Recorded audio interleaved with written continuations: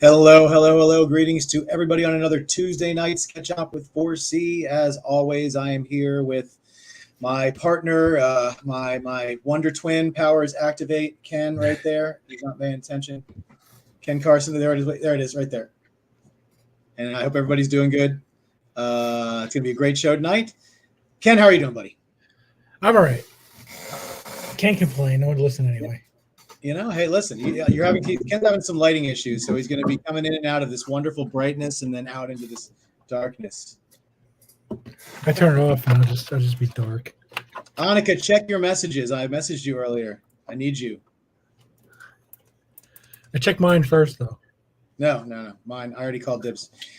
I hope everybody's doing good tonight. Arango, what's going on? Sexy, yes, that's us. You know it. This is what the ladies come in for, is the sexiness that is 4C.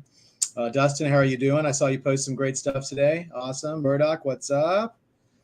Annika is, huh? Yeah, exactly. Check your messages. Check your instant messenger from the Facebook.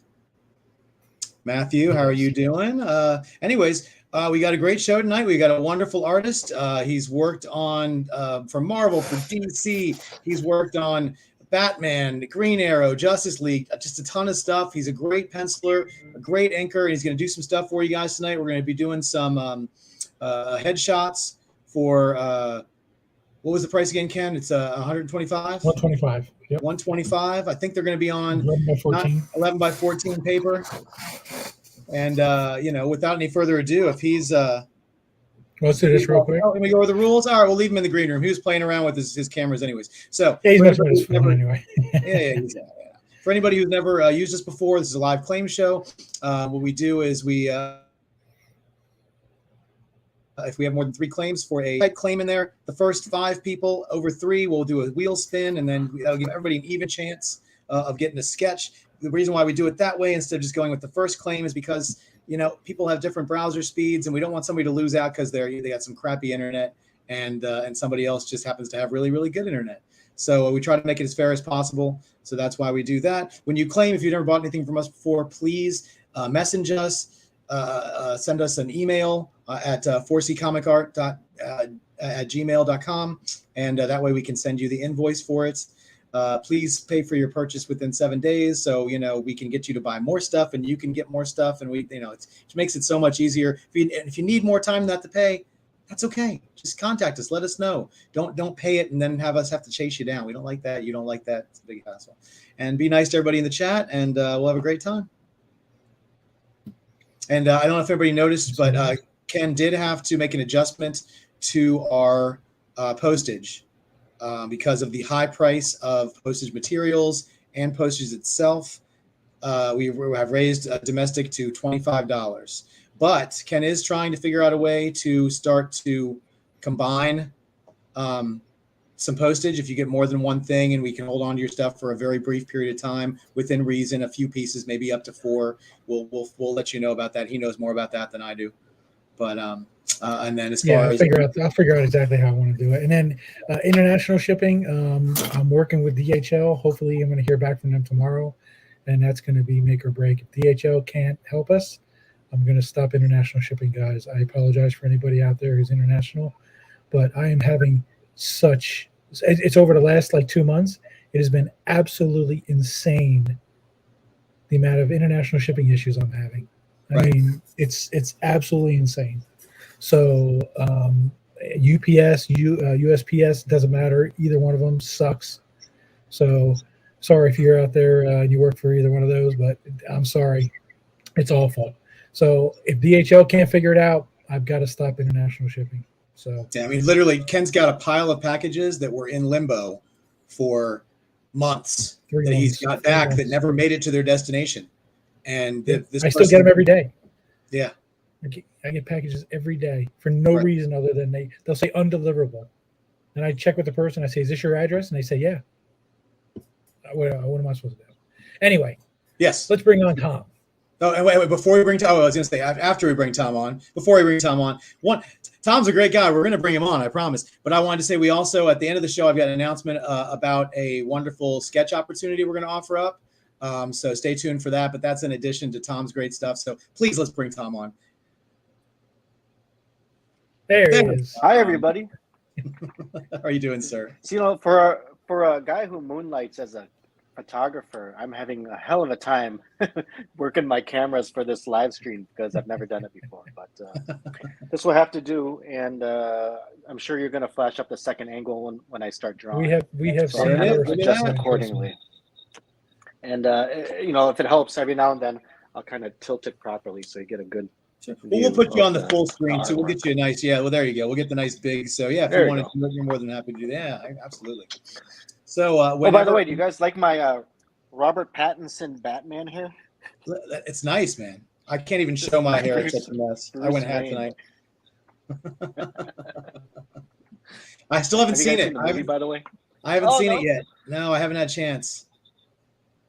Oh, look at that. Ken snuck it in before I could say keep your fingers ready for the claim opportunity. So, yeah, we've got one claim in, $125 headshot, your character, your choice for Tom, and we'll get the ball rolling. And, yeah. Already, huh? Jeez. We got to put you to work, buddy. And then if anybody I else. thought, it was going to be like a talk show where we just chat for a half hour and then I start drawing. No. We put you right to work. We can do both. We see if you can chew gum and walk at the same time, make you draw and talk. Okay. Well, So we what's already the have claim? some. I'll show you guys some of the stuff. Oh yeah, show it up there. We already have a bunch of claims. If I can share my screen, I should preface that with some issues on the show Saturday with sharing the screen. So let's see if it'll let me do this. See if it works.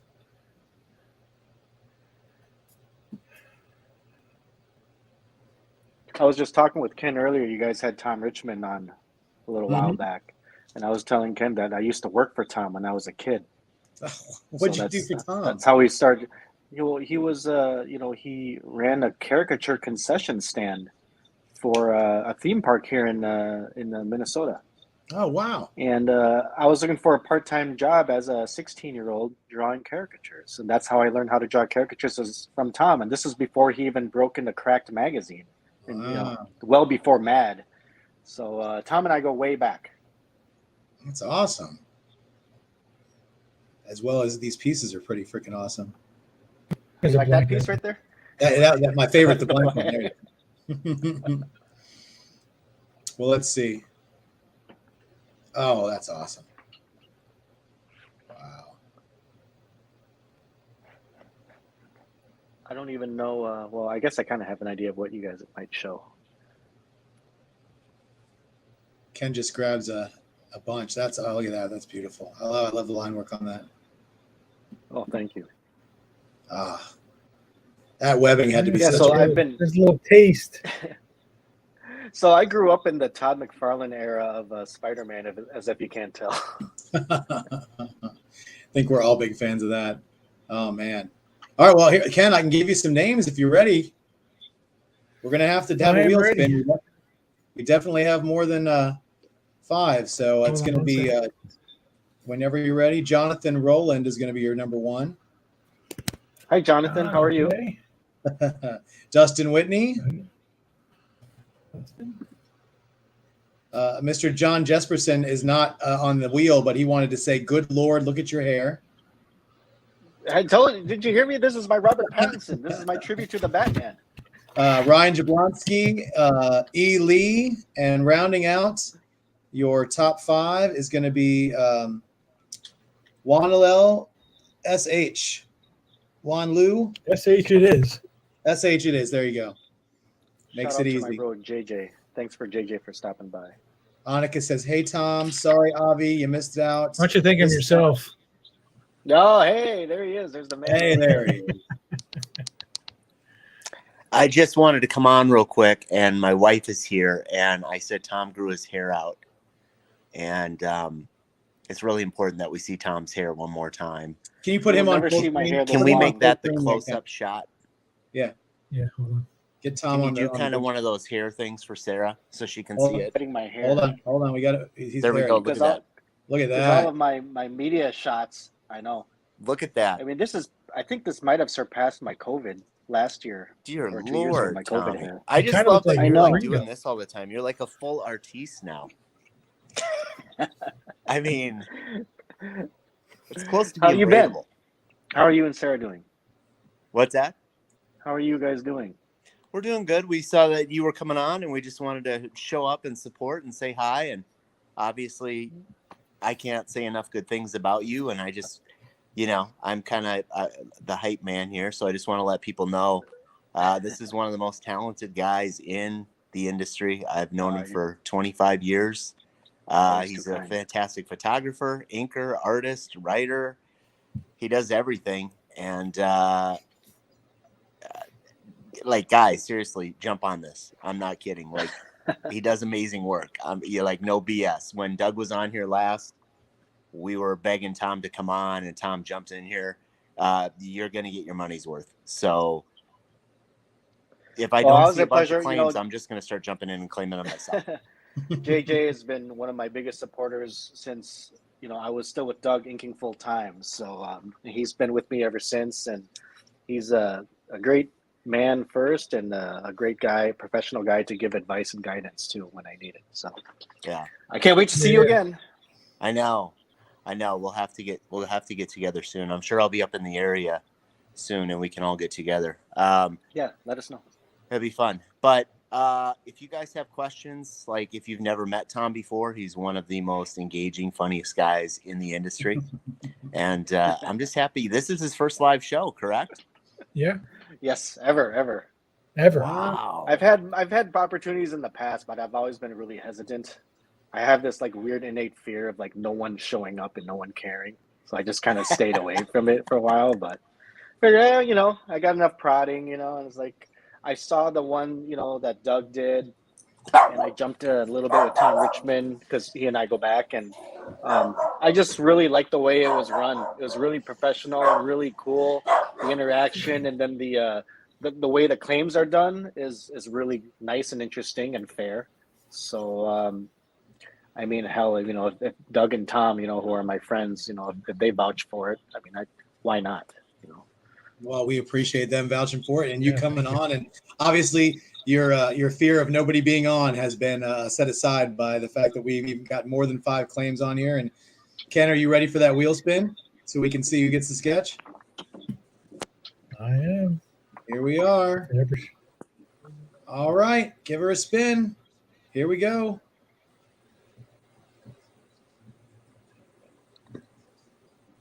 And it's rigged. I think SH has it. SH. Wanlu SH. There you go. All right. What you are the winner. Like? I don't know if you've ever gotten anything from us before. Yeah, so make sure you email us at 4C Comics. Yep. So I know where to send the invoice. Absolutely. And tell us what character you wanted to draw, and he will do that for you right now. I'm sure it's a character I don't know. It's the advantages of the internet. He says, Let's see. Oh, I know John Little. Yeah, I know that kid. I'm like all nervous, hoping it's not a character. Like I don't know how to do it all. Yeah. He's not going to hit you with an home map. He wants Batman. Make it all be. You might know this character or something. You might know this character, Batman. He's going to be big. He's going to be huge one day, I tell you. Is it for real? Is it Batman? Batman. Yeah. It is Batman. It is Batman. All right. You're getting the I'm going song. to jump off, guys. You're getting off easy. Because I don't want to take up camera space. I just want to say, I know for a fact, and I'm letting everybody here know, the only reason Tom is doing this is to show off that magnificent hair. That is it. That is his. He's usually high. Well, this is his normal haircut. Most people. I mean, my media shots. It's my normal short hair. So this is quite a shot to show off that beautiful hair. That is it, and I know that that's the reason why, Tom. You don't have to say anything more than that, Tom. We know. All right, I'll just let you do the talking. Okay, I'm gonna jump off. Tell a funny Doug story. We will. Let's see. Funny Doug story. Which one? All night. Yeah. What right, can I will tell see you guys later, Tom. I love you. I'll talk to you soon. JJ, give me a call. I got news for you about something. Bye, guys. Have a good one, JJ. I mean, see you, bud. What can I tell that that won't get me in trouble with Doug? No, well, I mean, didn't say Doug that. and I go. You could totally get in trouble. That's fine with us. I'm just, Doug and I mean, I mean, that's basically half of my career was with Doug.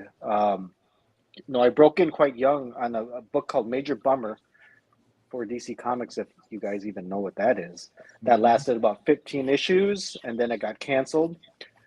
Any book that lasts 15 issues, by the way, these days is a hit. But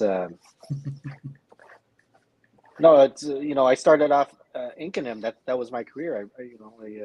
He was the penciler, I was the inker. John Arcudi was the writer, and I broke in late 1996. Was on that book for a couple years, a year and a half or something, and then moved on to I did a short gig on Starman 80-page giant for like 8 pages, and then from there went straight to I did one issue of X-Men Unlimited, issue number 22, over Patrick Gleason, if you guys know Pat stuff. His first penciling gig for Marvel. I inked it. And then from there, went to Superman, the Man of Steel with Doug. We're on there for, at least a couple of years before we went on to JLA. But it was great because Doug and I live in the, fairly close by each other. I mean, he was about an hour, not even an hour from me at the time. Oftentimes he would just drive over and drop off pages, would save a trip to FedEx, and then we'd hang out and pull all-nighters and in my apartment. And it was great. Good fun memories. I'm more fond of those memories now as I'm older and I have a little more perspective, with that history. But, back then I didn't think too much of it. I mean, I was having a lot of fun, don't get me wrong. But, if I could go back, I mean, it was so much fun. Oh, yeah, that definitely has kind of an old school feel to it, being able to have the penciler and the inker in the same room. That's pretty awesome. Yeah, exactly. What else do you guys want to know? Let's see. We had somebody, a Facebook user said, "Hey Tom, just got home. How you been?" And I have no idea who Good. Facebook user is, so I can't tell you who it is. JJ said you were also part of the creative team for Under the Red Hood. That's right. Oh, that's right. That's kind of a big deal. Yeah. Just forgot that part. Yeah, people like that. Well, okay, you know why I kind of.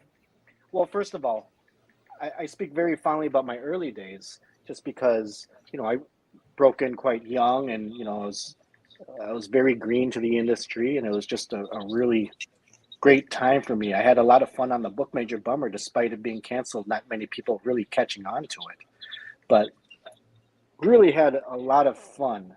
And by the time we got on Batman, which was after Justice League Elite, I kind of viewed comics more of a, just a job.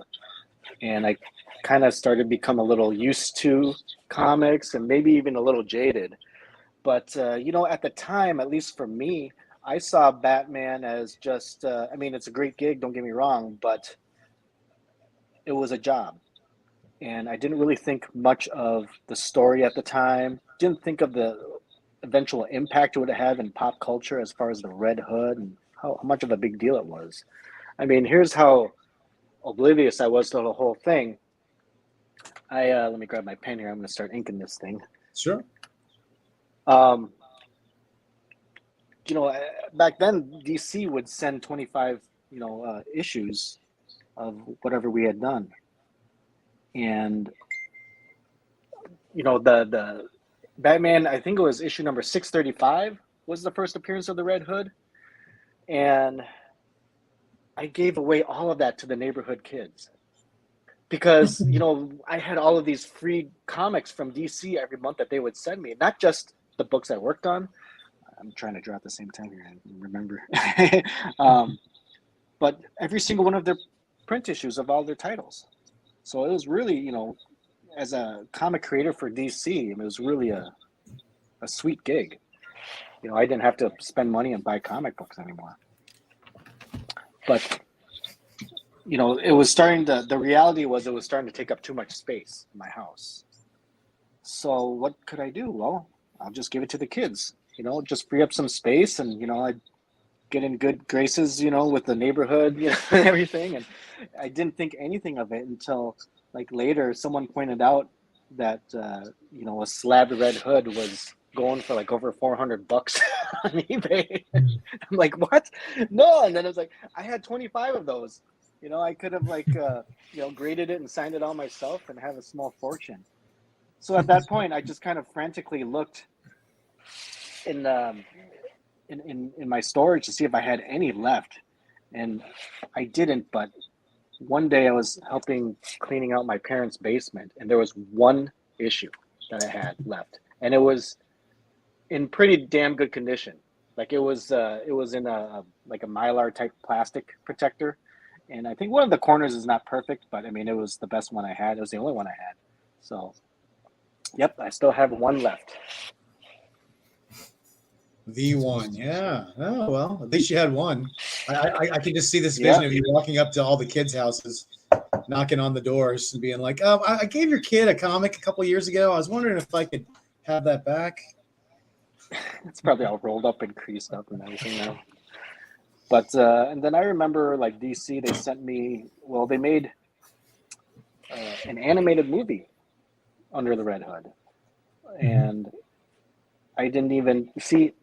At that time, the hype, from what I remember, was all like Final Crisis, Blackest Night, both arcs that I had worked on. Mm-hmm. So by then, Red Hood wasn't even on my radar. It was just a past job to me. And then all of a sudden in the mail, they got this DVD they sent me, and it's like, oh, here's a copy for you for helping work on the book, and here's like $150 or something, like a little small pittance for your work. And I'm like, well, this is pretty cool. And I still haven't watched the movie, by the way, but what I did was I went straight to the special features section at the end of the DVD just to see if they used any of the artwork that Doug and I did. And they're talking about it, and sure enough, yep, they did. And I'm like, sweet, that's good enough for me.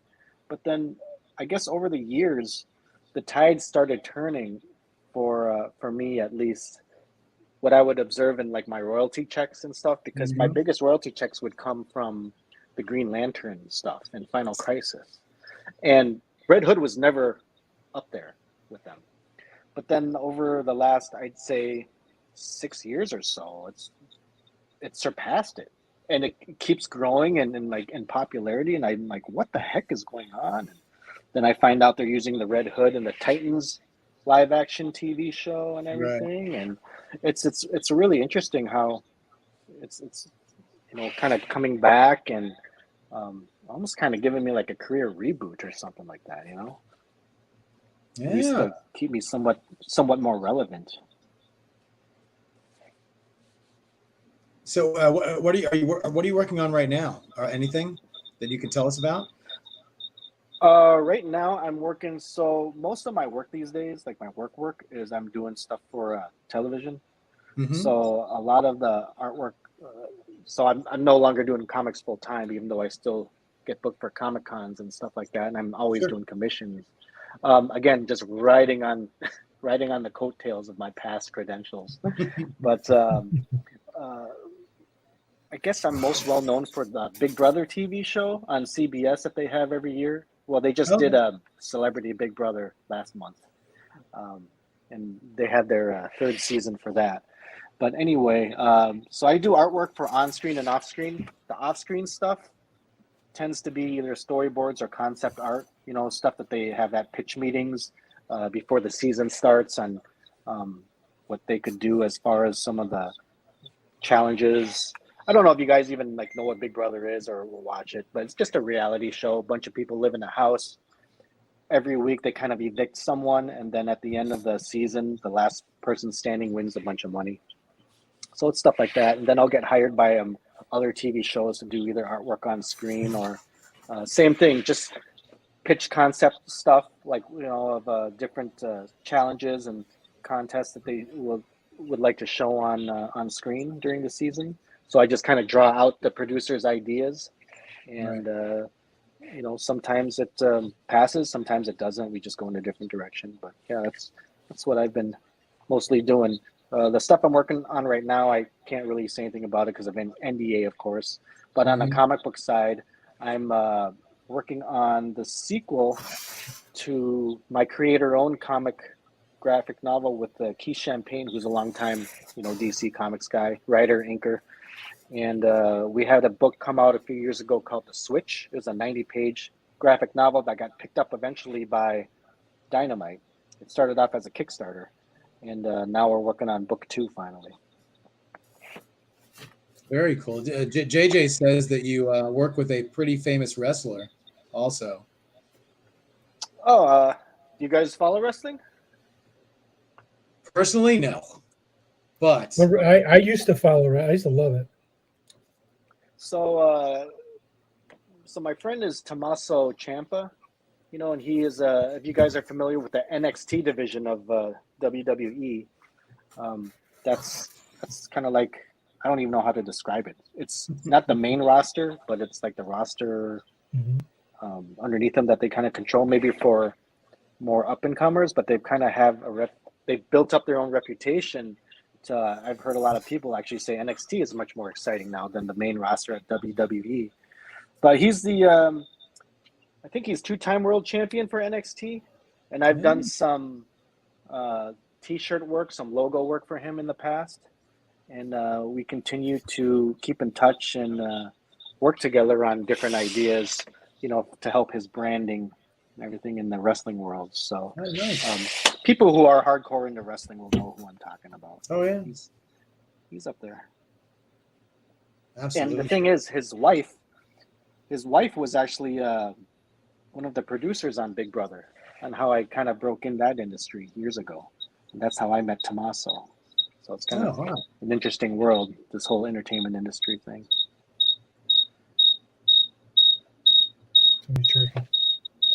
We're getting a little reverb. I think that might be me. That's all right. It happens. So I'm kind of at the tail end of, I should probably explain, because Ken and I spoke about this. What I'll do on these headshots, just to keep it moving, is I'll kind of get it done close enough, and then I'll finish it and put some really fancy touches, maybe some gray tone on these, off screen.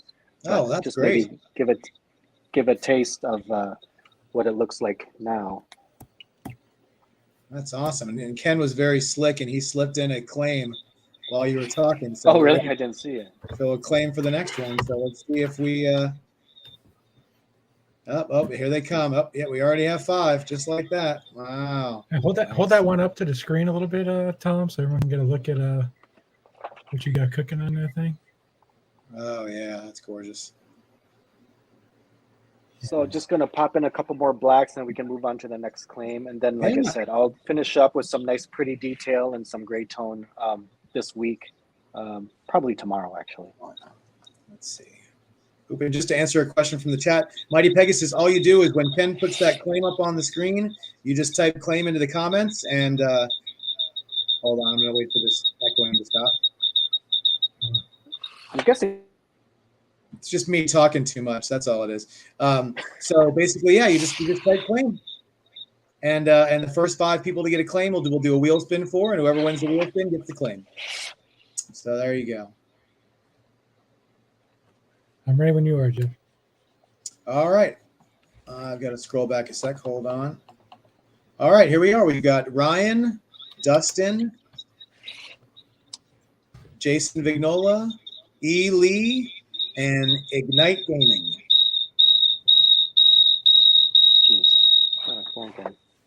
I'm going to look at this one, see if I can just turn off the sound altogether, because I can't. So, Tom, just so you're looking at Rogue, Daenerys,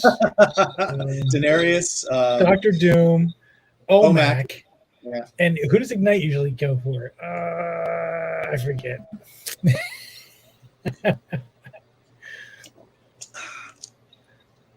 I'm gonna guess and say a Red Hood, but we'll see who wins. Which version of Rogue? Well, if Ryan wins, he likes the '90s version, but we'll see. This is how predictable some of our people are. We can tell you who they're going to get before they even. I see you have regulars. A couple. I see you have regulars. A few. Now watch. If Jablonski wins, he will get Gambit, which is his other go-to. Oh, Gambit was my favorite. Back when I was a kid. All right, here we go. Spin the wheel. And Spin the wheel. Let's see. It looks like it might be. It's gonna be an OMAC. Is OMAC. it gonna be an? It's gonna be an OMAC. OMAC. Let's see. Just to confirm, Mr. Ely, please type the character you would like. Yeah, we don't want to say you're predictable. You know, so we'll find out in a second if he is as predictable as we think he is. But you are the winner. So congratulations. Everybody else, stay tuned. And yeah, you know, shockingly enough, it is a Jack Kirby's OMAC is your next sketch. Who the thunk it? Jack Kirby's OMAC. I got to. I've never drawn Jack Kirby's OMAC, but I'm sure I can. I just need to. Boom! Cut the check. Cut the check. That's right. Okay, so I'm just gonna leave this here. This is for who? That was This is for John, or no, this is for Juan the Lu. initials. Was it S? Yeah, That was Juan Lu. Yep. And I will finish that up tomorrow. Thank you.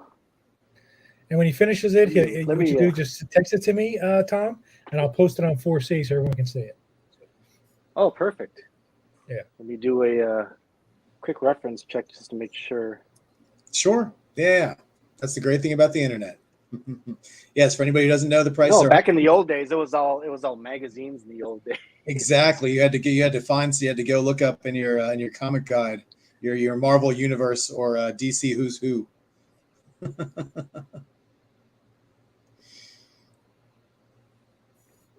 All right. Juan Lu says he loves it. Yeah, loves it. Great.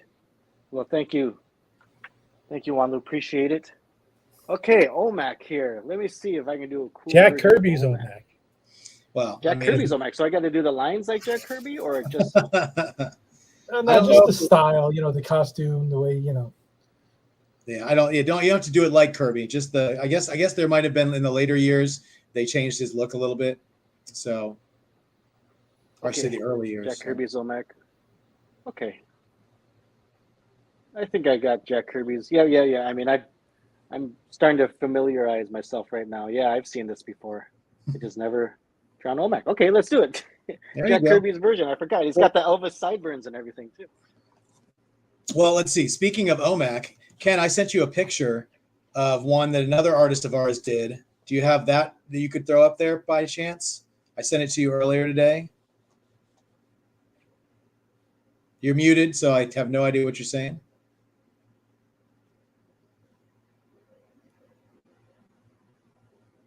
And he's frozen, and he's unmuted. I said maybe. Maybe. Not that you didn't find a great reference, but we'll show you what another one of the wonderful people who we work with did for somebody else. Okay. And there's a reason why we're showing this.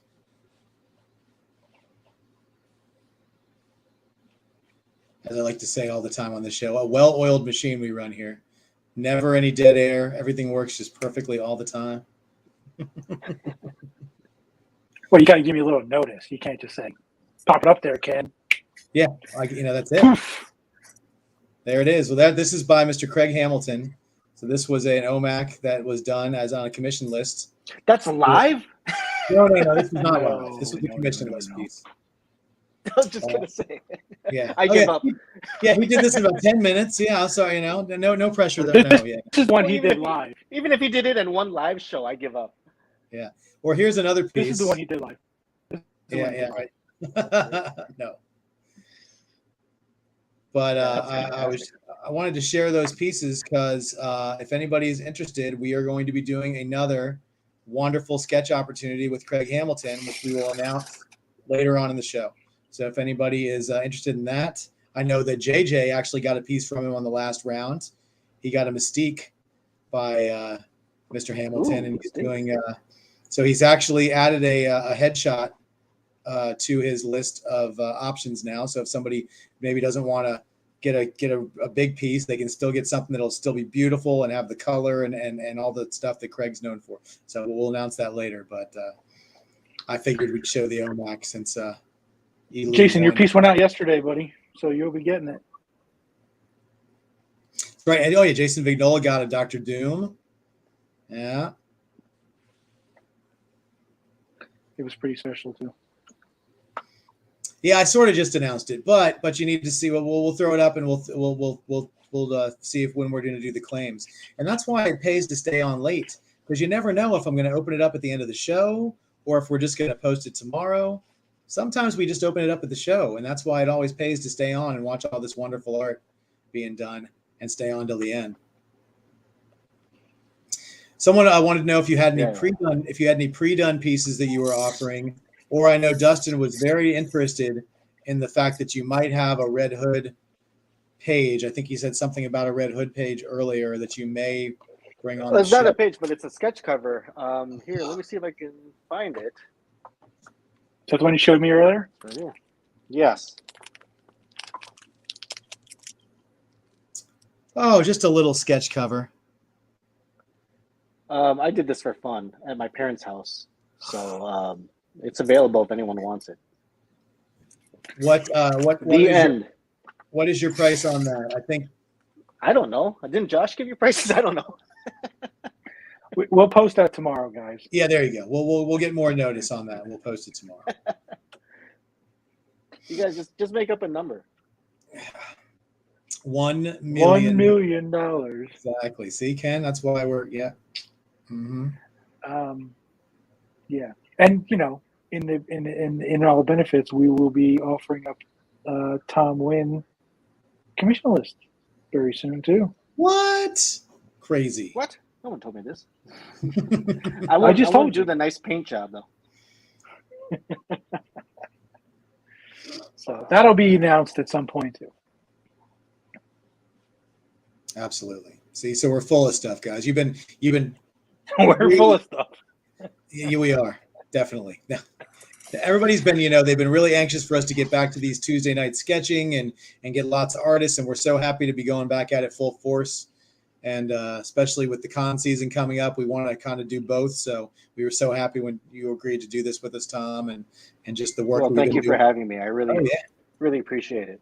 Oh no, makes me feel cool with the caliber of artists you guys have had. I'm like, oh geez, do they even belong in this group? You are certainly allowed in this group. Oh yeah.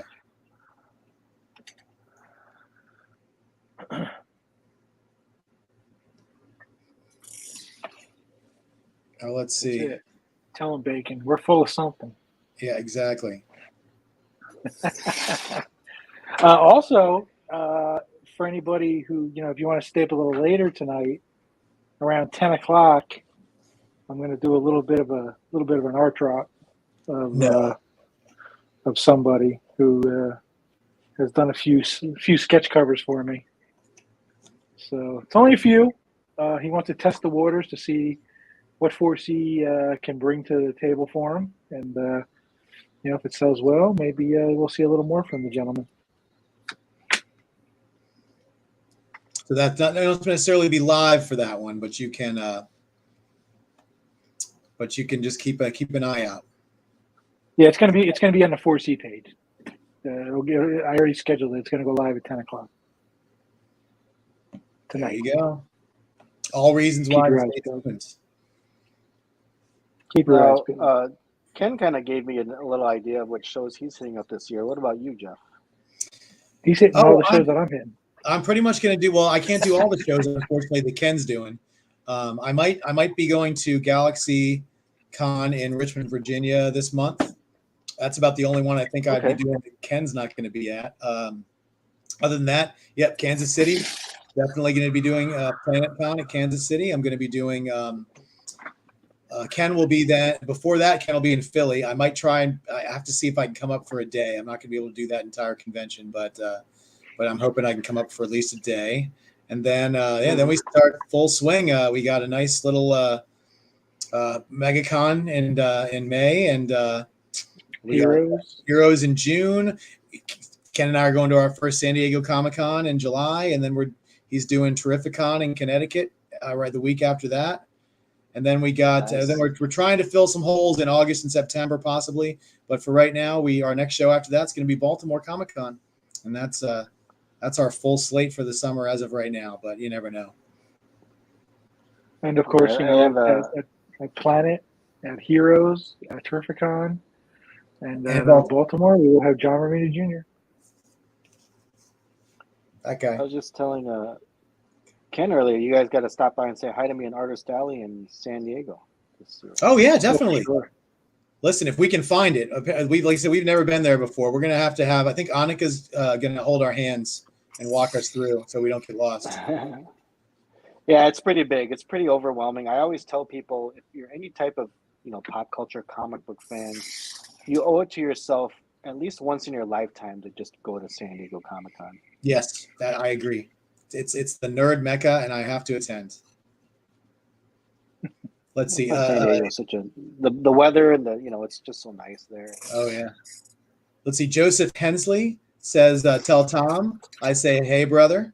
Oh, Joseph. Hey, what's up, Joseph? Joseph was one of my students in when I was teaching online art. Oh, nice. So he's been at it for years, and he's starting to test the waters of doing Comic Cons himself. You know, having his own table and just offering sketches and stuff. So he's still kind of, you know, testing the waters, but I think he's doing well, you know, interacting with people. He helped work my table for a few years when I was doing the shows in his neck of the woods, which is Fanboy Expo in Knoxville. But he lives in, I believe, Clinton, Tennessee. But yeah, so he's a art guy. Loves to learn and watch pros draw and learn from them, and he's starting to get commissions already, so I'm really proud of him. Nice.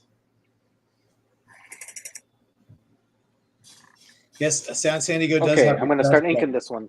Oh, can't wait. Look, he's even got a hand. See, we say headshots. You guys, you know, but these are really like more like torsos. They're almost, they're you know, they're even bigger than busts sometimes. So he's definitely putting some extra work into these already, and he hasn't even hit him with the ink yet. I always try to give a little more than I say.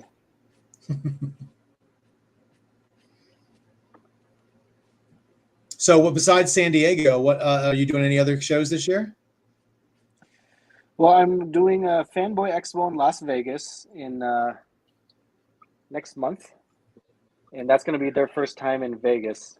Trying that out. I was telling Ken earlier that Fanboy Expo is Fanboy Vegas. When is that? It's going to be, I think, the last weekend of April. Ken, we're booked up. I got Sure. No Vegas for you. I love Vegas. Vegas is where I got married. Me too. So really? Yep, I got married at the Little White Did you get Wedding. married at one of those? It's the same weekend as No way. Yeah. Are you serious? Mm-hmm. Same here. Did you? 2 years ago. Wow. Yeah, Little White Wedding Chapel.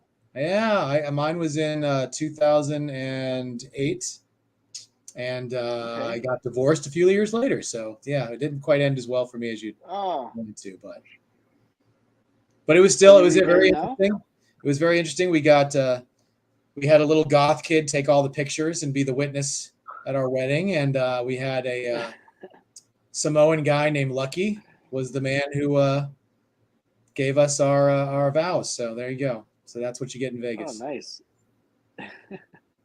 Yeah, we did ours on the cheap, just so we could have more money to spend in Vegas. Listen, back then, I'm trying to think of how much the whole thing was. It couldn't have cost more than a few $100s with the license. They literally, they picked us up in a limo from the hotel to take us to get our wedding license, and then we went from the wedding, getting our wedding license to the chapel, and then back home, back to the hotel.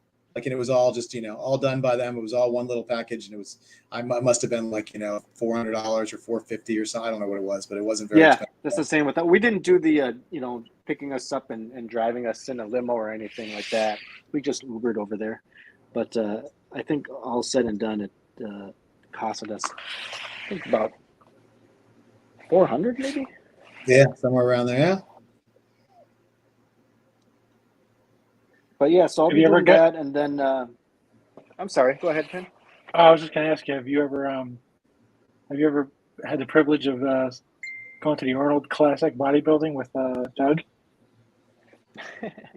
Yes, I did. I went with JJ. In fact, I was able to go because of JJ, and his hookups. This was 2 years ago, no, 2019. Hooked us up with meeting and taking a picture with Arnold Schwarzenegger himself. Wow. So so it was great. It was fun, Doug and I go back in that we're both kind of meatheads. He's still at it competitively. I used to compete in bodybuilding back in the day. In fact, 2002 I did 2 shows and I placed first in my weight class and qualified for nationals. Oh, So I wow. still kind of have that little meathead, this in me, but I don't compete anymore. Obviously, I love food too much, and but it's such a joy to watch Doug compete and just killing it, in his competitions. So yeah, I was able to go to the Arnold Classic and got to meet Arnold himself. Got to see some professional, famous bodybuilders, fitness competitors up close. Very cool. It's very similar in a lot of ways. Going to a Comic-Con, you've got your, it's like a convention basically, and you have your booths and people just kind of hawking their stuff. Instead of comic books and artwork, it's supplements mostly, sometimes weightlifting products. But it's quite a bizarre sight. I mean, comic book conventions in itself, it's fun to people watch sometimes, especially when you have cosplayers involved. But man, at these bodybuilding shows and fitness shows, man, just all the freaks come out wearing their 90s bodybuilding fashion and everything. And It's a scene, man. It's a scene. have you guys ever been to any of that? Anything like that? I have not. Ken? What's that? You ever been to- No bodybuilding for you? No. Ken and I have bodies built by pizza. That's our. Well, that's what I'm trying to do now. I'm trying to build my body by pizza. I love pizza. Who doesn't love pizza? That's why I stopped competing. Just chicken, plain chicken breasts and oatmeal just gets so old after weeks and weeks and weeks. You look great, but you just feel like crap on the inside. It's not living, man. It's not living. No, it's not. It was fun for a time, but I'm past that phase now. I got priorities.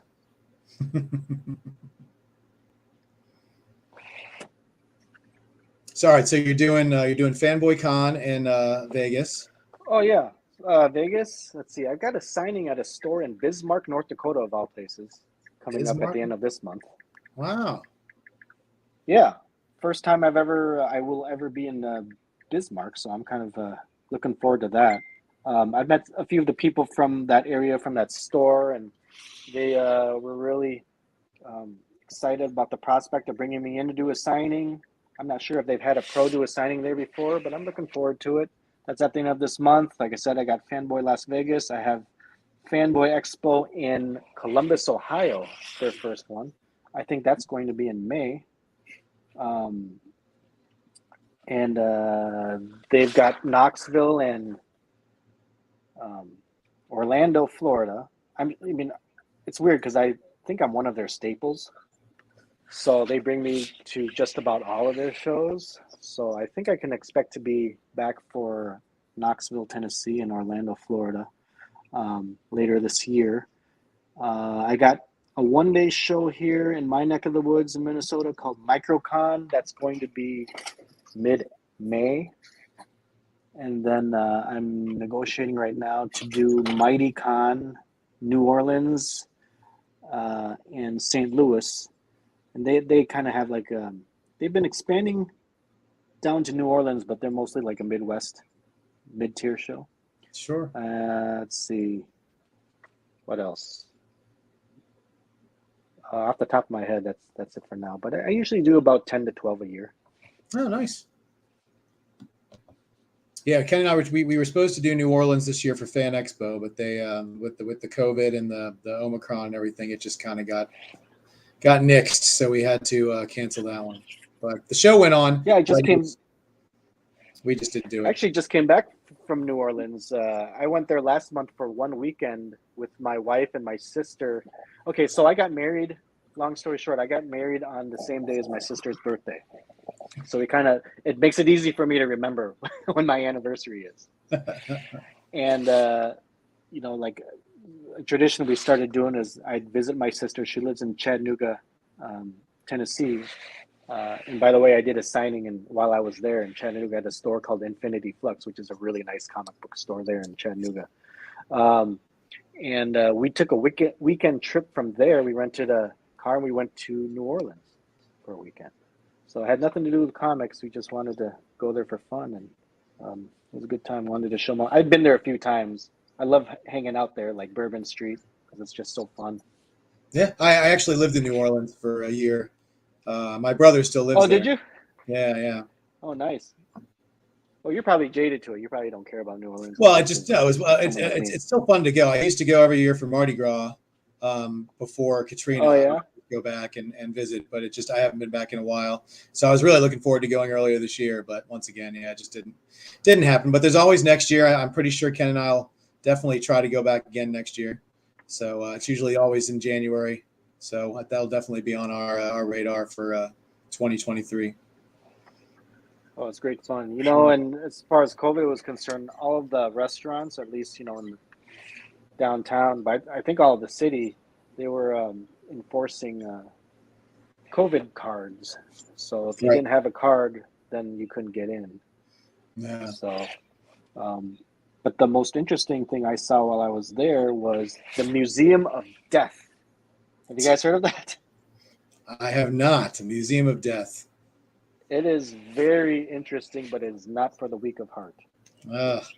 So basically, it's just like a museum of artifacts, memorabilia from famous deaths and murders, serial killers and stuff like that.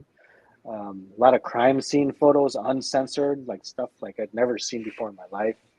And it's pretty bizarre, man. It's like, for instance, they had the handwritten letters of serial killers in jail. They had the paintings of John Wayne Gacy. They had the the correctional officer report on Jeffrey Dahmer. They had Eileen Wuornos. You know who that is? That's from the movie Monster that Charlize Theron played in the 90s. That female serial killer. Mm-hmm. Yeah. They had her underwear from the day that they put her on the electric chair or something like that. Oh my God! Just really weird, bizarre stuff, and also just graphic photos from autopsies and stuff like a JFK and just morbid stuff. It's really not for the weak of heart, but. Listen, people love people. B.T. Barnum said it. People love the morbid and the oddities. They definitely makes you. That's why people slow down in a car crash. Yeah, exactly.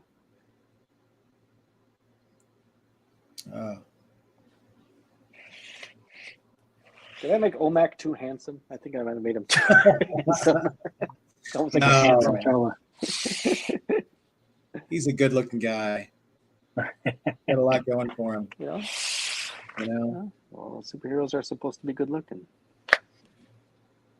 Well, not supposed to be. Maybe in the old days, but now there are more looks and varieties and more inclusiveness, which is never a bad thing, I guess.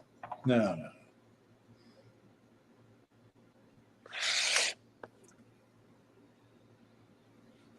So someone asked earlier who your favorite character to draw is.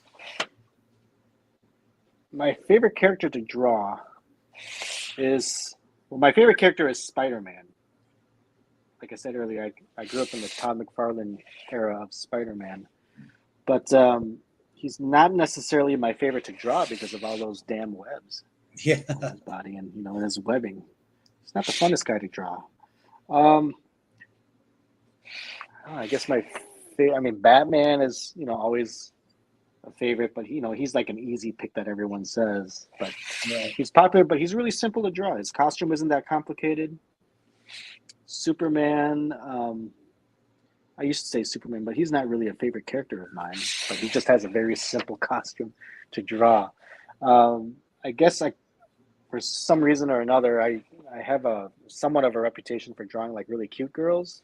So I like, drawing, stuff like that, like more the pinup-y, sometimes bordering on cheesecake type of girls. Like Catwoman, Wonder Woman, and Sure. Rogue. If we ever I'm get to shocked that Rogue. we haven't gotten any females yet tonight. We did a show on Saturday with Takashi. I can never pronounce his last name. I hate doing it. Miyazawa. Yes, thank you, Miyazawa. Yeah. And he had five Yeah. sketches and did 5 girls. Like not a guy in the bunch. Oh, really? All females. It's funny how that happens. Now, once again, it's also luck of who wins. If Dustin had I'm won, smelling a Jack of Hearts coming his way. Jack of Hearts as Galactus. I told you that's the only way we accept Jack of Jack Hearts. of Hearts is Galactus. That's fantastic. Yes, those are the characters that we found that people just do not like to draw because of the intricacies of their costumes and headdress. Is Galactus or Jack of Hearts? Yeah, unless you're Tom Richmond. Yeah, Galactus. I mean, where you draw what is it? He drew one with the Mad character as Galactus, which was great, taking a bite out of the earth like an apple. Oh, Alfred E. Newman. Yeah, it was awesome. Yeah, he does that a lot. He does that Alfred E. Newman, but as different characters and stuff, which is great because he can just draw Alfred E. Newman like in his sleep like nothing, and it's just him. That's a lot of fun to be able to just do that. I get a lot of requests in my private commissions for likenesses. Like, can you draw like my mom, or I'm doing this for my son. Like, and it's like sometimes it just kills me because they take a lot longer than to just draw a generic superhero character. This character design. Yeah, exactly. You're doing it that way. That's how we work with Bill Morrison. We represent him, and that's what he always says. Right. People just think that it's easy to have him just draw you as a Simpsons character, but every time he has to do that, he has to figure it out and design it out and do it all. So it's not just like drawing. It's like, oh, you think it'd be simple? Oh, just make me into a Simpsons character. There's a whole thing that goes into it. Yeah, that's mentioning earlier that I used to work with Tom Richmond. I learned how to draw caricatures from him early on when I was a teenager, and thank God for that training because that I really rely on some of those fundamentals to look for a likeness and to make it look like, because I've found out that when I do commissions of people, like specific people, whether it's a celebrity or whether it's just like a private, like a family member or something like that, it's almost like they don't care how good or bad the drawing or the costume design or anything is. All they care about is that it looks like the person. So to me, that's the stressful part. If I can make it look like the person, then the rest is like I could just fake my way through it and they wouldn't even know.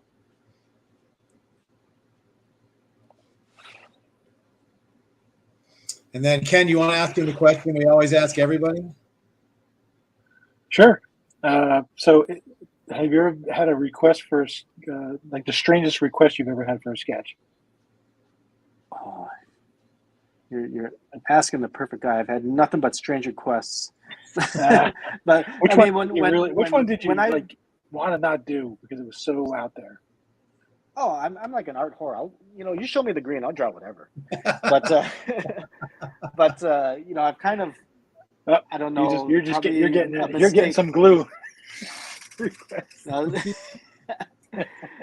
Early in my career, like I've kind of maybe mistakenly pegged myself as the guy that not only likes to draw like cute and maybe I don't know, suggestive things, but that I wouldn't mind doing it as a commission for money.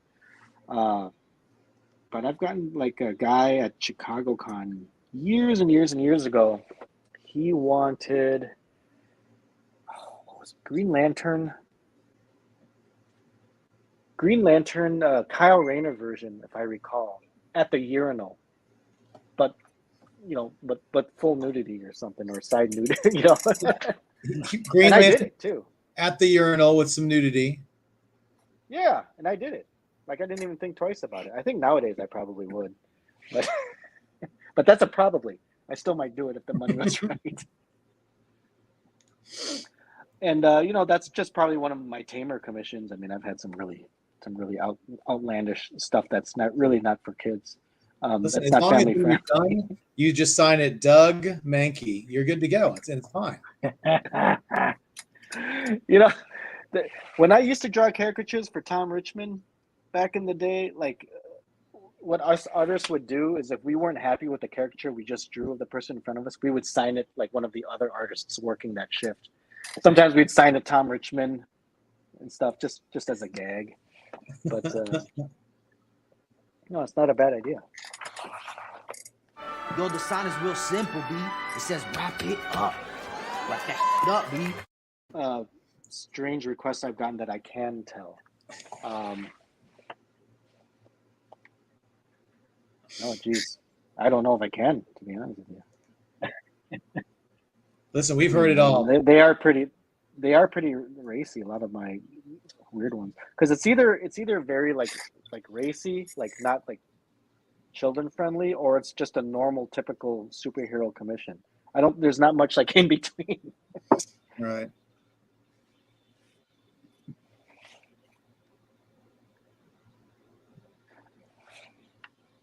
Yo, the sign is real simple, B. It says wrap it up. Wrap that shit up, B. A good chunk of them are nothing too. I wouldn't say X-rated. They're more just like artistically nude, nice poses. Right. So, no real crazy, vulgar. Like just. Oh, I've gotten some of that too. But more often than not, it's tasteful. I just to pause real quick. I just have to say, holy cow, because Ken put up a claim, and I saw 2 claims, and then my entire screen, you just cut out. Which has never happened before. Maybe I did, but there is not one comment in between. And usually, I've never seen this many claims. My entire screen just says claim. There is nothing else on here. In the history of doing this show, I have never seen my entire screen. It says claim. Only about are you sure 10, this isn't 15. Are you sure this isn't rigged? No, wow, it was. That's the art speaks for itself, my friend. I mean, yeah, Oh, well, I think I'm this is glad just people are happy. Well, yeah, and just to remind everybody, it looks good, man. I'm almost done with this for now. Like I said before, if the people who just joined in, I'll sketch up until where it's pretty much done, and then because we want to keep the show moving, and then I will finish it up like over the next day or two, and I'll add more detail, and I'll probably throw some gray tone on there too, just for fun. So don't think that this is the completed piece, but this is enough to get a taste of what the final piece will look like. It's incredible, and like I said, I've never seen, my screen has never done that. It's never lit up like that. So you need that, So take a bow on that one, my friend. Oh, that's great. Well, I mean, that made my evening for sure. Oh. This is great. Thanks, guys. So, all right, Ken, whenever you're ready, I got your first 5 names. I'm ready. All right, Andrew Mackey, Dustin Whitney, Dagny Hinkle, Jason Vignola, and Mike 7086. Those are your 5. Sorry to everybody else who, I mean, like I said, man, you all were quick, but that's the first 5 names on my screen. Sorry, Ryan, David, Patrick, Brandon, Eric, Christopher, or Bacon. I love how yours says Christopher, Chris. That just cracks me up. But that was just, like I said, we've been doing this for forever, and I've never looked at my screen and only seen the word claim all the way up and down. So that was pretty cool. All right, give her a spin. Let's see who's winning. All right.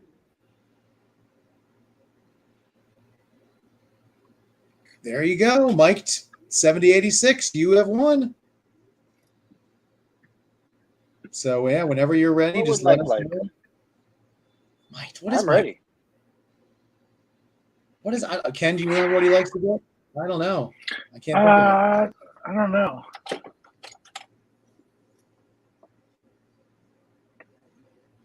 I guess we'll find out. It's a mystery. I don't know if he's ever. I don't know if it's somebody I don't recognize the name or. He's definitely been Send on me the 86.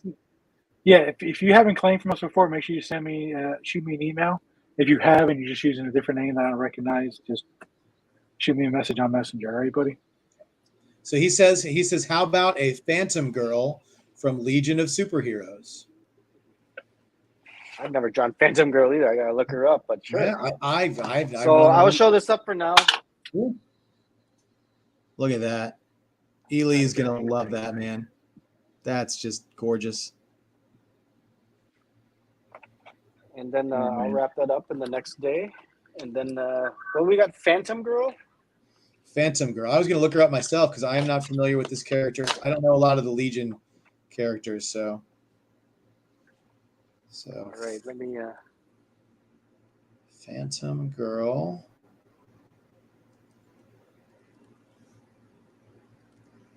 Phantom Girl. All right. Legion of Superheroes. Yeah. Okay. All right.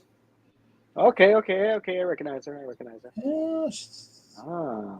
I like some of them are. Go ahead. I was going to say they have different costumes. Yeah, some of them are a little more racy than others. I would imagine probably they want the white one. I just don't know if they want the cleavage or they want the black. Your choice. I know what I would go for, but this is your claim. Listen, if he doesn't say anything, I'm sure he's going to say your choice, unless he's got strong opinions about it. Let's see what he says first. Let's see. Any one of them is fine with me. That's what he says. So there you go. Artist choice. All right, I'm gonna do the most conservative one. I'm just kidding. You're not even able to tell right. this is Phantom Girl. Cleavage costume, you got it. There you go. My first female character of the evening. There we go. All right. Breaking the ice. Here we go.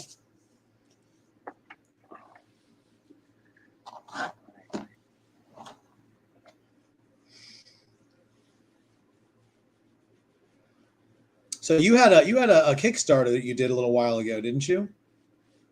Yeah, that was the creator-owned book that Keith Champagne and I did. It's called The Switch, and it's basically the synopsis is it's based around this girl named Electricia, Electric Powers, as if you can't tell by the name, and she's part of a the worst supervillain gang you can think of in the world, called Murderers Row.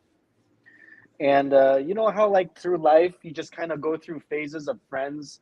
Sometimes you kind of grow out of your group of friends, or new ones join in, or maybe you've grown in a way personally that you don't really jive with the friends that you used to hang out with anymore. Well, she's kind of going through this this quarter life crisis where it's like, well, I don't want to be a villain anymore. I kind of want to start being a normal citizen, maybe even do good, and that's basically what the book is about. So she kind of goes through that transformation of going from a supervillain to trying to be like a superhero. The only problem is in traditional, bad guy culture, once you leave a gang, now you're a target for the gang. Not only that, she still has to atone for all the terrible crimes that she has committed while she was a bad supervillain.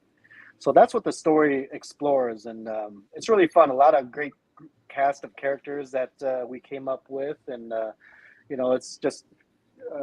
When she starts dabbling with being a good superhero, she can't just go out in the open and say, hey, I'm a superhero now. She kind of has to do it under a secret identity. So she has a dual identity throughout the entire story that she has to maintain.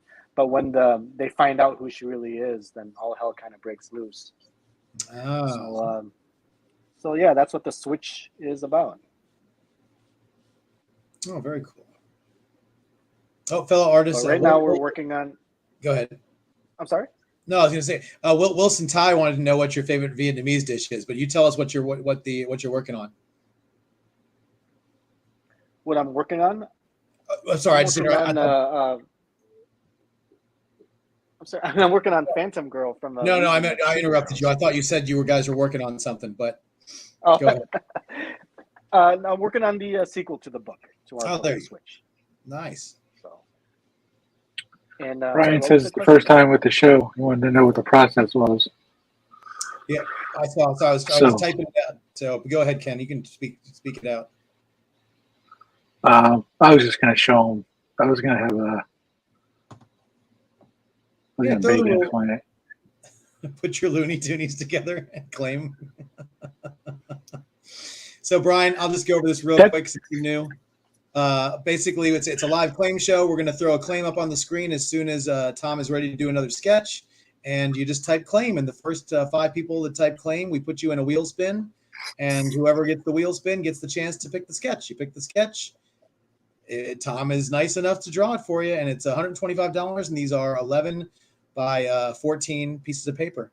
And then, you just message us with an email or a message on Messenger, and we'll send you an invoice. You pay us, he sends them to us, we send them to you. That's simple. And we get to watch Ken eat his ice cream. It looks delicious. And that's the long and the short of it. Is he eating?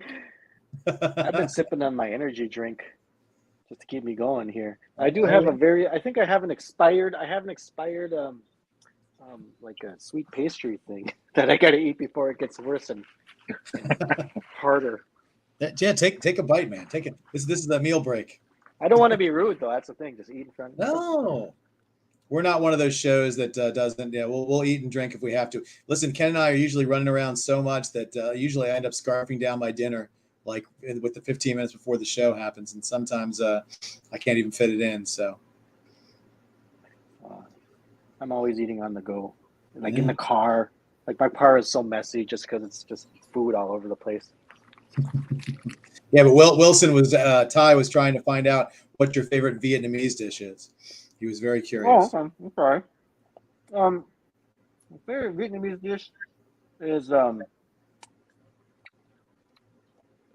well, other than pho, because everyone says pho, is probably there's a dish called bung riêu, and it's not as popular as pho, at least in the western parts, but it's a noodle. I can't even describe it. It's a brothy noodle dish that has some crab meat, and it can have other like meats in there too. But the noodles are very thin and stringy, and it can be spicy. I can't even describe it. My wife makes it. She makes pho too. I like some of the banh mi stuff, something that's simpler that anyone can get. Banh mi sandwich, always fun. Nice.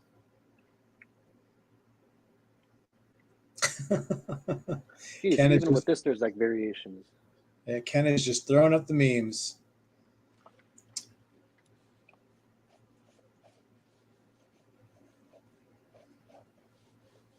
I don't have one that says ice cream time, so. Well, I thought you were letting us know you had to go use the bathroom. I know.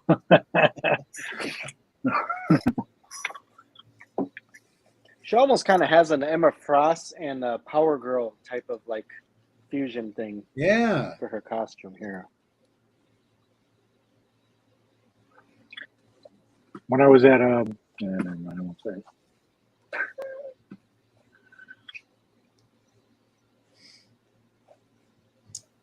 No, I always loved the 90s were always great for those costumes. For like I remember when I don't know if Paul Ryan designed it, but when he was drawing the Fantastic Four, you had that Invisible Woman costume. Do you remember that one? It had like the four. Oh, wasn't it like wasn't it a swimsuit? I don't know what it was, but the four was like cut out, and you could just see her cleavage through like the four on her. Like the costume, yes. It was like it served no purpose whatsoever. Just to show her cleavage in it. I just thought that was like like wow, just lean into it. That's the purpose. Yeah. I'm still trying to figure out why Supergirl in one universe is super busty, but in the normal universe she's not. I don't understand what that is with the Power Girl or a Supergirl thing. Man, that was back when they had the Marvel swimsuit specials. You guys remember that? I do. I actually, Ken actually has one of my swimsuit issues because I was going to try to get it signed by George Perez, but unfortunately we had to cancel our Perez signing because he became ill. But I actually have the first one that Brian Stelfreeze did the cover with She-Hulk on it. And I think I remember that one. Yeah. Yeah, I have that one signed by at least 30 different creators over the last 3 decades. So it's a pretty cool that's great piece. Yeah. That's nice. And then a lot of people last year know that I was able to get this from Brian Stelfreeze. Since I was such a fan of that, I got Brian to do this one. Oh, look at that. Of She-Hulk for me. How big is that? This Is that one 11 by is 17? it's 9 by 12. Okay. But that's what was my inspiration. I was like, when I went up to him, I was like, I loved your cover for that Marvel swimsuit issue, and he was like, so would you do me one of those? And he did it for me. Jason, did you get it back? Some idiot in my building took my package by accident. It wasn't UPS. Oh my God. Annika, I'm never going to stop bragging about my She-Hulk. That She-Hulk won me best convention sketch cover of the year on Comic Art Fans. So I will gladly and honorably accept my Caffey award for that sketch. Yeah, I love it. Awesome. Speaking of She-Hulk, you guys got sometime offline. I got to show you the She-Hulk that I'm working on. Ooh, yeah. As soon as we go off the air. Ken, I think we need to have technical difficulties real quick. Well, it's not done. Well, it's not done, and it's not for kids. Going back to the but you know, it's a lot of fun. This guy has like really nice, like fun ideas about She-Hulk, and he's had me. I've already done one for him last year, and he's having me do another one. So even though it's a common theme, they're actually fun to do. So I got to show it to you when I'm a little bit farther along. I'll send it to you. Oh, definitely. Yeah, I don't have a whole lot of. I've gotten the occasional She-Hulk piece. I don't think I've gotten. That's the first one I've gotten in years, and I think she's one of those things that you really need to get in color. I think she's one of those characters that just really benefits from. You're right, and you know that the gentleman I told you about, he's also like commissioning me to color it too. So oh yeah, nice. You are absolutely right. She needs to be in color to be fully appreciated. Now let's see. Yeah, I have like the only exception to that I'll say is my other She-Hulk I've got right here, which is my John Byrne. Is that John Byrne? Yeah, nice. Which I would love to have. Super awesome. In color, but yeah, so that's my other. Have you met John Byrne? I have. I actually been to his house years and years and years ago. Yeah, I've been collecting since the late 80s, and I came in with a crew of people when I was in my teens, and we were friends with Jim Warden. He was part of our little crew, and he used to represent and still represents John as his agent. So me and a few friends got to go to his house and hang out, and I met him several times. And he was always very interesting. But I mean, I was young. It wasn't the same as it is now, and right. Collecting wasn't the same as it is now. Can you imagine going to a convention and having the artist just draw something and then hold it up and hold his own auction at the table for the art? That's great. And have it only go for a couple, $150 or, at the most maybe $200. Never went over that. How the world has changed. Good luck trying to find a John Byrne for less than $1,000 now. Seriously. When I was a kid, I went to a convention and Adam Hughes was a guest. This is back in the 90s. Mm-hmm. I remember asking him how much for a commission, and he didn't have anyone at his table, and he said $20, but my list is full. Can you believe that? It's crazy. Yeah, I got a bunch from him back in the day too, and I think he was like $20 for small. I think I got him to do me an 11 by 17 when it was $60 for a full 11 Oh, by nice. 17. You know, I was 17 years old, so I had him draw Ice from the Justice League. I had Yep. I had her laying on a block of ice in an ice cave, and she was tastefully You went all nude, out with the nice. and she was melting the ice just by laying on it, and it was that was pretty incredible. Trivia, you guys know that I inked John Byrne for a short Justice League Elite story, 9 Oh, pages. This nice. was in this was, oh my gosh, it was, I want to say it was a Justice League or Justice League Elite 80-page giant. You can look it up. So John Byrne and I did, I believe it was a 9-page story inside there, and it was the only time I was able to ink John Byrne. Well, did you It's get the funny 'cause, original like or blue lines? originals. Wow. Still got me? Long since sold them, of course. I wish I would have Oh, held yeah. on to them. But okay, I'm ready to ink this now. It's funny because I was really nervous. Well, for one, because it was John Byrne, of course, Right. and two, you know, I mean, I had just heard through the grapevine. I've never met the man, unlike yourself, but you know, it seemed like he was pretty. He was pretty critical of inkers, other inkers who would ink him. Mm-hmm. At least that's what I heard at the time, or that was my impression. So I don't know. Does he still have his forum? Was it like Burn Robotics or something? Does he still do that? You know? I think he probably does. I'm not on it, but I think it's still out there. I don't know. He does add certain things to it. I think he mainly just adds pages from his Elsewin series he works on. I don't know if he really does much blogging anymore. Somebody else may know more. Okay. Well, I remember I was like, I was lurking on his forums when that issue came out just to see, because some of the members there, they would like bring it up, say, "Oh, what do you think about Tom's inks over you?" And then like nothing for a while, and then I think he said something like, "It was okay," and I'm like, "Yes, that was a win at the time." I was like, because high praise. My impression was he was very critical of his inkers. Was my impression, and I don't even know if that was an accurate impression, but you know. A younger me, I was like just wondering what he thought of my inks. When he said that, I was like, I was so relieved. Yeah, I'm trying to think there. I mean, there have been like there's some. I was trying to think. I think Nelson inked him, and I just hated it so much. Yeah, on Superman, and it just didn't. Their styles just clashed. It just didn't work for me at all.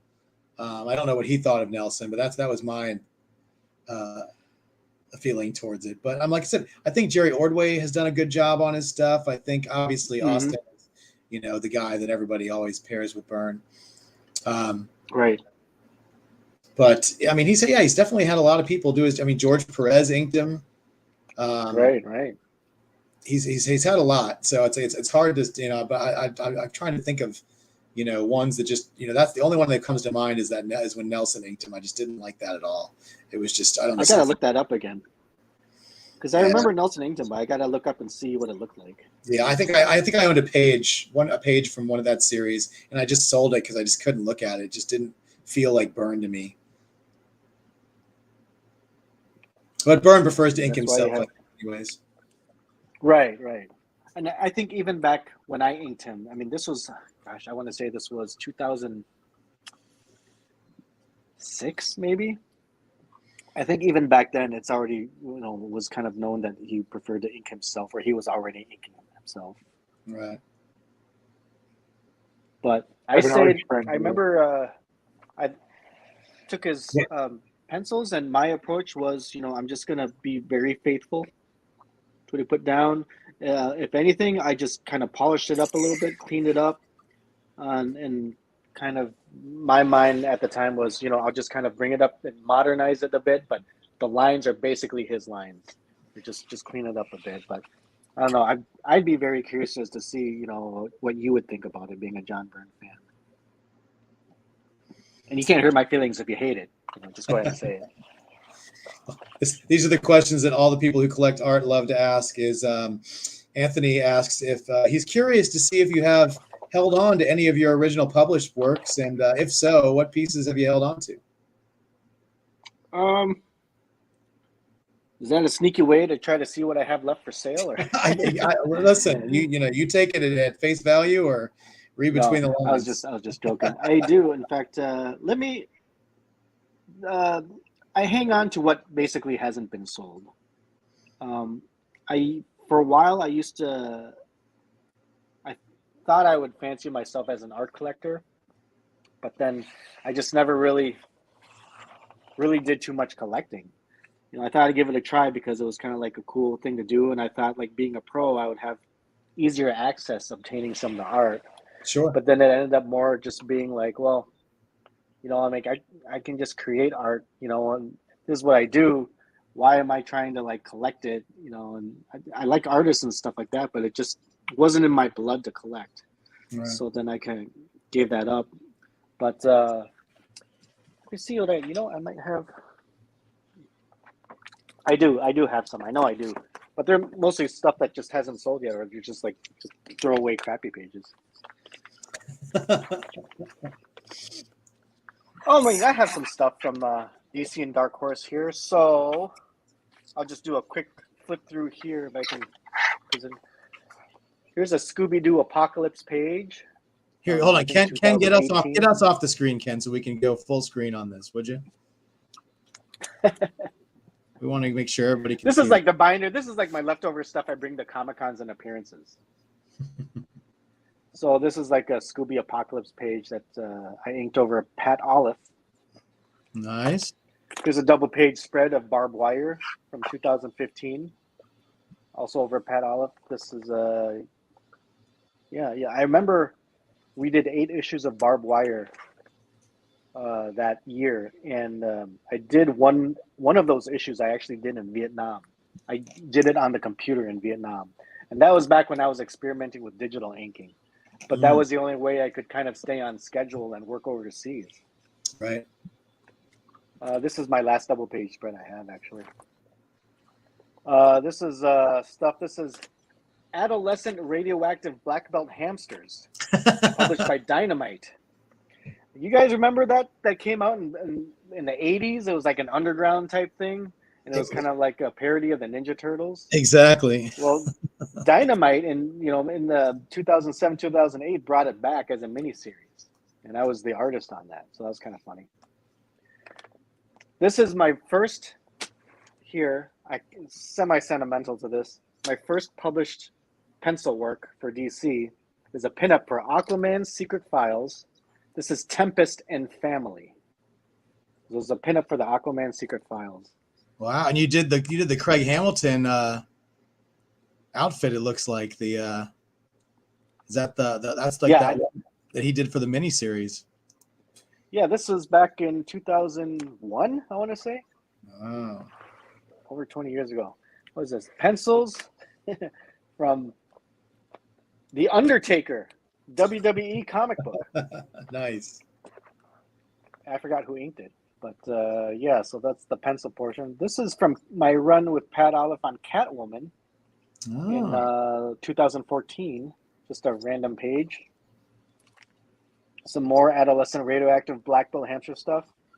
Like all my super cool stuff is like sold. Barbed Wire from issue number 1 right here.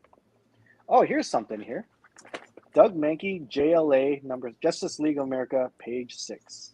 There you go. No, wait. Issue number 6, page 11. I'm surprised this hasn't sold yet. But there we go. Another Catwoman, I believe, on the left. Adolescent. These are not in any particular order. Adolescent Radioactive Black Belt Hamsters on the right. This is just a fun gag thing I did for a T-shirt. Nikola Tesla. And he's like all sweaty and muscular after doing an experiment. The actual like final design has a word balloon that has him saying F Einstein, or not Einstein, Edison. I mean, because there's a big rivalry between them. Let's see, another Adolescent Radioactive Black Belt Hamsters. This is just a random page from my first instructional how-to book on how to draw. back in the mid 2000s. I actually Yeah, did a you- How to Draw Comics. Yeah, you did like 2 of those, didn't you? I did 2 of them. This is from the first one, and then the second one was Incredible Women by me, Tom Nguyen. And the first one was just like a general How to Draw Comics. The second one focused more on drawing women. Again, my reputation for better or worse. This one is another adolescent radioactive black belt hamsters. It looks like it's inked by inker Drew Geraci, if you're familiar with his name, longtime DC guy. This one is another black belt hamster. This is from Ghostbusters for IDW back in 2007. Ghostbusters: The Other Side. I believe this is issue 3 or something, a splash page, the final page.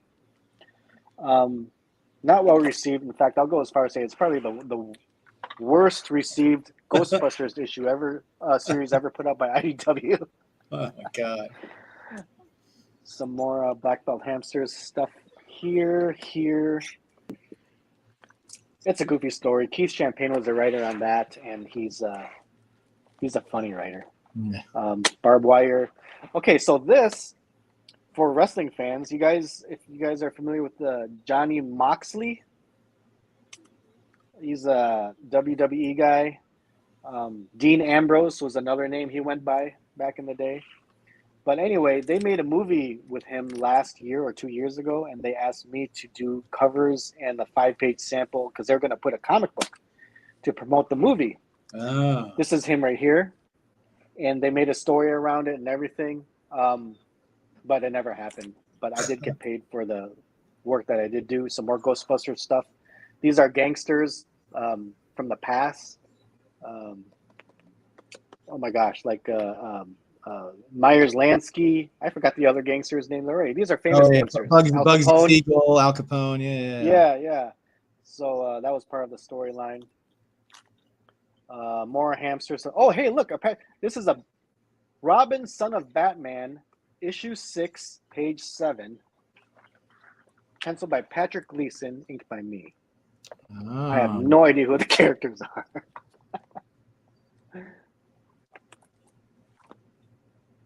Catwoman on the left. Hamsters on the right. More samples from my How to Draw book. I think this is from my first one, despite it, being women in bikinis. There's a cover to Adolescent Radar. This is cover issue 3. There's a Chupacabra in the background and 2 of the hamsters in the foreground. Nice. More hamsters, more Ghostbusters. Man, they really hated the way I drew Spengler's hair, but we didn't have likeness rights, so I just kind of had to put my own spin on it, and they're not happy with it. No one's happy. Splash page from Adolescent, black belt hamsters. Here's a page from my Incredible Women book, second one, how to draw different body types and different ages, aging the face and the figure properly, yada, yada, yada. Man, I had more original artwork left over than I thought. More Ghostbusters stuff here. The cover for that Never Happened comic project with that movie, with that wrestler. Nolo wants that one. Yeah. Some more covers. So I did the covers to issues 1 and 4. I mean, I'm pretty happy with the covers and everything. It just it turned out nice. The project never took off. Yeah, too bad the movie never took place. Oh, a Scooby Apocalypse page. I thought I sold. Nope, got one more left. Catwoman on the right. Oh, Gorilla Grodd. Oh my gosh. This isn't even a full page. This is more. Wait, it is. I don't know what's going on here. Oh, these are patches. So in other words, these are panels that we had to redo and put over the original page because of a change. And this was penciled by Chris Batista. And this was, I think, during that whole Villains Month thing. Do you guys remember that back in 2013 or 14 or something? So then this is like the Flash issue with Gorilla Grodd. Some more Undertaker stuff here. Ghostbusters, Barbed Wire, Undertaker. So, yeah, that's that. For mostly published stuff. I forgot I had this head sketch to do right here. Had so much fun going down memory lane. Yeah.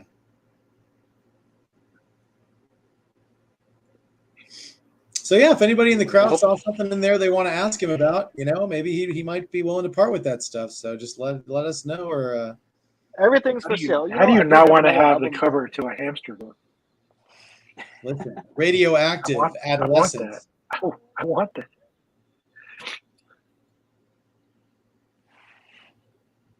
And the price point on that was insane. If the price on that thing is right, $200, it's just like nuts.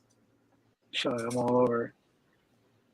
Yeah. I don't know why it's priced like that. I just kind of depends on how sober I am, and a number will just pop up, and I'll just put it on there.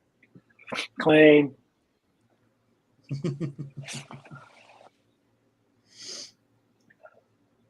Vignola wants the Undertaker. I actually. What he says he loves Big Noah loves the Undertaker. Oh yeah, it's fun. And then how it all comes full circle again with me working with Tommaso Ciampa, for WWE, and I actually one of my shirts, one of my logo designs for him is actually on the WWE shop. They made it into a shirt. They bought it out from me. But it would be fun if I got to do more stuff for WWE shop down the line. See, is my head in the way here? Oh no, I can get in pretty close. Yeah, no, you're good.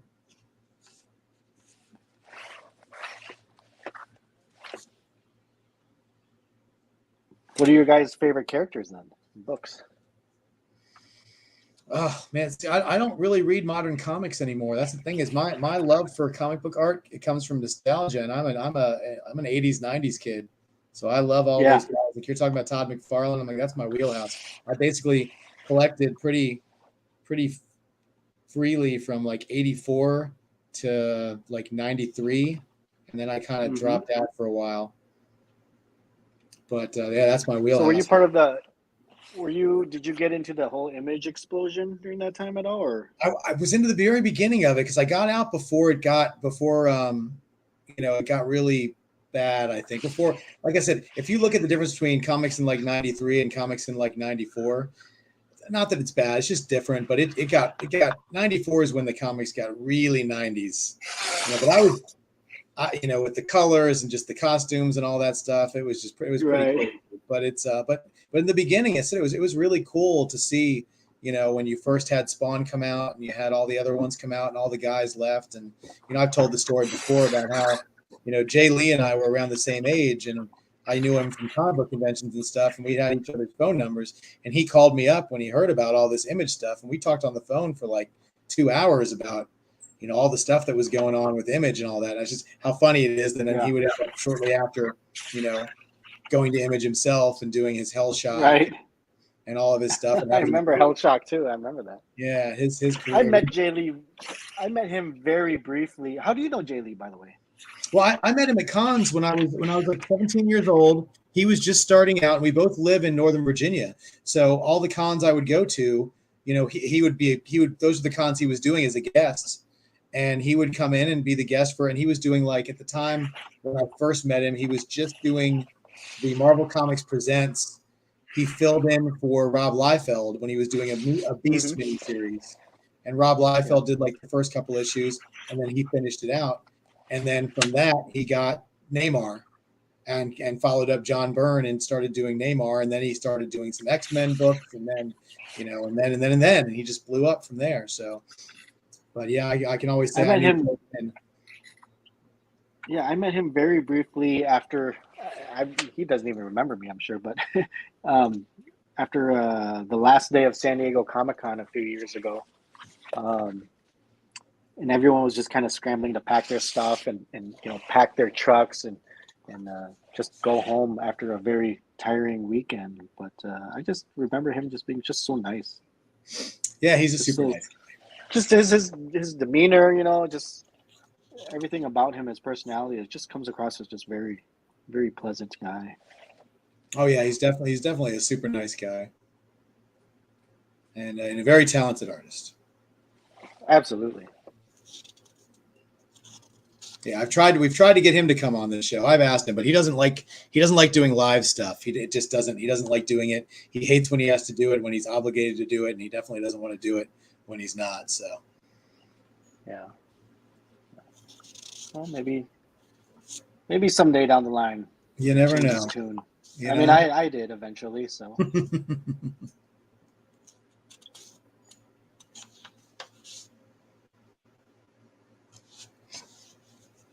okay. So the hardest part is out of the way of the face. So the rest should come along a little faster. It's faster. Always some pressure with the face. It's easier to draw the cleavage than it is to draw the facial expression. Right. Yeah. There's two balls as opposed to just trying to make eyes align.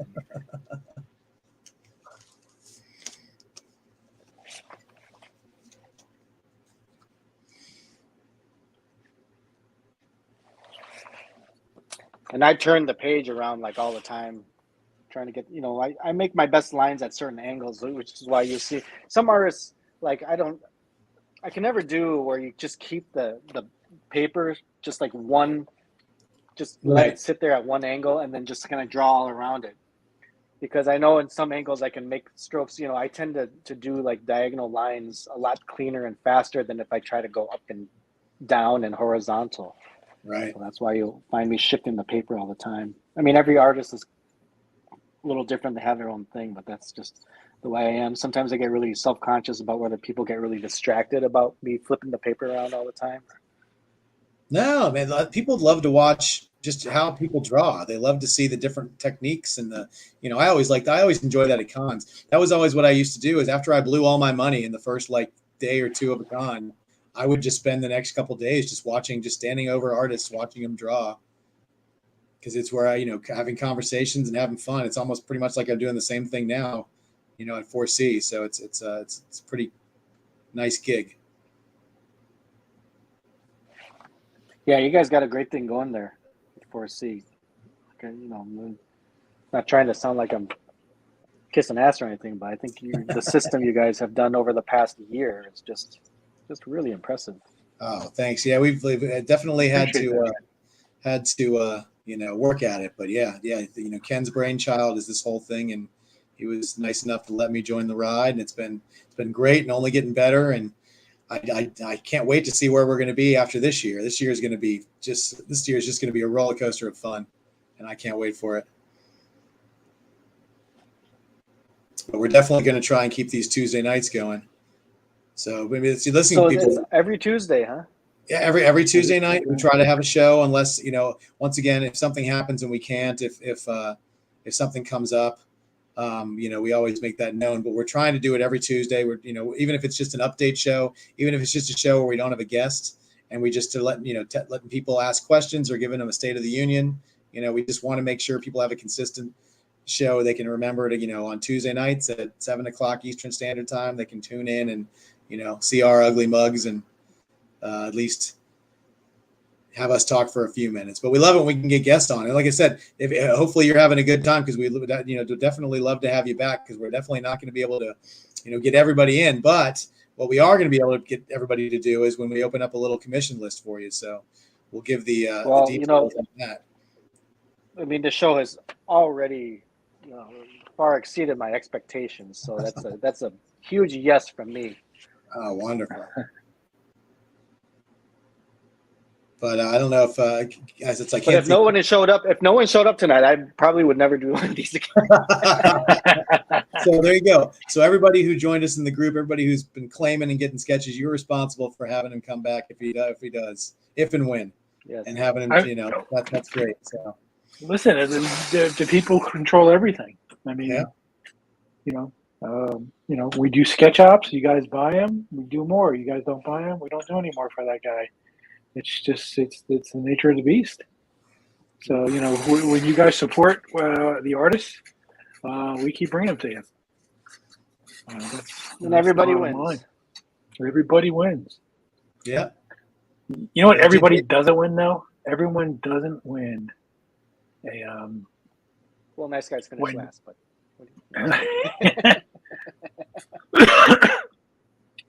What everybody doesn't win is a claim. Only one person wins a claim. Only one person can win the claim, but we can have several claims, and just like that, Ken is throwing up another claim. So, But that's what makes it so very fair.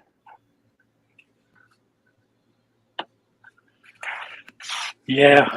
I got a full screen of claims again. It is nuts. Really? Are you kidding me? I listen. I swear on my daughter's life. This is like the most.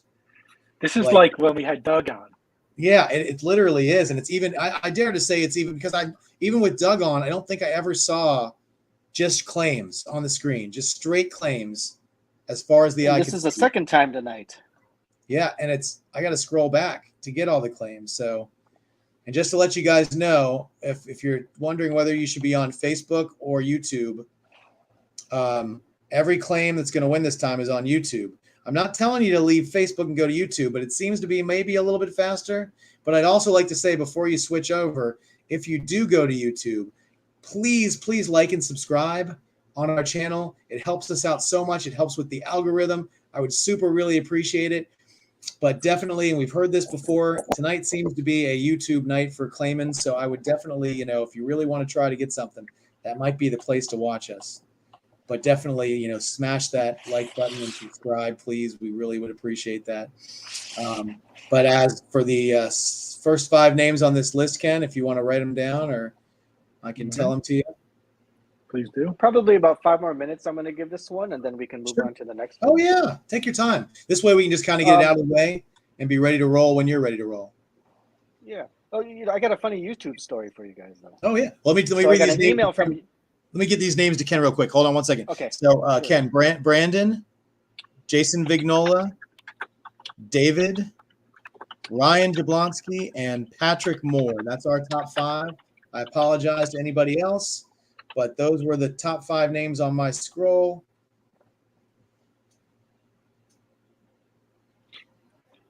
And 1, 2, 3, 4, 5. There we go. And we're spinning. Let's see who gets it. And Patrick Moore. My little and we'll Patrick Moore. Congratulations. Yeah. So let us know what your character is, and now you can tell us your story, Tom. Wonderful. So wait, my little Boston Terrier wants to make an. She's bugging me, so I think she wants some attention. So I'm just gonna.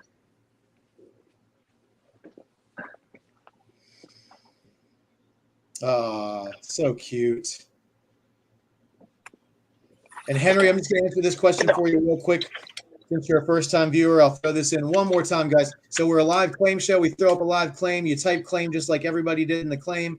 We take the first 5 names. We put them on a wheel spin. We spin the wheel. Somebody wins. They get to choose the character. Tonight we're doing $125 11x17. We call these headshots. I call them torsos. But he's calling them headshots because he's giving us a lot of extra work here. And yeah, and that's how it works. As far as shipping goes, it's $25 for in the U.S.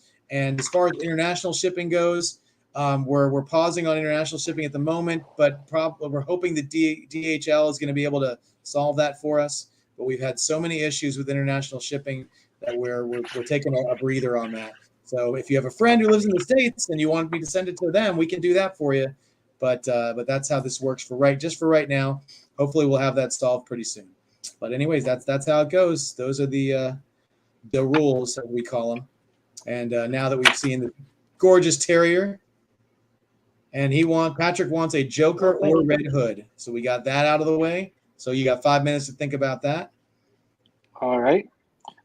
In the meantime, I'll tell you my YouTube story. Yeah, absolutely. I got an email from them not long ago, probably about a month, and they said, well, you haven't uploaded anything to your channel in a while, and if you don't, basically, then we're going to demonetize your channel. So I quickly edited and threw up a vlog. So most of my audience, and this is really strange, on my YouTube channel, they're not there for my artwork. They're there for when I went on vacation a few times in Vietnam, and I would vlog from there.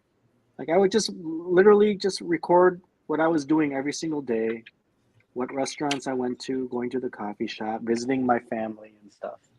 And that started getting me so many hits and subscribers. Like I started actually making money from it. Not a lot, a few $100s, a year. But hey, it's better than nothing. I never even imagined I would make money from YouTube. Right. And then I got lazy because the key to YouTube, of course, is to be consistent.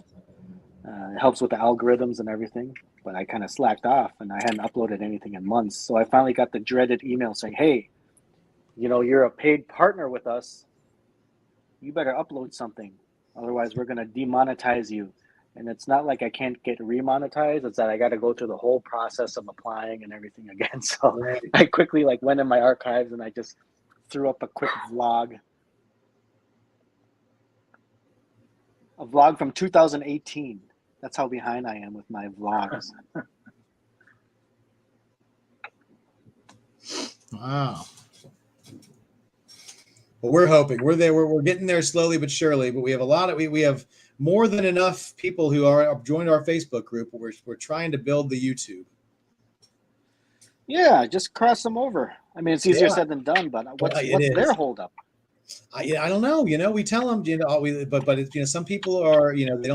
They don't get on the YouTube. Some people, like they forget and they just don't. Some people just don't want to subscribe. They don't like to be. I always tell people, I'm like, subscribe, but you don't have to hit the thing that makes our pop-ups every single day pop up on your phone or your stuff. Subscribing is enough. We love it if you did that because you'd never miss anything.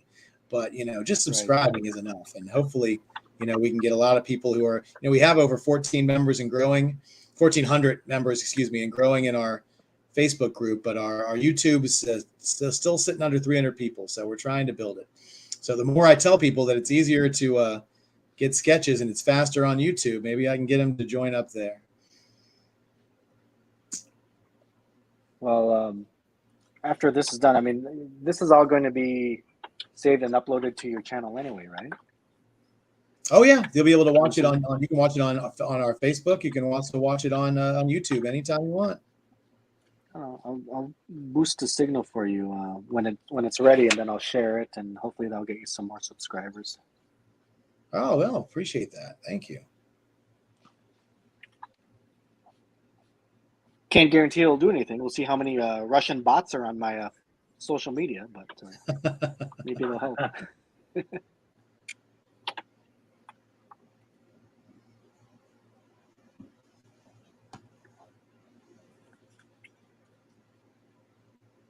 Wow. With your inks, that dark hair just pops right off the page. That's so nice. Yeah, a lot of times, like, my sketches just look like total crap until I start putting in the blacks. And then once I do that, then it starts to look somewhat passable. But, I always, even myself as I'm drawing it, I'm kind of like cringing as I'm drawing it. I'm like, this is so flat and there's, nothing to pop it out yet. And hopefully I didn't lose the audience. Yeah. Let's see, to answer a couple of these things in the chat, we actually have done an exclusive show on YouTube, and it still didn't help. And so Andrew, we did think of that. We did. I think one of the Doug Mankey shows was exclusively on YouTube. Yeah, well, And really? yeah,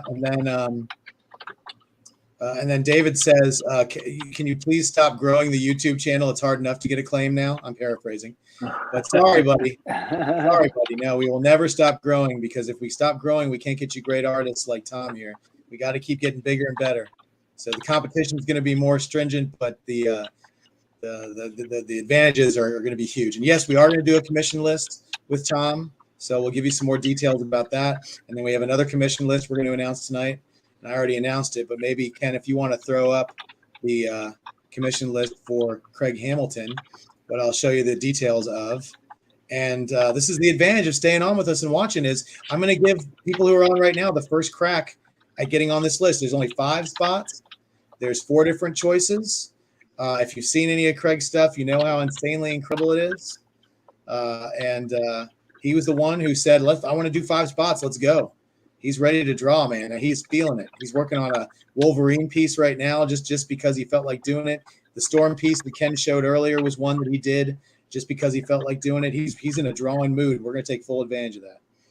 So he told me today, he said, can we do this? And I was like, of course we can. Let's do it. I hope he's watching right now. Shoot, if he pops up in the chat, I'll send him a link. He can come on. I'm daring him right now. I'm daring him to see if he's out there. I wonder how many people who are like watching. Okay, so let's stop here for now. Oh, look at that.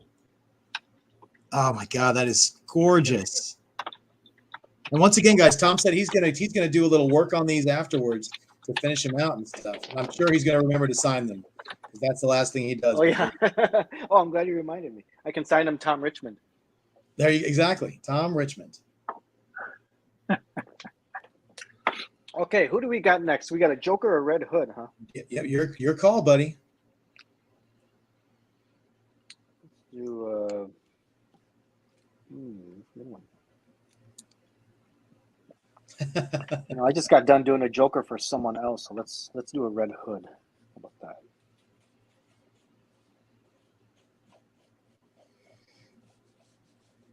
Nice. Homer's like, claim. I'm like, well, here it is. These are the details. 5 spots, guys. If you're in the chat right now, just type claim Craig or claim Hamilton or whatever you want us to type, and you can get one of these spots. You can get a 9x12. They're all color, so it's either going to be a headshot for $250, a torso for $350 at the 9x12 size, or the 11x17 size, which he kills. He prefers to draw bigger. You get way more stuff when he does bigger stuff. It's just nuts. And he'll do those for $600 for a full figure, or I think it was $450 for a torso. But he's going to give you some background. He's going to give you some extra stuff. He never just draws the character. So yeah, so you guys are getting the first shot at this. If there's any spots left after tonight, then I'll put them up on the 4C page. But I see we already have some. So yeah, guys, just do me a favor and just shoot me on the 4C what your character you'd like, and then what size paper, whether you want, if it's a torso, I need to know if you want 9x12 or if you want the 11x17. And if it's we only do the headshots on the 9x12, and we're only doing the full figures in the 11x17. So I see Jason Vignola, you got a spot. Mike 7086, this is your night, man. You got a sketch from Tom, and now you got a sketch coming from Craig. And then Homer, yeah, same thing, buddy.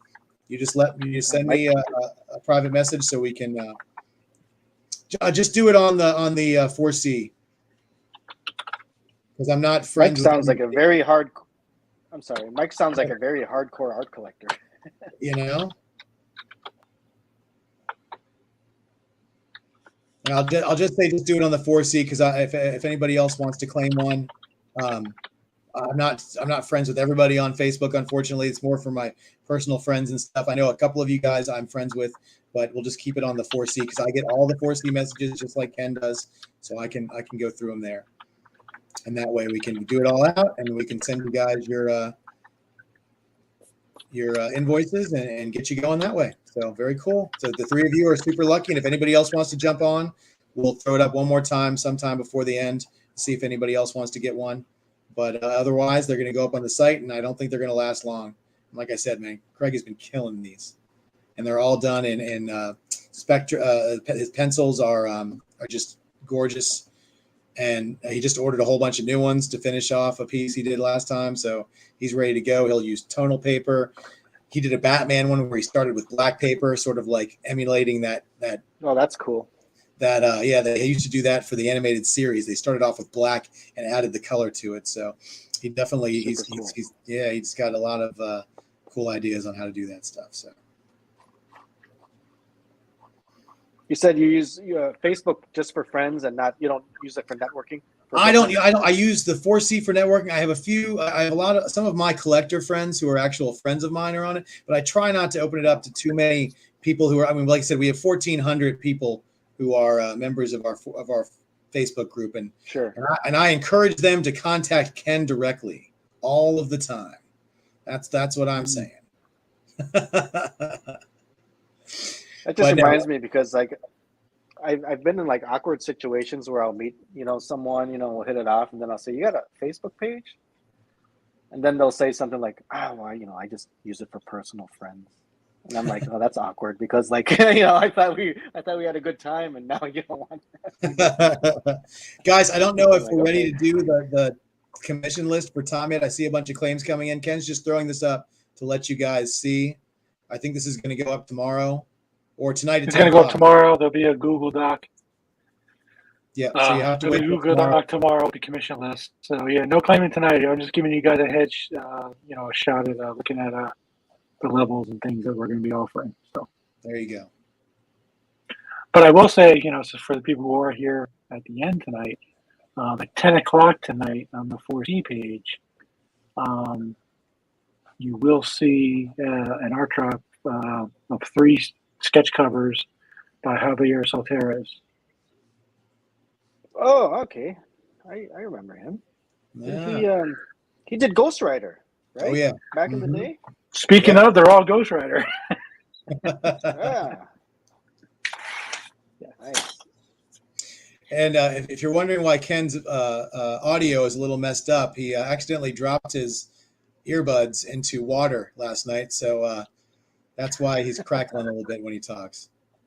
Yeah, this is the one that was in the water. I had to switch him out because the other one was dying. So I'll switch him back. Well, at least it still kind of works. It's not bad for being dropped in water. Is it supposed to have like a waterproof rating? I'm hoping it dries out. I don't know. I got to get one of those little silicone packs and put it in there and see what happens. There you go. Just take a cup of rice and just bury your earbuds in them. Yeah. Well, listen, I hate these earbuds so much. I was looking for an excuse to get rid of them anyway.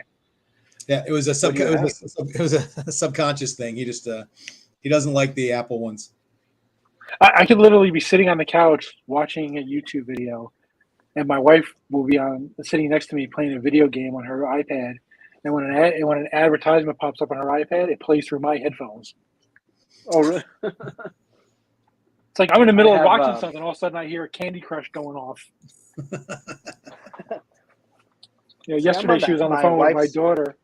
Yesterday she was on the phone with my daughter, and I'm listening to music, and all of a sudden I hear my daughter speaking. I'm like, what is going on here? My earbuds just connect to anything that's making noise. And I talked to Apple about it, and they just went, "Boo." Yeah. See, I'm on my wife's AirPods right now, and they work so much better for me than my Samsung Galaxy Buds. Because she uses an iPhone, but I use a Samsung. And, they threw in the Galaxy Buds as a promo thing when I got the phone last year.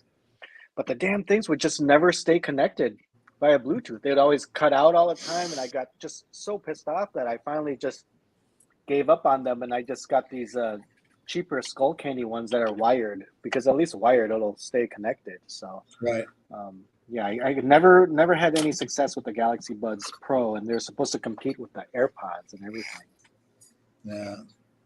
The only thing I like about my AirPods is that I have this cool little case for my AirPods. That's cool. If I would have had that case, it would have never went in the water yesterday. Yeah, see? Where did you get that case? My brother got it for me for Christmas.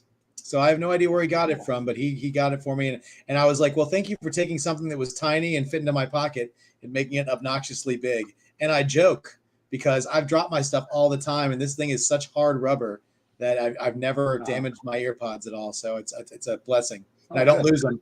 And it's a great conversation piece. I picked up quite a few ladies with this bad boy sitting in my pocket. Let me tell you. No, Julie, you cannot have my Grogu. It's mine. Oh. Wait, this Red Hood is it Mike? It's Mike, right? Yes. Patrick. Okay. All right, Patrick. Yeah, Mike got the last one, right? Yes. Mike got the okay. Yeah.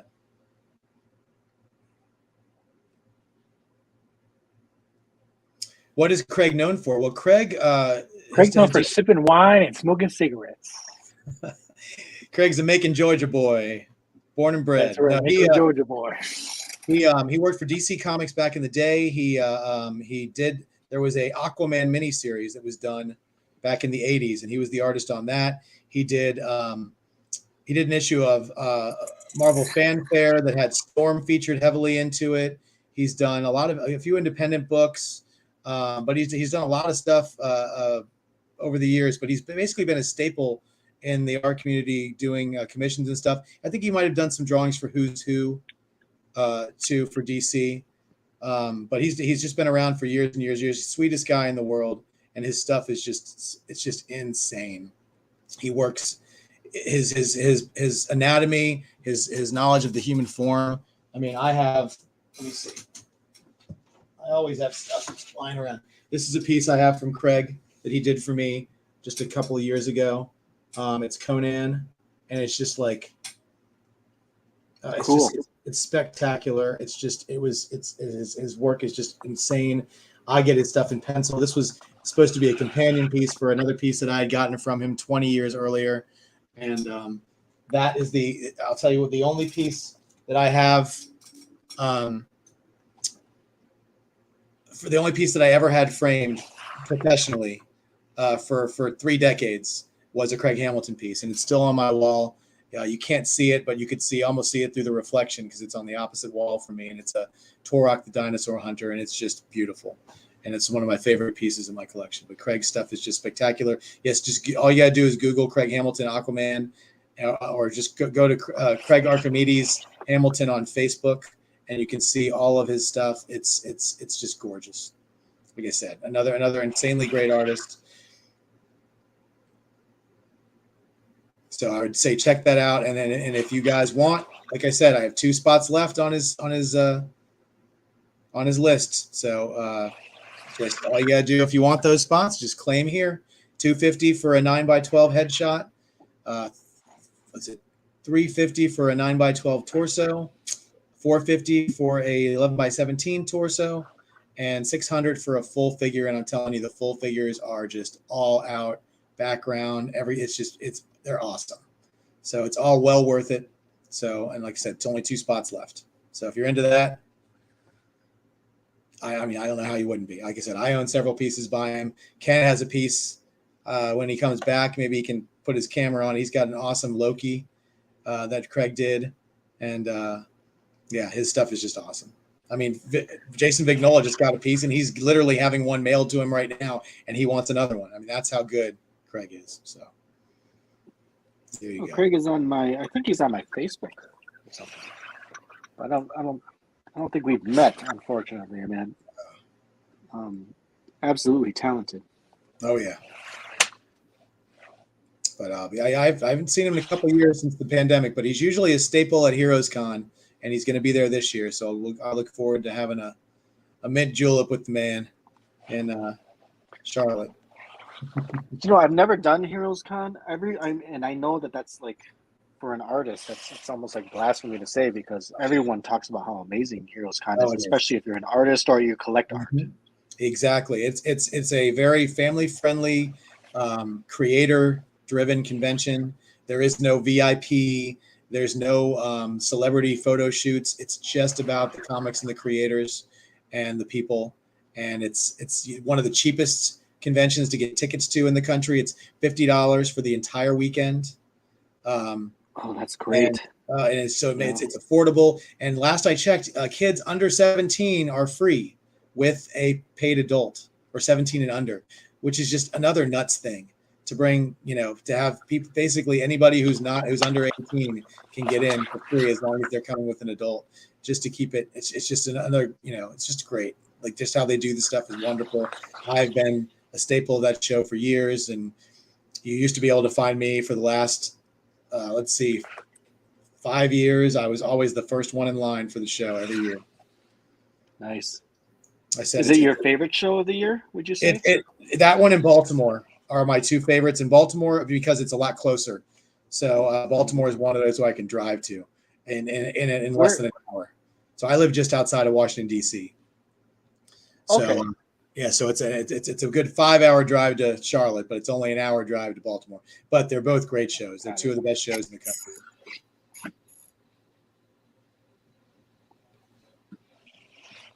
No, Baltimore, I hadn't done that either. That's Frank Cho's neck of the woods. Baltimore, if I recall. He's usually there.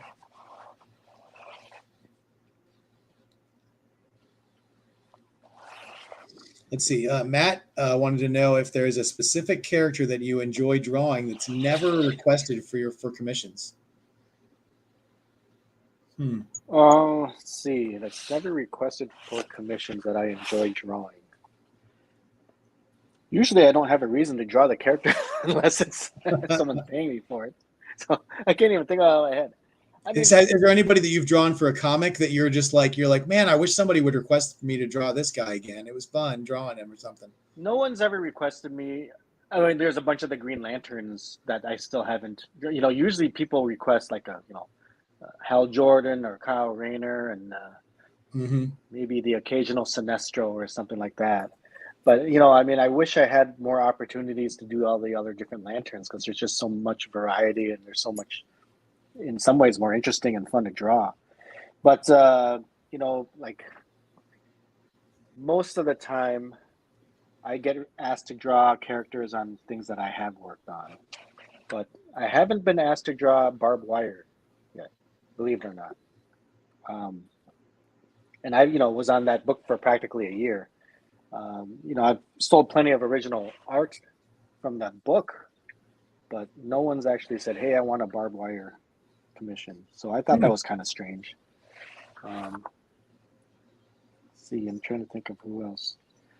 Justice League Elite, that was a 12-issue maxi series that Doug and I did after we were done with our run on JLA. I don't really get asked too many times at all to draw characters from that group. See who else. Yeah, I mean, mostly nowadays, it's just Batman characters. I have an extensive history, not just with the main book itself, but, through Justice League. Red Hood now, like I said earlier, Red Hood last few years has had a really interesting resurgence in my career.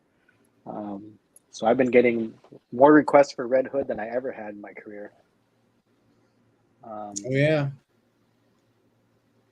he's hip, he's happening, he's now. I actually went and I looked at the credits of that Titans show to see if they gave any special thanks to us at the end. Because I didn't actually watch the episode. I saw bits and pieces of it, but people were saying that the scene in there was almost directly ripped off from our comic book that we worked on. Wow. So I was thinking maybe they'd give a special thanks or something like that. Nope, didn't see anything. I think my special thanks was the DVD and the $150. I think that was the only special thanks I was getting.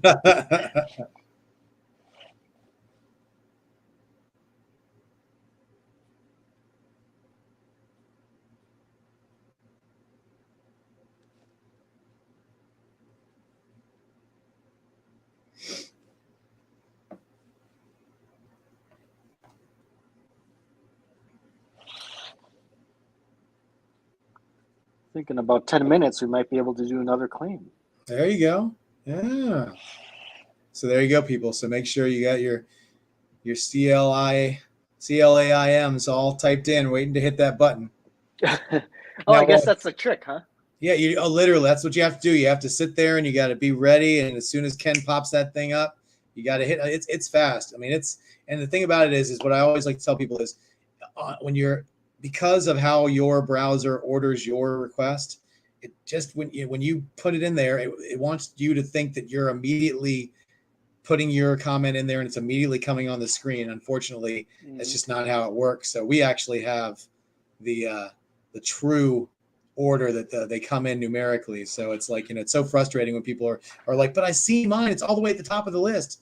Say, well, that's what everybody's looks like. It all looks the same. So it can be frustrating. And that's why we decided to do the wheel spin, was because it was ending up where people who had the fastest internet would be the ones who always won. And then some people would just never end up with sketches. So we're like, it's more fair to let the first 5 people get it.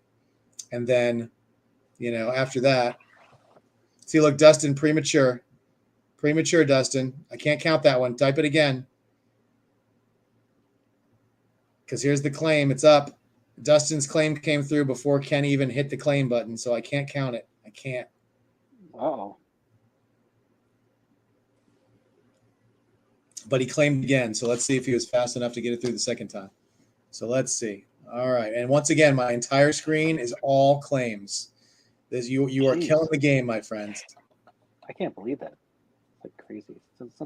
Something's off.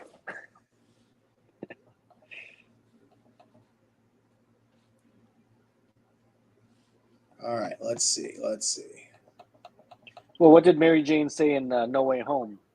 If you expect the worst, and you'll never be disappointed. Disappointed, right? Exactly. It's sort of a morbid way of looking at life, though, isn't it? Yeah. True. Let's see. All right.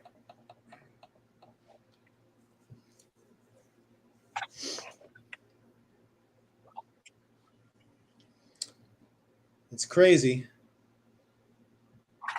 But No, you guys don't tell me you didn't see that movie yet.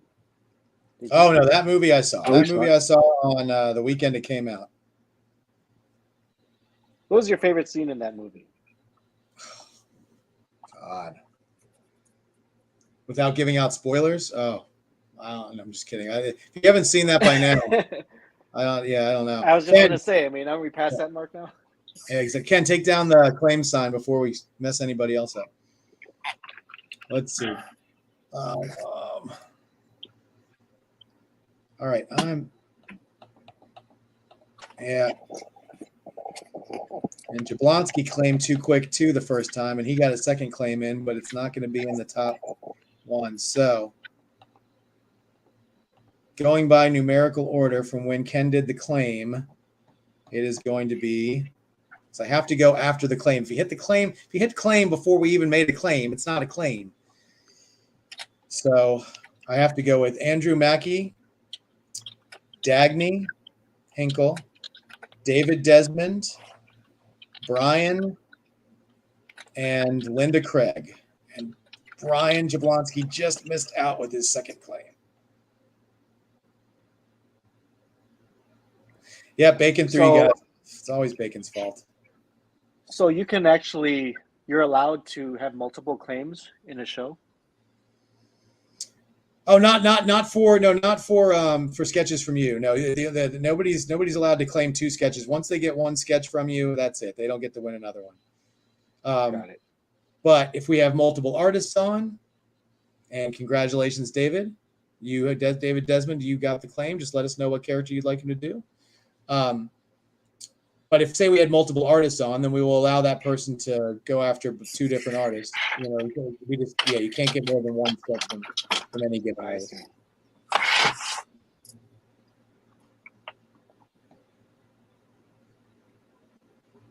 Yeah, you didn't answer. What's your favorite scene in the Spider-Man movie? Oh, that's right. What's my favorite scene in Far From Home? Man, I'm trying to go through the whole movie. There's tons of scenes I liked, but I'm trying to go through the whole movie. And I think it was probably was a line more than it was a scene. I mean, because you love all the action, all the stuff, but it was probably the youth pastor. It was the youth pastor line that I just loved. Which one is that? So basically, when they're all in the room and the doing the science stuff, and then Andrew Garfield says to Tobey Maguire, he's like, "Did you bring your uniform, or are you going to fight dressed like a youth pastor?" Because he's just yes. I thought that was hilarious to me. That was funny. But I mean, I just love seeing them all. Just all of it, just all of them team working and fighting and doing it all. It was pretty awesome. Now that's fan service done right. Oh yeah, absolutely. We just got lucky. Those guys are all still in really good shape and can all fit into the Superman outfits. I mean, they look great. My favorite scene was when the Toby Spider-Man meets Doc Ock on the top of the tower. right? Finally, and then they had that like nice touching moment for like a few seconds, and they played the music in the background from the old movie, and it's like, oh my god, just tingles. Yeah, man. So David All wants right, I think the Black Canary Mike Grove costume. Black Canary. Black Canary. Mike Grell costume. That's fishnets, right? I Cheesecake. believe. Or I don't. Well, you're not going to be able to get down to the fishnets. I don't think. okay, so this is as far as I'll take it for now. Red Hood. It's awesome. Oh, Get it's the so angle cool. here, right? And then I'll Very finish that within the next couple days, and then we want the Mike Grell version of Black Canary. Let me make sure that is she wearing the leather jacket in that one? Think so. I'm typing it in right now. With myself.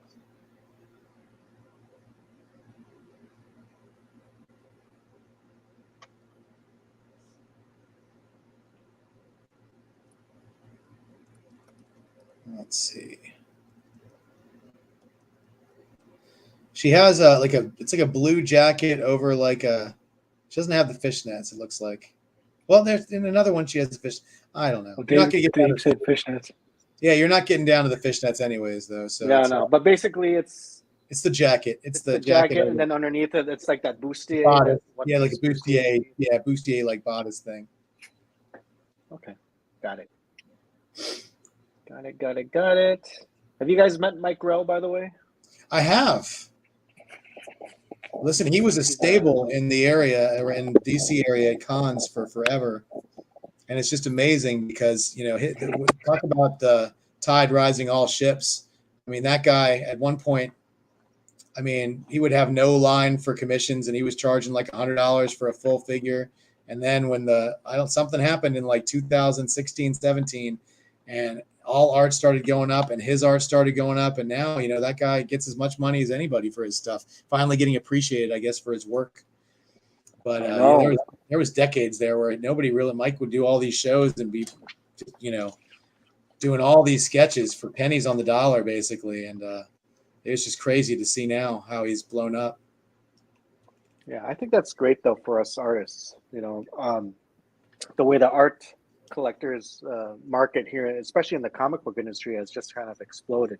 Now it's too bad in the sense that now it's starting to get expensive for the casual collector. But it's good to see art finally getting appreciated to where artists that were having a hard time, supplementing their income are having a much easier time now and doing something that, that they deserve to do for a living. So, and it's good for me too. I mean, my prices have gone up over the last decade as well, but especially when you talk about like this whole NFT, trend that's going on, which I still don't really quite understand the NFT stuff. Yeah, it's pretty crazy. It is crazy. I don't get it other than I think it's like the digital version of original art is how I understand it. But am I right or am I wrong? I listen. You know about as much as I do. We have a friend who actually had someone come on and did a class on what NFTs are and there was literally it was almost a who's who of artists that tuned in for this Zoom. Like Alex Saviak popped in and all these people because they had they want to figure out what this NFT thing is and they want to know how to make money doing it. So they all tuned in for this video, and I wasn't able to tune in for it. I just caught bits and pieces, but it's it's basically just it's a digital version of whether it's a video or a physical piece of artwork or just a digital piece of artwork. It's just a digital version that's I guess when it's transferred from person to person, the original creator can still make money off of it every time it transfers around and. Every time it's published somewhere, the owner of the NFT gets money out of it. It's like I said, there's way more to it than that, but that's from what I understand. Yeah, I sat on a meeting last week with that, and I have no idea what it is. Yeah, you listen to the whole thing and have no idea, right? Yep. Well, when I think about NFTs, like I think the allure is that it's supposed to be, like I said, if I'm not mistaken, like a one of a kind, like an original. But then I'm thinking, well, isn't an original like better than that? Because if it's digital, then in my mind, I still think it can be kind of copied, right? They say it can't because there's a certificate or something, but I don't know. These are the arguments that original art collectors. So that when people talk about original comic book art, it's what they need. There needs to be a specificity to it. That means when you're talking about comic book art, original comic book art is pen to paper art. There is original art that is completely digital, that is true and valid and takes work, and it takes just as much skill as drawing on pen and paper, but there is no physical, tangible copy. And for that, people are, they're monoprints. There's the monoprints where it's like one of one, where they say they're only going to print one copy of it. And this is the only copy that they're going to print of it. So you can own that one copy of whether it's a, whatever it is, a cover, an interior page or whatever. But it's basically, it's just that they've taken the digital file and they've copied it onto a, piece of paper, and then that's it. And that's your print and that's your original art. But it's not true comic book original art as we see it. But my daughter is a digital artist, so she gave me a tongue lashing every time I say that digital art is not original art, because she is creating something from nothing. It's going all through. She's just using that as her medium. So, but like I said, that's why there needs to be some sort of specificity about that. Because look at Brian Bolland; he only draws digitally, and his stuff is incredible. It's beautiful. But there is no tangible physical art to be had. And in the comic book world, that's what we call original art.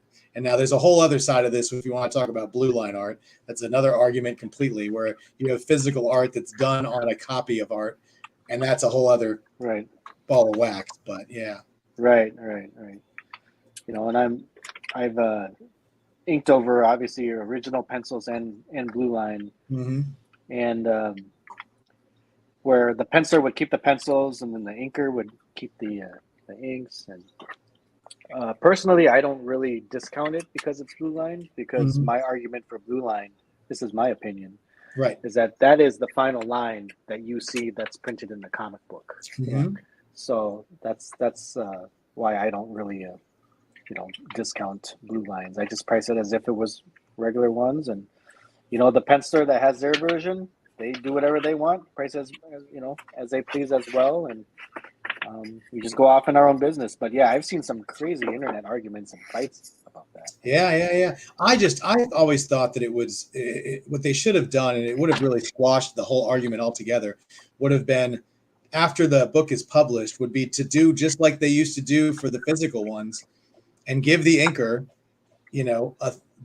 a third of the pencils, and have the inker send the 2/3 of the inks to the penciler, and then and have them match up. So each person can sell the pencils and the inks together, and that would that would just erase the entire thing. That way the penciler wouldn't feel like they weren't getting their worth, and the inker wouldn't get, because there are some people who, if you have John Byrne pencils and then you ink his blue lines, they're going to value his physical pencil over your blue line inks. And that's just, unfortunately, the way it is. But if you just treated it like you always treated art from the beginning of time, it wouldn't have been a problem. But when they started saying, well, how about you keep all your art and I keep all my art? And then you're like, well, wait a minute, your art's worth more than my art is. How is that fair? And we were a team. Yeah, I don't know. It's going to be debated for a while longer. I'm certainly not one to figure it out. I just for me, I just worry about what I have in my stash, and if it sells, it sells. I think Patrick Gleason, though, I think he does that. He tries to get both the inks and the pencils, and then he'll sell it. Or at least he used to. I don't know if he still does, as a set. Of course, I remember that's, of course, when we work together too, more often. But nowadays, he even draws his, pages digitally on the iPad. So, I remember how much of a purist I was back in the early to, the mid 2000s. I'm never going to do digital. And then, look where I am now. Right. Well, there's so many different little micro arguments that go into this. Like, if you pencil and ink your own work and you have no pencils because you did it on a computer, but then you printed it out and inked it, then that's the original artwork, right? That's the complete original. That's not just the inks, even though you inked over blue lines, but they're your own blue lines. So it's like there's all these different levels to, how this works, and how it's construed and how it's looked at by the public. Sure. And it's all the minutia we have to go through as collectors. And bottom line is just you're never going to be disappointed if you collect what you love. And don't collect. Right. Don't get into this business to collect for because you're trying to solve the market and get rich quick, or just collect what you love. If you collect what you love, you'll never be disappointed. If someone else doesn't, you're not buying stuff because of what other people think of it. You're buying it of what you think of it. And if you're buying it for what other people think, then you're in this for the wrong reasons. Exactly. They're buying it depending on how people would perceive it. Whether it's the artwork itself or the value of the artwork, which is the wrong way to collect, in my opinion. Right. But, and that again is the up and the downside of groups that share sketches and share artwork. Is there's always going to be people who rely on that in this world of Facebook and all this stuff, that you want those thumbs up, you want that recognition, you want that people to like what you've got, and so sometimes you make purchases based on what other people like. They're like, oh, I heard this guy's good and people like his stuff, so I bought his stuff, and everybody seems to love that I bought his stuff. But then what's the point of buying his stuff if you don't like it? I just never made sense to me. Right. Because like I said, when I got into this, when I was 17, 16 years old, it was for the love of comics, and it was to have an artist draw something that I wanted to see them draw, and that's why I did it. And that, oh, look at that. It's just a preview of the pencils. Yeah. I'll begin to ink it here shortly. You got But the while choker. I do it, It's got nice. the choker. I think that's the important defining feature. While we're at it, speaking of original artwork that I don't even know if this counts, but I'll show it to you anyway. I have a binder full of what I call affordable stuff that's not really the published stuff that I'll have at conventions. Like in my spare time, I'll do like sketch cards for fun. Oh, wow. And then like this is some of the sketch cards I'll do, and I'll just have them at my table for people who can't afford like the real big stuff. Wow. So I always like to have a price point, a little bit of everything for everyone. So, I'll just whatever comes to mind, or if I'm on a break, or if I'm at my parents' house, or if I'm at a restaurant or a coffee shop, I'll just oftentimes I'll have blank sketch cards on me somewhere in the car or something. I'll just do There's a lot of people out there who collect just sketch cards. Yeah. Yeah. And, again, Todd McFarlane. Oh, yeah. You can see the influence. Like stuff like this. These are, this is some My Hero Academia or something like that. I'm not an anime guy. Oh, it's a beautiful Thor. Nice. Thor, Psylocke. This is Sinestro. Sinestro. That's Doug Mankey Sinestro. There we go. Oh, and this one's already spoken for. This is one beautiful. that I did not too long ago for a guy. These are trading cards that I illustrated for the gaming set Legendary. I don't know if you guys even. I'll have a stack of those, and then people who want something even cheaper, I'll sign it. Stuff. So I illustrated all of these. Oh, Never awesome. played the game in my life. But, it's because most of my work is DC, and then most of these trading cards that I've done are Marvel characters. So it really gave me the opportunity to scratch that itch, drawing all these X-Men characters and villains and Spider-Man characters I would otherwise have never done and probably won't. Who knows? And then these are blank sketch cards that they'll send me and everything. But just thought I'd show that for fun. Nice. Yeah. If anyone wanted to buy sketch cards. Yeah. Well, hey, listen, you guys just saw them. If any of those sketch cards look good for you. Homer says he'll claim a Colossus if there's one. This original one or the Colossus legendary card that I did for the game? Do you want the autographed card of just the regular card, or do you mean a sketch card that was blank that he drew Colossus on? Let us know, Homer, which one you're interested in. Ryan Jablonski says, I remember playing that game. Which means he doesn't play it anymore because he doesn't like it. Let's see. Andrew Mackey says he would like to claim the Catwoman sketch card. I don't know which one that one was. Oh, really? Is there a Catwoman on that front? I can't remember if there's a Catwoman on that front page or not. Maybe. I don't even know. Oh, And yes, Homer there is. says, "Is there? Oh, there it is. All right. Well, there you go. Is that $20 also? $20. $20. Each card is $20. All right. We'll pull that one out. We will make a note of that. And All right. sold, Andrew. It is yours.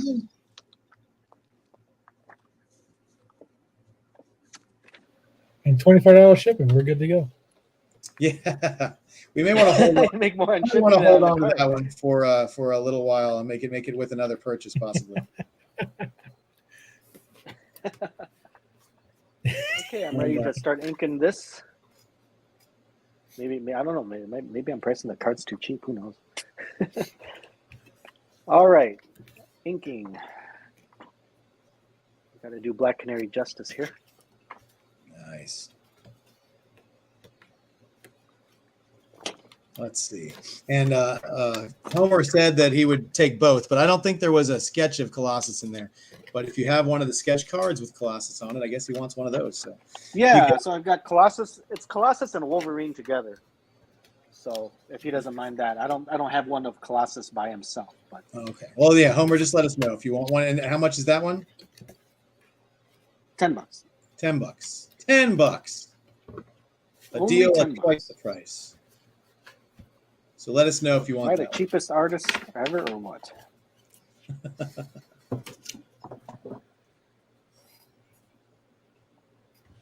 Although after this show, I might have to raise my prices on those cards now. Homer says sold. He'll take that card. So you're good there. Cool. The Colossus one, you mean? Yep. Yep. Okay. Colossus / Wolverine card for 10 simoleons. What a deal. That's less than a combo meal at the airport. You know?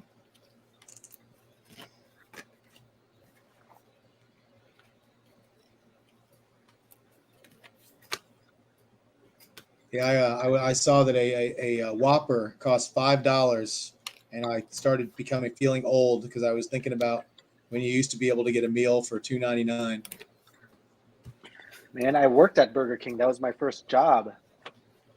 When we had $3 combo meals. Yeah, and now it costs $5 for a freaking burger. It's ridiculous. Hey, listen, the price of gas Is might that be like more a than a Happy Meal soon. Yeah. That's a regular pricing, right? That's not movie theater or airport. No, that's just regular pricing. pricing. That's Kevin, just regular. I'm gonna get all these sketch cards from him. Don't worry about it. Yeah, Kevin, if you want a couple of those, we'll figure it out. Yeah. We'll work it out. I will write your name down. I've got it down here. So just shoot us a message sometime and we'll get back to you. Oh, yeah. I remember when McDonald's used to have 29-cent hamburgers and 39-cent cheeseburgers. And I used to go to Washington football games and I'd buy 10 of them and I'd take them to the game. And rather than grilling out, I'd just eat burgers and I'd only eat like half of them. And then when we came back, they had been in the car the whole time, and I was always like a cold game I'd go to. So then I'd put them up where the defroster was, and I'd turn the defroster on to warm them back up after the game. So that'd be like my post game after I'd had 5 beers in the stadium. That'd be like my sober up time to eat like 5. Dude, that's like 4-hour-old burgers. Dude, those are like White Castle prices. Oh, I know, man. It was crazy. And I'm not even talking about when I was a little kid either. I'm talking, 20 years ago. I'm talking in the 90s. And they're probably the early 2000s, somewhere in there. They had 29-cent hamburgers and 39-cent cheeseburgers. It was crazy. Jason, gas prices by me are approaching $4. We are. Same here. I had a half a tank and I decided to fill it up before prices got out of control, and it is $4 a gallon here. Ours is we're nearing $4. Well, just this morning, I'm in Minnesota. So just this morning I saw one for $3.79 and I saw one for $3.99. So we're just about there. They say it's going to get worse before it gets better. Yeah, well, And if that happens, I'm going to have to do another show with you guys if that happens. just to pay for gas, right? Right. Yeah, unfortunately, I'll be charging $75 for shipping at that point. Because UPS ground will be, Let's see where to go across the state. Gas is $4.50 in the Buffalo area of New York. It is $5 in the San Diego area, according to Annika and Ryan. Mid fours in New York, where Jason Vignola is. Yeah, it's getting. Yeah, and I'm going to be driving all these cons. Yeah. Oh, you don't fly, Ken? Well, I just have to bring so much stuff. Well, I suppose, yeah. I have displays and all kinds of stuff. Oh, that's right, because you have a table typically, Mm-hmm. except for San Diego Comic-Con. I have a booth. Well, San Diego will be going with Bill Morrison, so if he tables, we'll be hanging out with him. But we're not doing we're not doing our full 4C for that show. That's more of a show to make just to go and experience it and make contacts and work with Bill. But yeah, we're gonna have like 6 tables or something at Planet Con, and I think we might even have an island at Heroes Con. It's gonna be big. Nice. What I keep hearing about Heroes is like we're going to be where the stage is or something like that.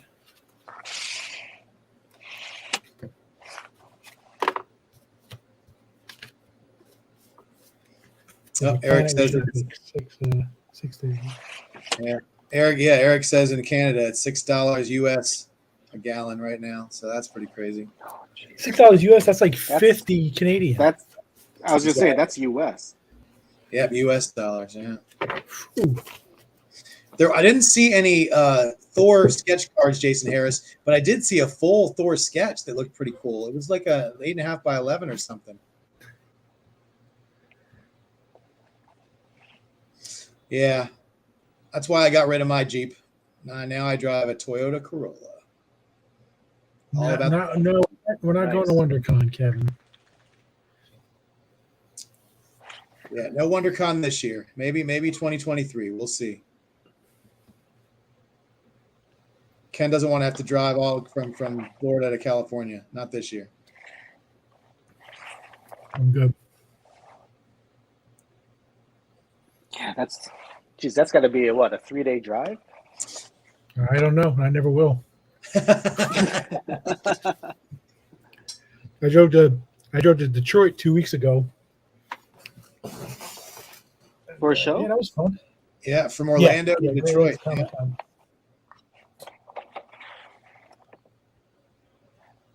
I also spent a week at Bill Morrison's house picking through art. Got some cool stuff too. I don't know That's where he lives, the Detroit area. Yeah, he lives in an area called St. Clair Shores. It's right on one of the lakes, like right across the lake is Canada. He lives in like a very old house. It's got so many rooms and doors and floors, and I mean, if you went from the basement up, it's probably 5 floors. Oh, cool. And there's little areas here and little areas here. Every time I look, there's another door. It's crazy. Hey, Tom, do you have a second to flash that Thor sketch from your sketch card book real quick? Yes. My puppy wants attention again. Oh, I can see him underneath the table. Oh, there he is. Look at that. But all right, so Jason here's your Jason Harris. Here's your flash at the Thor. Look at that. She's a beaut. What's the price on that one? $40. $40. Well, these are just like really quick ones I just do on the backboards of the comic book backing boards. No more quoting prices, Mr. Green. Listen.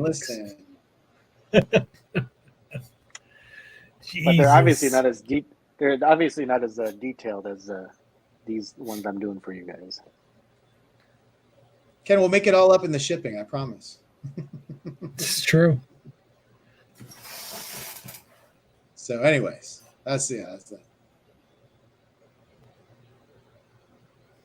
So Ken will probably buy all those sketch cards, and then they're not going to be $20 anymore, but still be affordable.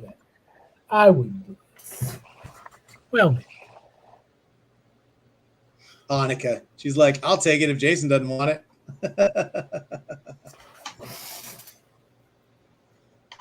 See, now I'm starting to rethink my pricing strategy now. There you go. Okay, very nice. 40 is great. Does that mean you'll take it? Because all that just sounds like compliments.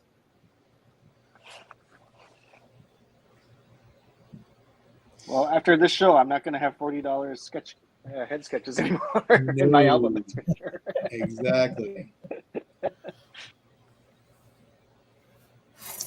And Jason would like that. So if you want to pull that one aside for Jason Harris, he'll take that one. You guys are getting a deal because Jason lives near me, so I don't have to ship it to him. well, when you have to ship it to him, you need to make money that way, Ken. Tell him he's got to get it shipped. I'm not making money on shipping. You should charge him for shipping and then just deliver it yourself. Except for the price of gas is so expensive, you'd probably lose money on that. So never mind. Ken, you're not shipping internationally, right? Or is it just Russia? Are you sanctioning Russia too? I should know tomorrow whether I'll be shipping internationally or not. I'm waiting to hear back from DHL. We just to clarify, we have been shipping internationally, but we've just been having some serious issues. So if we're going to switch from UPS and USPS to DHL, if they can, and they seem to specialize in overseas shipping, so if they can give good enough deal on the shipping and stuff, it's not outrageous, then we may continue to do that. Because we're all over the world. We have people in Australia and the Philippines. I ship to China. I ship to Australia, Croatia, the Philippines. I ship to Nigeria. I mean, all over the world. I ship. I've got to do it in France. I've got to do a Spawn head sketch for and ship in the next month. So I'm really nervous because of what you said about shipping, how there's problems and delays and return to sender or whatever. And it's ironic because DHL. A lot of our problem is it's not even places that you would think. It's like England. It's not even we're delivering to some back corner of Belgium or something. It's like one of what should be one of the easiest places to deliver to. And we just can't seem to get it to work. You would think so, yeah.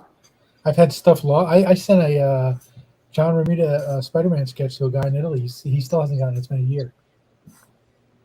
Damn. And the Postal Service just went, well, we don't know where it is. Yeah. Huh. So, lost the history.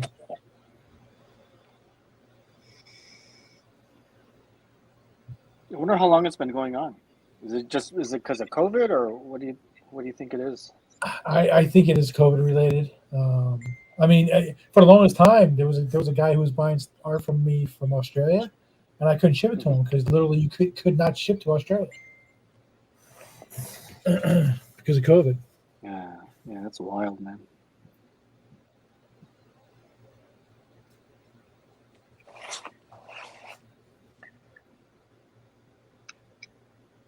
I gave Black Canary a little bit of a resting bitch face. I hope that he's okay with that.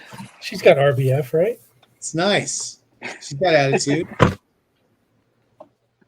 Yeah, it fits.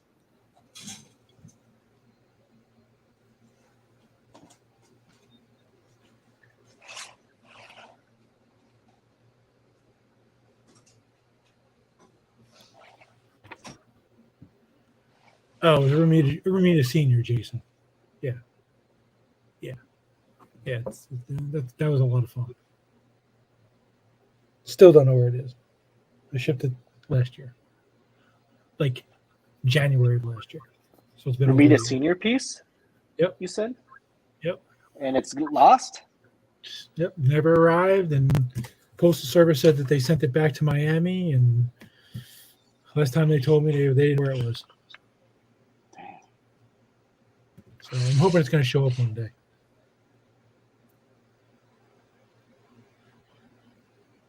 It did. It showed up in some postal employee's personal Exactly. collection.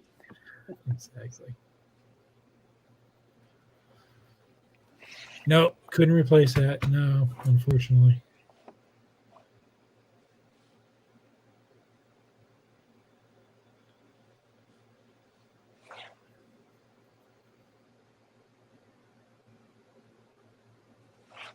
Oh, look who's piping in, Josh. Josh, I'm too sick to come on your show. Josh, aren't you supposed to be resting? Yeah. He's watching the autobiography of I can't think of his name now. Oh my god. We always teach Roy Thomas.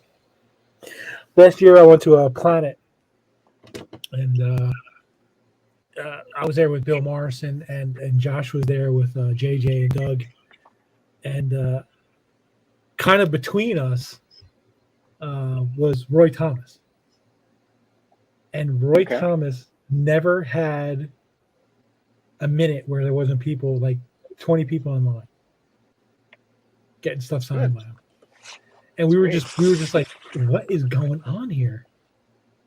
I mean, not to detract from Roy Thomas at all, but it was like, it was insane. I mean, I've been to a lot of cons, and you don't see that often where the line never ends, and the line never. I had a. We were just that reminds me. The only time that I truly felt like Elvis at a comic book show was when I did a Columbia Comic Con in South America back in 2014. I was on Catwoman at the time, but that was their very first show that they had ever done. In fact, it was such a big deal over there. It was like it was totally government sponsored too. So they really put a lot of money in marketing and promoting it. And they invited me based on a recommendation of a friend who was going to be there.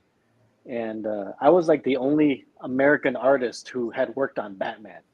So like to them, that's like a huge deal, right?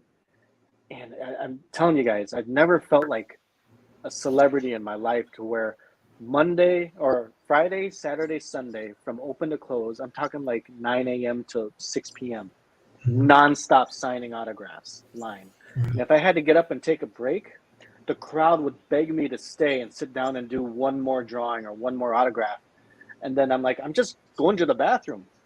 And they would follow me. Like the crowd would follow me to the bathroom and try to get me to stop and do a selfie. And then if I went to the concession there to get a snack or something, I'd be standing in line, and then the concession workers would stop, would totally ignore the customers in the line that they had, and they would just come around to the front and ask to take a picture with me. It was insane. I never had that in my life, and I never will, I'm sure, unless I get invited back there. But yeah, that was the only time where I felt like Elvis. A rock star. Yeah, absolutely.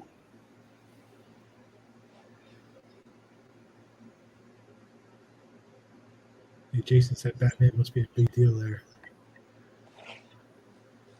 Yeah, I think it was just a combination of that, and like I said, I was the only American pro who had worked for DC Comics at that time as a guest.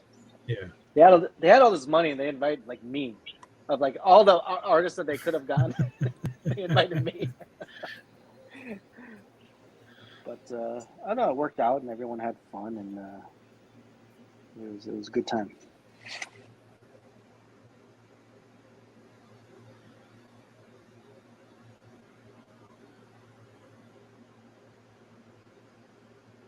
Do you use any kind of special pen when you're inking? These are my favorite right now. It's just so a lot of the artists, whether you're a pro or not, they like these little micron pens. That's pretty popular. You can pick up just about at any art store. Well, this same company makes these pens, which is like a step up, and they're more like a brush pen. And basically, like the harder I press on it, the fatter line it makes. Whereas these pens, it just makes like one like consistent, boring, flat line. Gotcha. But yeah, I mean, these are my pens that I often bring to me when I'm on the road or doing shows, and they just, they just work well. They're, good quality ink, good quality lines, no complaints. Jeff had to step away, so I had to call in a substitute to help me do Oh, I this. didn't even notice. What's up, Doug? Hey, man. This Mr. is Doug getting Mankey. chilly. What's up, Doug? How you doing, Tom? Good. Tom's killing it. Time is flying here. Are you You working can't believe today? how many people are getting claims. It's too bad I'm looking on my cell phone. It's too small for me to see what you're doing. What are you drawing? Black Canary. I'm kind of doing what you do. I'm kind of doing it enough, and then I'll complete it when we're offline, just to kind of keep it moving. I still got a bunch to complete. I got through I did 2 Oh, you're days, not done with and yours? I got the first day done. Now I got to move on to the second day. Yeah, Doug's I been thought you were all done. taking these things to another level with the additional art he's adding to it. Well, if it doesn't look complete to the artist, then Right. the artist ain't happy. Nobody's happy. That's right. Yeah, so JJ was in here earlier. Is Josh still here, or is he gone now? Josh he's in the chat room. He just said, "Is that Douglas, aka Big Sexy?" Oh yes, it is, buddy. This is how Josh spends his recovery time. He's sick. Oh, he is. He's just laying low. I know Jesperson's piping in. JJ. JJ's still here. Is he still here? Has he been That's here what he this said. entire time? He's still here. He's been watching. He's been quiet.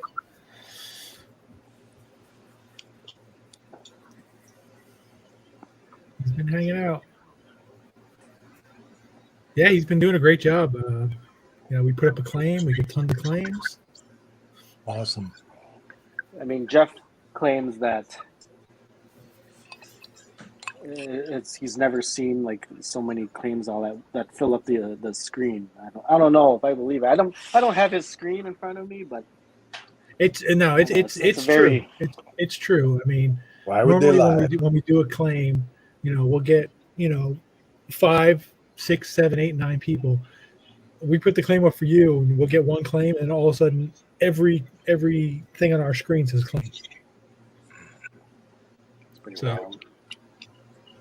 it was very reminiscent of when Doug was on. Every time I put up a claim with Doug, it was 15, 20 people looking for a claim. Well, we can't beat that. I can't be any more satisfied than to hear that. Yeah. Well, this is I'll take it this far here, and then we can move on to the next one. You ready for another? So we'll see what happens. Look at there you go. Look at this. We'll just We're flash throwing up this a really claim quick. for Tom. It looks great, Tom.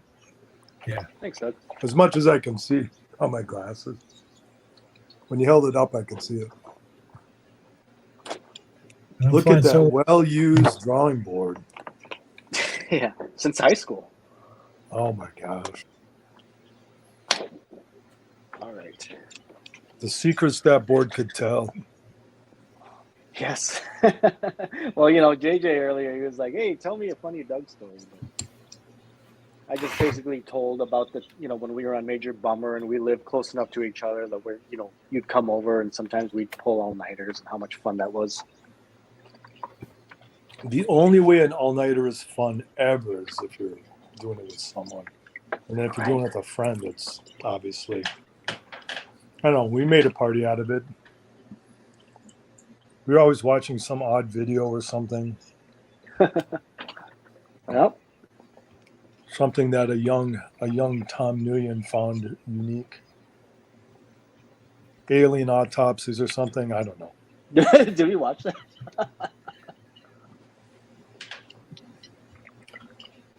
And then Yeah, Tom it was something. had Yeah, it was. Tom had the ability to like when you're working all night, and some, like we would go well beyond just 24 hours. But Tom would take cat naps of like 25 minutes long or something. Or I just know, like, I could not take a nap. If I fell asleep, it was done. I was done.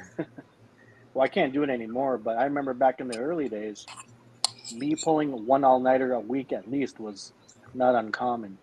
And I could do it. Like, I wouldn't really complain about it, and No, it was just the youth and the energy, but it's just how we got things done. For that matter. not anymore. Do we have a winner, Ken? We got Dagny as winner. Congratulations, Dagny. So, yep, just tell us what you want, buddy.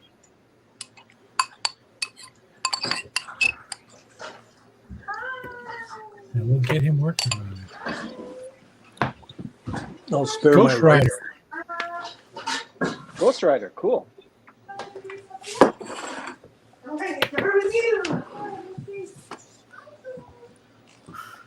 Sorry, Linda.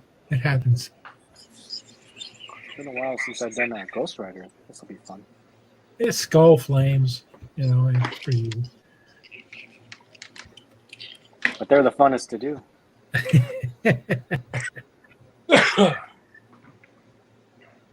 So how you been, Doug? Oh, pretty good till about 3 seconds ago when I think I just sent chili up my nose with my sinuses. That might be a good thing. Might clear you out. I don't know. What I would have to do to clear out my sinuses now is not fit for public viewing. Other than that, I'm all right. That's good. Are you done with plenty of ups and downs already in the year, but things are looking really good now. That's good. Are you still on Swamp Thing, Doug? Are you done Yeah. with that yet? Yeah, yes, I am. I'm gonna talk to my editors tomorrow because we have to just change the schedule. I mean, I'm way behind, but it's understandable. So I have. That's the power Doug has. Let's just change the schedule. I'm behind. Maybe I get thrown a bone every once in a while after being on schedule for 33 years. I don't know. You get a pass once in a while. Oh yeah, deadlines were the almighty. That was for sure. You didn't mess with them. That's a beautiful book. I picked up the first issue. It was funny. I went to the local comic book store the day it came out, and they didn't have any. They only had the variant. They didn't have any of the regular issues with your cover. Yeah. So it was crazy. But the interiors were beautiful. Was it the variant with Lemire's cover, or do you remember? I don't remember which one it was. I'm trying to remember what it looked like. I like Lemire's. I mean, those variants are always fun to see. JJ said, check your email. It's been sent. Oh, I will. I know I have to check it. How about you, Ken? How's things? Good. I mean, the con season's just starting to ramp up. I was just at Great Lakes Comic-Con with Bill 2 weeks ago in Detroit. Going to Lexington in 2 weeks. And then the fun begins because we're bringing John Romita Jr. to a bunch of shows. So that's awesome. In April, we'll be traveling around the country basically. Someone was telling me about Lexington, about that being a good show. Have you ever been to that show? Never, but it's a 4-day show. Which if it's a 4-day show, that means it's got to be a good show.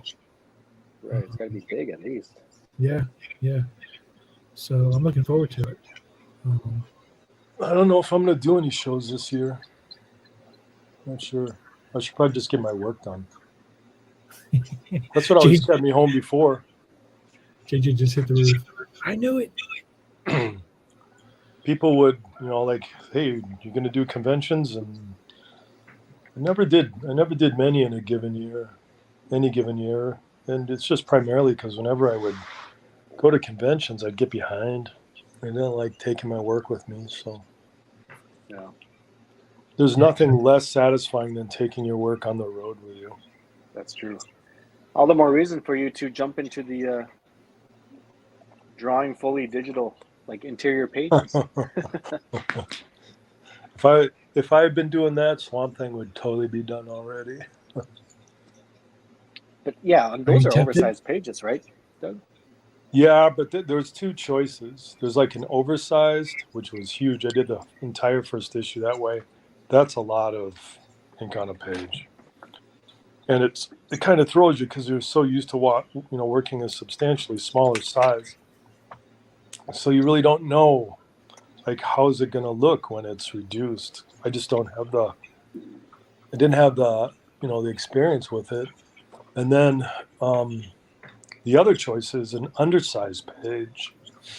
So that's what I'm doing the second issue on. And then I'm doing the splashes on the big paper. But it's not even the smaller ones go quick in terms of you know graphite on the paper just doesn't take as much. They're not diminutive, but they are smaller than we're accustomed to. So Jason, that's a question for John to answer. We're doing any more Doug art drops soon. Well, I can tell you this much: I'm not coming on your show again until I finish my second batch. We know. One day down, one day to go. That's it. Says Listen, the guy who's on our show again, though. No. No pencil in my hand. He can come on like this anytime he wants. He just sketching until he's done with the second deck. People deserve their art. Yeah. Well, it's going to be worth the wait. I've had no complaints. Nobody's just assure them that they've on seen my mind. They've seen what they're going to get, so they're ready. Well, that's cool. I appreciate their patience, and getting them done is, I enjoyed. Actually, what I really enjoyed is doing those tonal and then pulling it into Procreate and doing a colored version. That was a lot of fun. So I'll continue to do that with all of them, so people can see it as if I'd colored it. That's awesome. You're going to do any show? Sorry, I was going to ask what I missed while I wasn't here, but I missed Doug showing up. This is great. I just wandered in accidentally.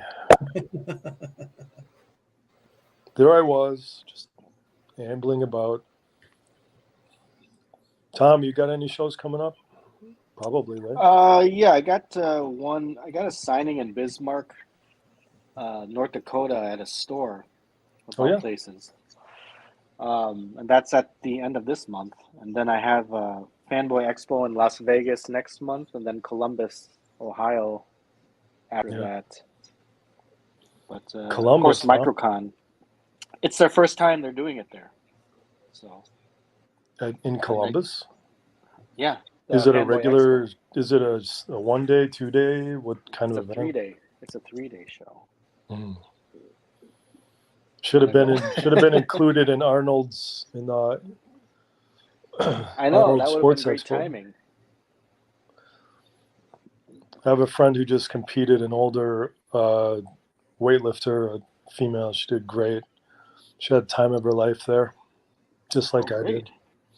And she didn't. I don't think she met Arnold, but she still had a fabulous time. It's just a really great venue. Yeah, my eyes are hooked. I'm looking at my phone. Normally I can see things close up much better than far away. And right now, it's close up, far away. It doesn't matter. My eyes are tired. If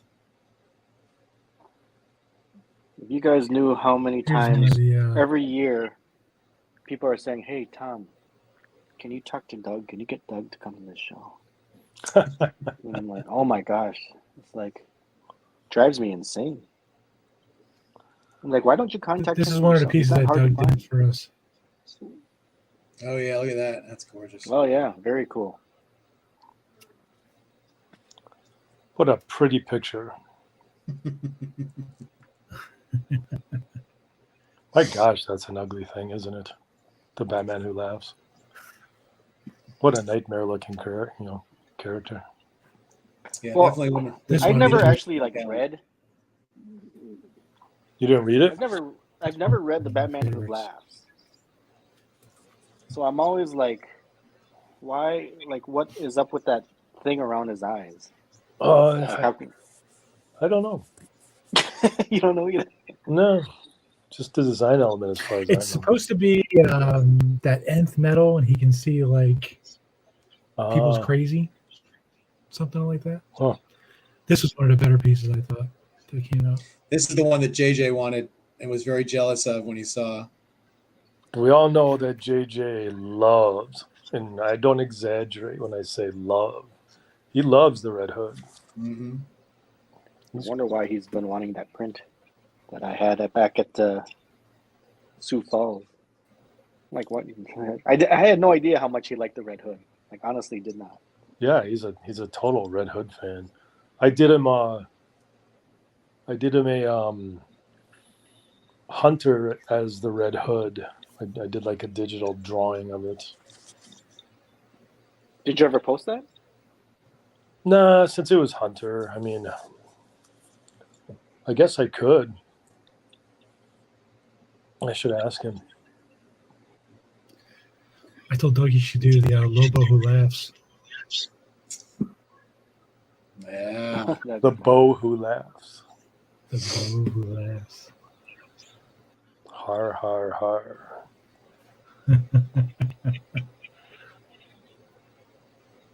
Oh, there's one. That Oh, I always get it. You know, out of all the things that I ever draw, I always get the biggest. I get so many people responding to mask stuff because it was like this part of their youth or something. I mean, it did come out a long time ago. You know, I've heard all kinds of stories about how people like got in trouble for having the mask. The parents, took it away. They got punished. And I never really realized back then when I did it, like how violent it was. It didn't really occur to me. And I suppose there might have been a parent or two taking it out of the hands of a 12-year-old or something. What the hell are you reading?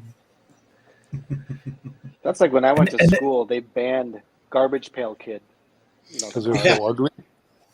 Yeah. Just because they were not very attractive?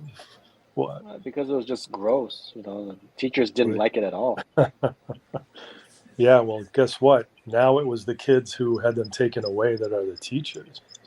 That's right. So Tom, after Doug would do the drawing after the show, he would do this digitally just for fun. Yeah. That's Doug for you. Just messing around, Doug. Well, it's just, you know what? I'm like a kid in a candy store with my iPad. I mean, I just have so much fun with it. And when I learn, technical aspects of doing something, then I just can't help myself. I like to use them so I actually remember how to do it. So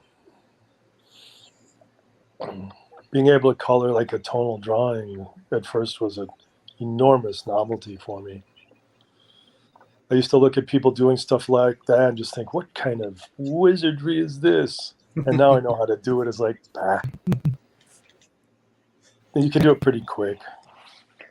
Yeah, it's pretty intimidating though. Just starting out, I remember I was trying to first learn how to ink or color my own stuff. Do you know how Tom learned how to ink, you guys? No. Tom, do you remember the advice I gave you? Well, I mean, you gave me lots of advice, but Well, the one like how to develop a sensitivity with the brush, which was just fill an entire page with just lines. Not actually following anything, but just learn how the brush feels. And one thing about Tom, if you gave him a suggestion that was worthwhile, he always did it. well, I should. You know what? That reminds me. I've got a binder at my parents' house somewhere when I was a teenager, filled with pages of nothing but brush stuff. But it was brush and like using Muscle Magazine reference. So I would kind of like train two things at once, drawing and then learning how to ink it. and it was just all brush, all brush from the art teacher that Doug and I had, a mutual art teacher that she gave me for free Oh yeah. from her thing, and that was the brush I used for years, and I should gotta look for that and just bring it all out. What kind of brush do you use now? And this is I'm using just these the Micron pens, but they make Yeah. the same company makes these brush pens that I really like, especially on the go. They make different sizes, for like big dark areas, smaller Do you ones, use but the harder. Do you dip anymore at all, or you just use those ink brushes? I occasionally, if Yeah. it's like a home commission, I still got my ink here and everything, and Yeah. but not much these days. You paid. I mean, all of your technical like finesse was developed with a harder, such a hard tool to master. So, Well, I mean, I'm thankful for. I mean, to this day, I tell young artists, just learn how to ink with a brush. If you can do that, you can ink anything with anything. yeah, It's true. it's a demanding tool. What do you Well, prefer? guys, I'm gonna go. My wife came in, and I haven't said hello to her yet. Tell Michelle I said hi. I will. Yeah, tell everybody else Tell that Lana I hi. said hi, and let's let's get you guys up here in 2022. Seriously. Well, I got to. I got to pick her up a little later. Yeah. Well, thanks Have for coming fun on. Really appreciate stopping fighting in. that Swamp Thing deadline. Oh, I can't wait. You think I would have had it done, 6 months ago, but no. Was that the original deadline? It might have been. Yeah, might have been. Well, the It's first Black issue Label. took me This is forever. I mean, there's a few things because some of the stuff that got off to a slow start was just initially with the whole project was, even though I was slated to do it and was waiting, to get the script. I took other like commission type work and different things, obligations that I had to fulfill first, which got me behind even just right out of the gate. Because it was after, let's see, how did it even go? Time is so messed up. When DC pulled the plug on what was it called? C5 or whatever. When before Dan left, and then they had to reassess what they were going to do. So I just picked away at little projects here and there, and then when it finally, Lemire came back and was interested in doing Swamp Thing, this limited series. So then I was making money in other ways. Now it's all caught up to you. Yeah. Renegotiate the deadlines. And After, let's put it this way. Also, though, like I've just gotten slower as I get older. Can you imagine that? No, me too. I think after like 30 plus years it was like sprinting for 30 plus years. I was working as fast as I could, long as I could. Once I got off that hamster wheel, I just slowed way down. Well, you probably enjoy it more too now, right? Oh yeah, way more. I actually pay attention to what I'm doing. I might actually notice as I'm drawing, instead of just on the clock, just bang, bang, bang. Now I feel more like an artist. That's awesome. All right, guys, it's fun to drop in. Thanks for letting me in. Absolutely. Thanks, Doug. Thanks for We'll coming anytime, talk. buddy. All right, take care. Enjoy soon, your bud. evening, everyone. You Take too. care. Yep, bye. Once again, I tell you guys all the time, staying on late has its privileges. That's right. Get a surprise guest star here, and That's right. And you get to see, listen, this guy is an animal. Tom's list has been like, we haven't had less than 10 claims for anything he's done, and he's been going for over 3 hours. This is nuts. this is already Tom's over enjoying 3 hours. himself. Wow. Yeah, he didn't even know. See, listen. People don't realize the time flies when you're, we just. I guess not. I was like, honestly, when this started, I was like, man, like 2 hours is gonna seem like forever, especially when no one's gonna claim anything. Like that was literally like my mindset. Yeah, no, it's been a long time since we've had a struggle with claims. Yeah. Let's see. While he's working on that, Ken, one more time, throw up the Craig Hamilton thing for me real quick. If anybody wants, we got 2 spots left for Craig Hamilton. It'd be cool if we just got rid of them all tonight, so I wouldn't have to throw them up on the 4C page tomorrow. And it's another reward I can give to the people that stayed on late and are checking us out. We've got 2 spots left for Craig Hamilton. He's doing 9x12 torsos and headshots and 11x17 torsos and full figures. They are $250, $350, $450, and $600 respectively. Full color. He uses prism pencils. They're just sick. Why do I have to put it up if you're just going to tell everybody anyway? Because they're not going to remember, and they need to see, the examples. Just a couple of examples of his work are just sitting right there, and those were just the Phoenix was a torso, and look what he did with that. And look what the other one for the full figure is the She Who Will Not Be Named, I think is her name. Yeah. She Who Must Be Obeyed. She Who Must Be Obeyed. Yes. That's right. But yeah, so if anybody wants one, I got 2 spots left. I already sold 3. 2 spots left for Craig. If anybody wants it. Oh, hey, look at this. JJ said he saw his Hamilton. He loved it. Awesome. He got a beautiful piece from Craig. He got a Mystique. It was killer. Yeah. Annika says she wants it, but she's going on a trip to Charlotte and Kansas City. That's all right. I'm paying for the room. What the hell is she talking about?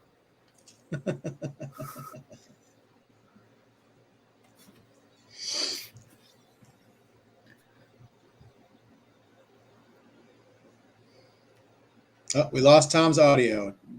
He is double muted. And 1 second. I recognize that. Oh, he muted himself. But yeah, no, that's all right. So I got 2 spots left. So I'll make sure that we see what everybody wants for the other 3 people. And yeah. I was a teacher for 9 years. Don't pull that shit on me. You get paid for 9 months worth of work. 12, but you get paid 12 months of it. Can you guys hear me? Yep, we can now. My AirPods ran out of batteries, so I got to use the iPad speaker. So no, it sounds fine. No, you're fine. Okay. No, you're good. Cool. Yeah, see, when you didn't think you were going to run out of battery, you didn't think you were going to be on that long. It was a full charge when I started. I was under the impression it would last me forever, but I guess not.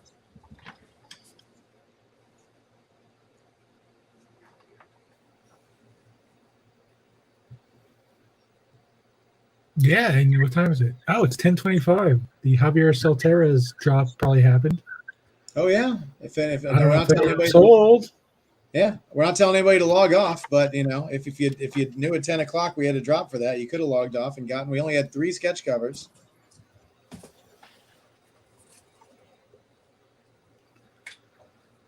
Let's see. We'll probably do 5 more minutes on this, and then we can move on. Oh, nice. Well then, guys, keep your fingers on the button if you want to sketch, because Ken will be dropping that. Not right now. Don't hit that button yet, but be ready. Well, there's one left. There's none left. They're all gone. There you go. Way to go. Gone. Sorry, guys. But that's a good thing, because now I can tell Javier how quickly it sold out, and hopefully Javier will now want to be more inclined to do something. Yeah, you can say it sold out in 25 minutes, and it would have sold out faster if we weren't distracting people with incredibly great art on the live show. I can see how fast. Let's see, the first one. So it was sold 24 minutes ago.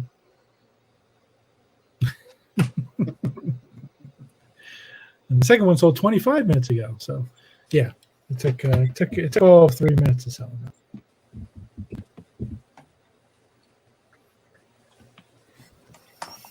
So, Nice.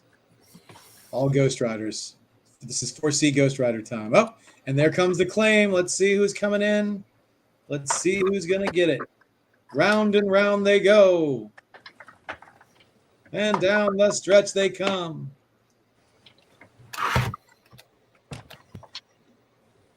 And that's it. All I see is claim all the way down.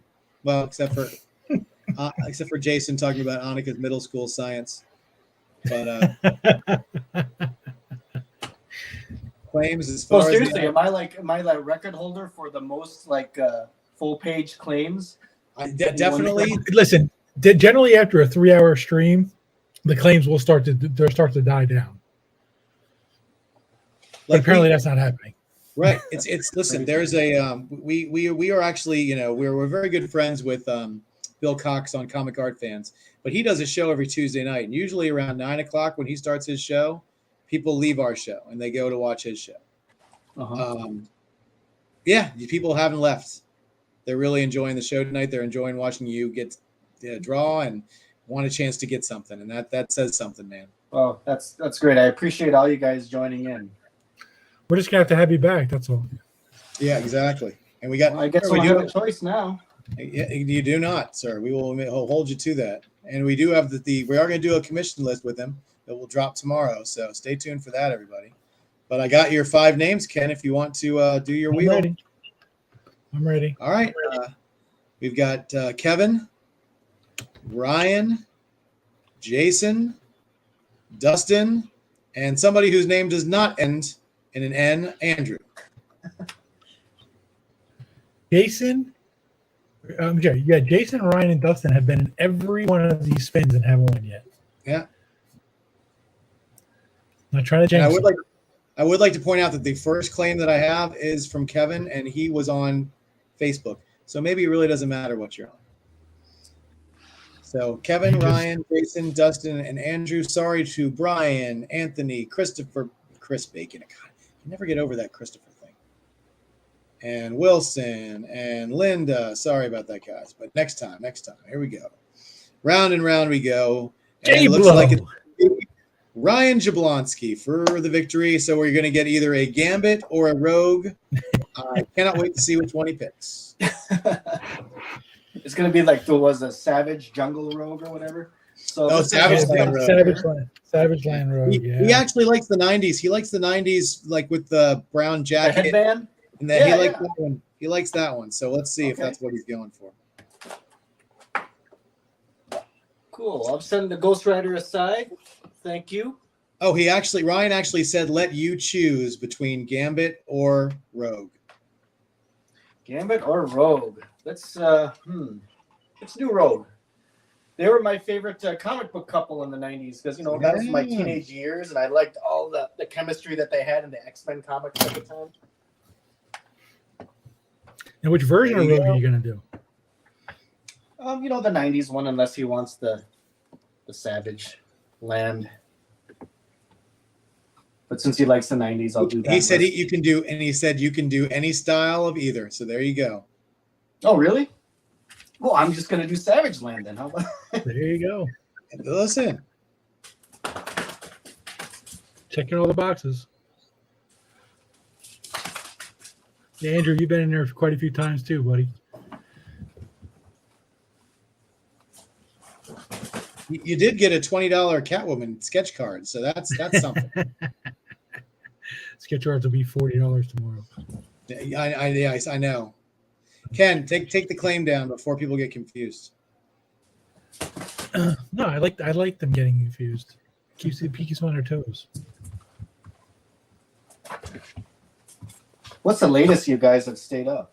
Oh, it's been late. We did a 5.5 hour show with Bill Morrison one night, and we've done an all day show that went from 12 noon until past midnight. It was a sketchathon with eight different artists. Well, we had Bill on, and Bill did 5 hours, and then we had we had Ariel Diaz on, and she did a little over like 5 hours and 15 minutes. Oh wow. And then I had David Williams on, and David went for almost 6 hours. And then Ariel said, "Well, I want to challenge David to a time, see who can go longer." So we ended up doing a sketchathon, and with about 6 or 7 guys, and a couple of guys dropped out after 6 hours, a couple of guys dropped out after 8, and it came down to Ariel and David, and David went till after midnight. Yeah, well, Ariel would have. She was still going, but her computer went out on her, so David won. Oh, geez. Yeah. All because technology failed you. Yeah, so it was battle of attrition at that point. Yeah, so she did 10 sketches. David did 10 sketches. Larry did 10 sketches, but he did 10 sketches in 6 hours because he's that fast. Yeah, exactly. These were all like, most of these were like torso or full figure, drawings. They weren't all headshots, but we had a couple other artists on. I think we had was Aranga on during that one. I can't remember if he was on that one or not. Aranga, I think, was on during that one. Yeah. I don't know if Craig was on that one or if he was on the one before. Craig was on that one. Bill couldn't make it. Craig was like silent the whole time. He was having audio issues. Remember? Yeah. But you weren't there. You weren't on. I was on and off. I had to work that day, so. He was having audio issues that day.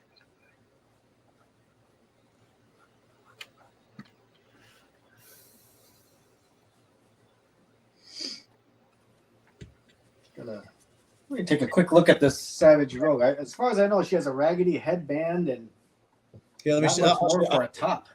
Let me show you. Here's a Savage Lane Rogue I just got recently. Here, you ready? Okay. Oh, nice. You got a Jim. You got from the OG guy. I got a Jim Lee.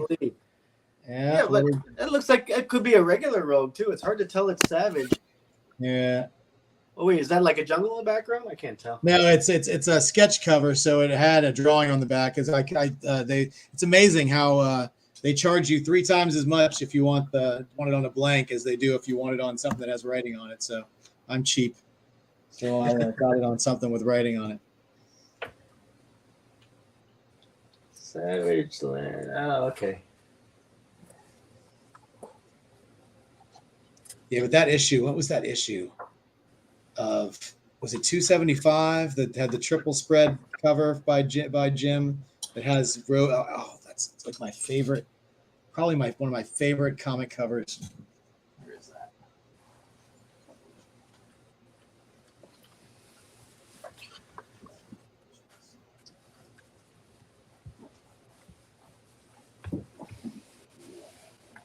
Okay, I see how her top is now.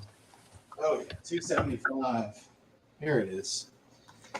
It's the back cover to 275 where you got your Savage Land Rogue, right? Oh yeah, I remember that cover. That's a great cover. Yeah. One of my favorites. I guess it's the feathers in her hair that make it different than her normal. If you're just getting a headshot. Yeah, love that one. Signed by Jim. Yes.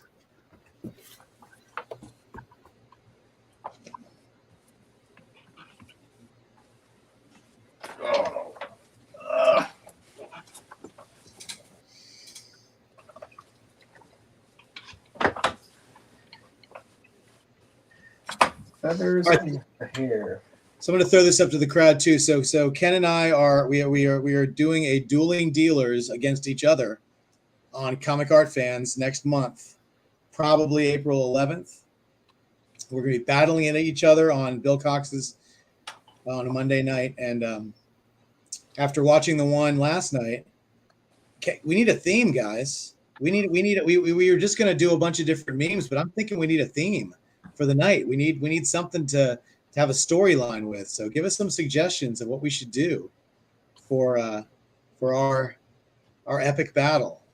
Because every time Ken and I came up with something, it was more like Buddy than it was battling. So we have a lot of ideas, but ours are all spread all over the place. So if you have a really good idea for some memes we should be doing for the show, they did what was it? Karate Kid last night was the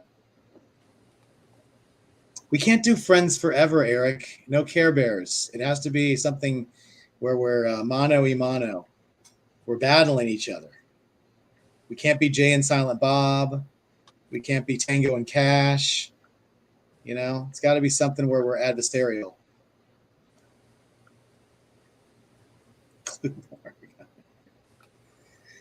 Jablonski. You're a funny guy.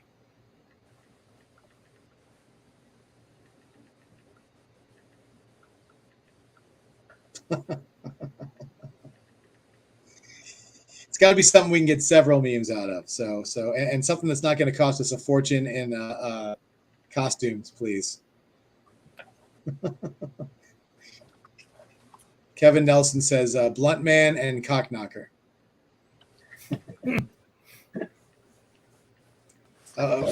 We have an Edward versus Jacob, so we could do our best. Twilight. I don't think that would work with us either. Yeah. That's not happening.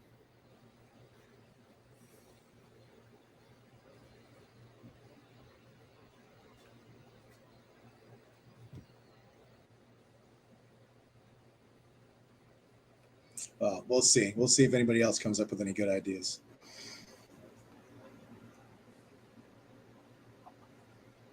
This rogue does not have a resting bitch face. Give her a nice little innocent smile. There you go. Little one of those little half smiles, you know.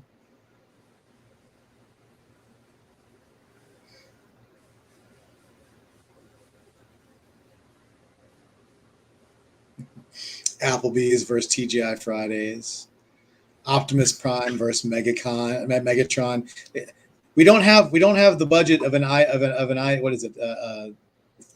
ILM. Did you guys ever get into Transformers? I used to own them all, man, when I was a kid. I still have probably some of the broken ones. Actually, I got taught a very valuable lesson when I was a kid because a bunch of our Transformers broke. So we wrote a letter to Hasbro and telling them how disappointed we were. My mother sat with us so we could write this letter and mail it. And they sent us a box of replacement Transformers to replace the ones that broke. No way. Showed you the power of the pen and how they wanted to, of course, the ones they sent us then broke like the next week too. So they didn't improve the quality, but they did replace the ones we broke. We were no safer with them than we were the first ones. But yeah, it shows you, if you just speak up and have a grudge and, at least that's what it was like back then. Now I think they just tell you to go F yourself, but I think my mom threw away most of my G1 toys. Oh. Well, and my baseball cards. I used to collect baseball cards when I was a kid too. I get to be Maggie. Unibrow. The problem is you have to remember, guys, is that we don't look like either one of those people. It's going to be kind of hard to I have to shave my beard for this battle if you guys keep casting us as teen boys and cartoon babies. Boy band. In the vein of Jeff exactly selling Craig Hamilton commissions. All right, I'm ready to ink this one. I'm going to post Tom's commission list right now. Oh, Tom's commission list is up. So guys, go to the website if you want to get a commission from Tom. It is posted. Once again, staying on late has its privileges. Come back and see us in a minute. You're probably not even listening to me now. I probably dropped down to like 0 people except for Ryan Jablonski. Good luck to everyone. Well, if they're on YouTube, they can actually just open up their Facebook and go on Facebook and do that. Yeah, Andrew Mackey said Hulk versus Thing. And I'm like, well, that's kind of taken by the real Dueling Dealers show, so that won't work. We could do Wolverine versus Magneto, though. You have the helmet. I have the claws. Yeah.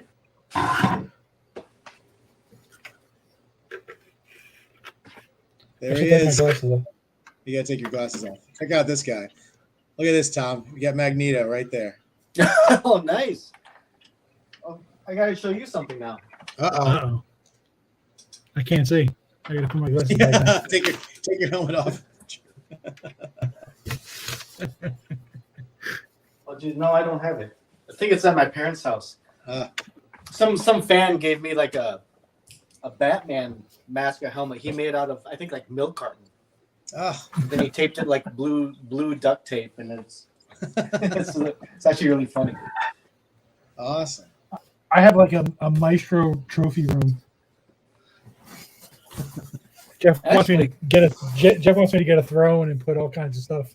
Yeah, he This needs is a my broken newest- skateboard. This is my new favorite. Oh wow! The real Dang. Stormbreaker. Look at you with your toys. And listen, this thing is Yeah, it weighs like 10 pounds. that's definitely a self-defense weapon right there. I'm gonna bring it to Baltimore and have Walt Simonson sign it. Hey, you guys want to see my secret cosplay Uh-oh. identity? My cosplay side of me? Let's see. This is the, Let's see it. this is the real benefit of staying on late. So go on Facebook and go to Suckle Wolf. SuckleWolf. Because, you know, like if you're a famous cosplayer, you're supposed to have like your own cosplay name. So go to Suckle Wolf. One word. That's me. That's my How do you cosplay. spell it?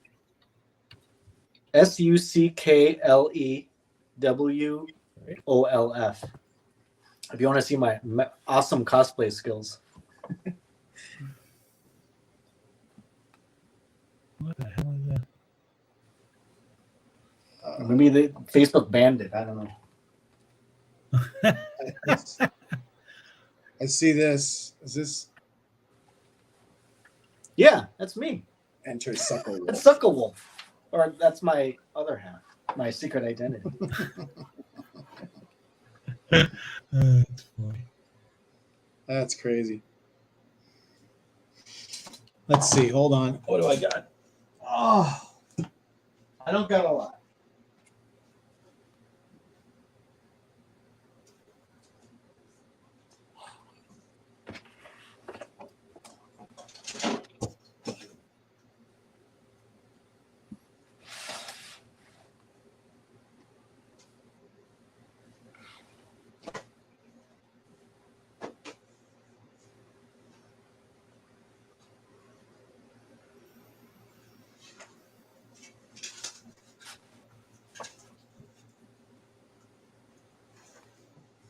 All right.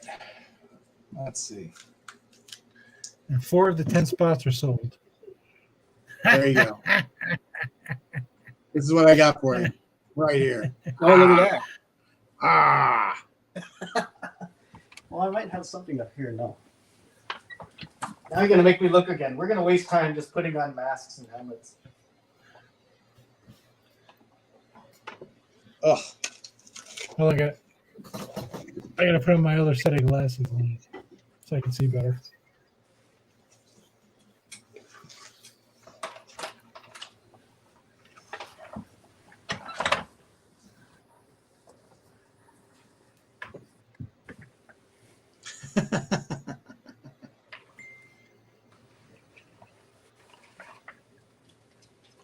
This is my Hey, what if I tactical use- bag.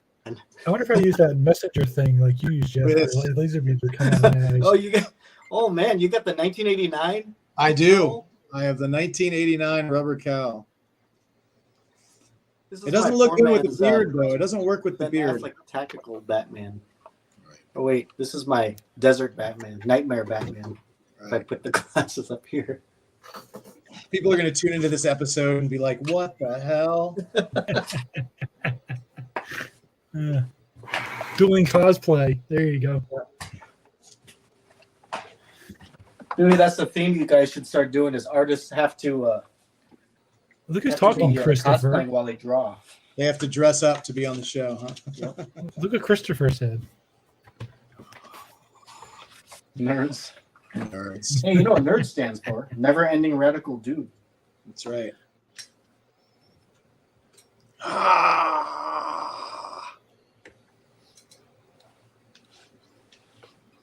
Can almost see the Hulk in my reflection here. Almost. Where is it? Right.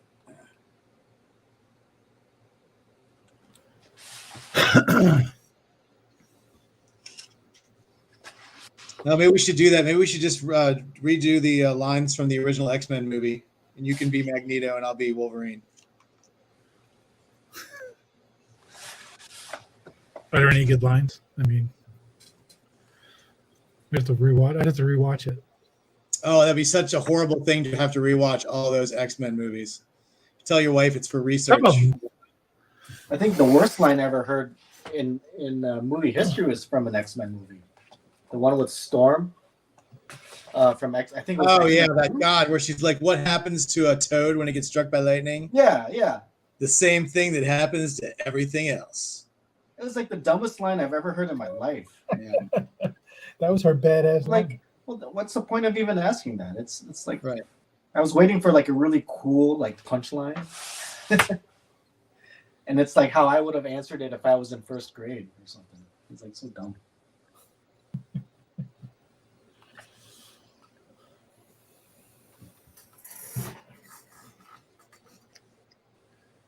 Mike says he loves the toad line. Well, Mike's not allowed to make claims anymore. Yeah. I'm the juggernaut, bitch. I'm the juggernaut, bitch. Oh yeah, I remember that one too.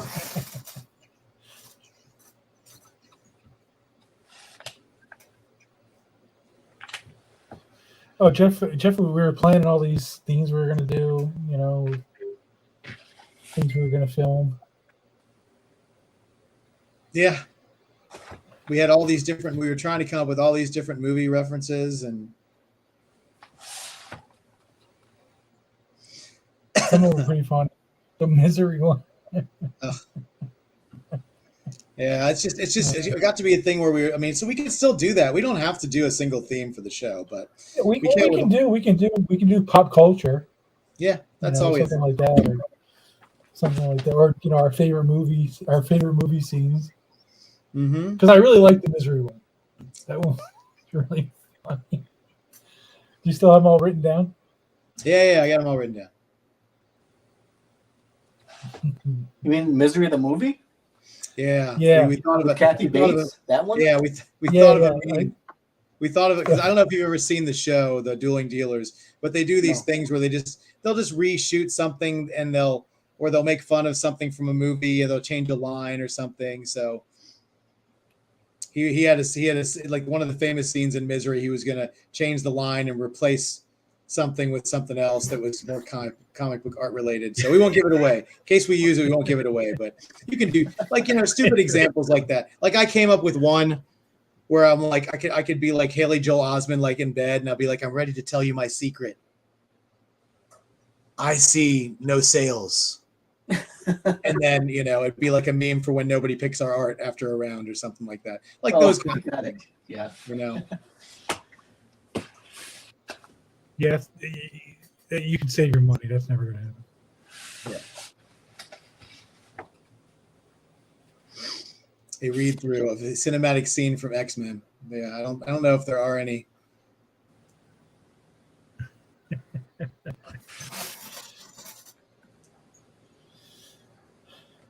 It's so funny from Deadpool when he kills the other Deadpool, and he says, "Just cleaning up the timeline." Yeah, exactly. I just think it's so funny how you can watch all of those X-Men movies, and they're all supposed to be sort of related in sequels, but every single one contradicts the movie before it. It's just such a crazy thing.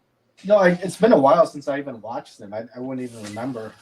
Well, it's like Storm had an a quote unquote African accent in the first X-Men movie, and then she just didn't do it in the second movie. Did she really? I don't even remember that. Yeah. They well, that was like Princess Leia, and when you first saw Princess Leia, she had a speaking with an English accent, and it wasn't English. It was just a weird like way of talking. In an aristocratic way. Yeah, supposedly. And then I was trying to think of all the different. It's just every single movie, just like it continually, like even all the way to like Days of Future Past, where the end of the movie like shows Wolverine getting pulled out of the water by Stryker, but his eyes glow because he's really Mystique.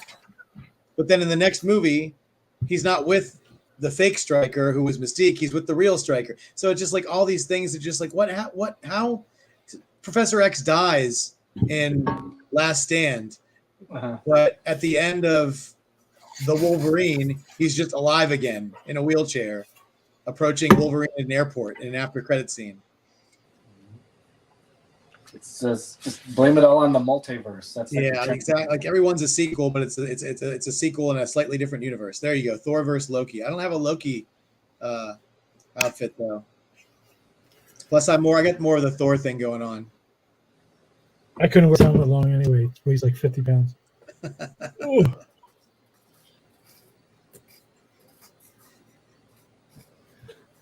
Yeah, you definitely didn't get the cosplay ones. No.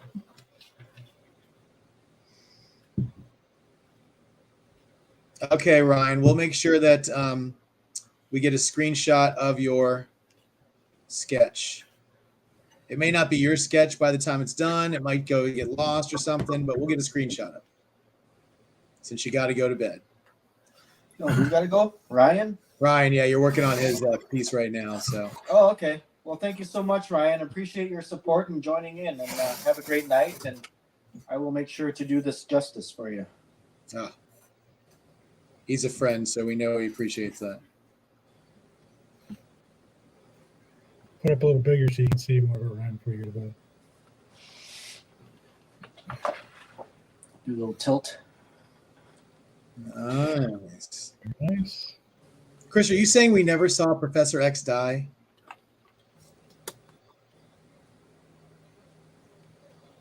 Because that's a poor argument. Nobody should ever make an argument for X-Men Last Stand.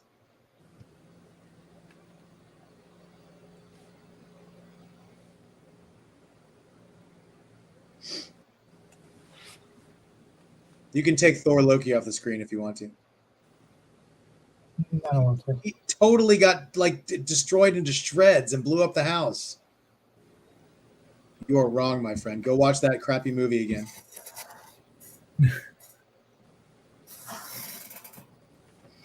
Did you guys say you haven't seen the Batman yet? No, we haven't. I haven't seen. I know Ken hasn't. I'm gonna go see it Friday.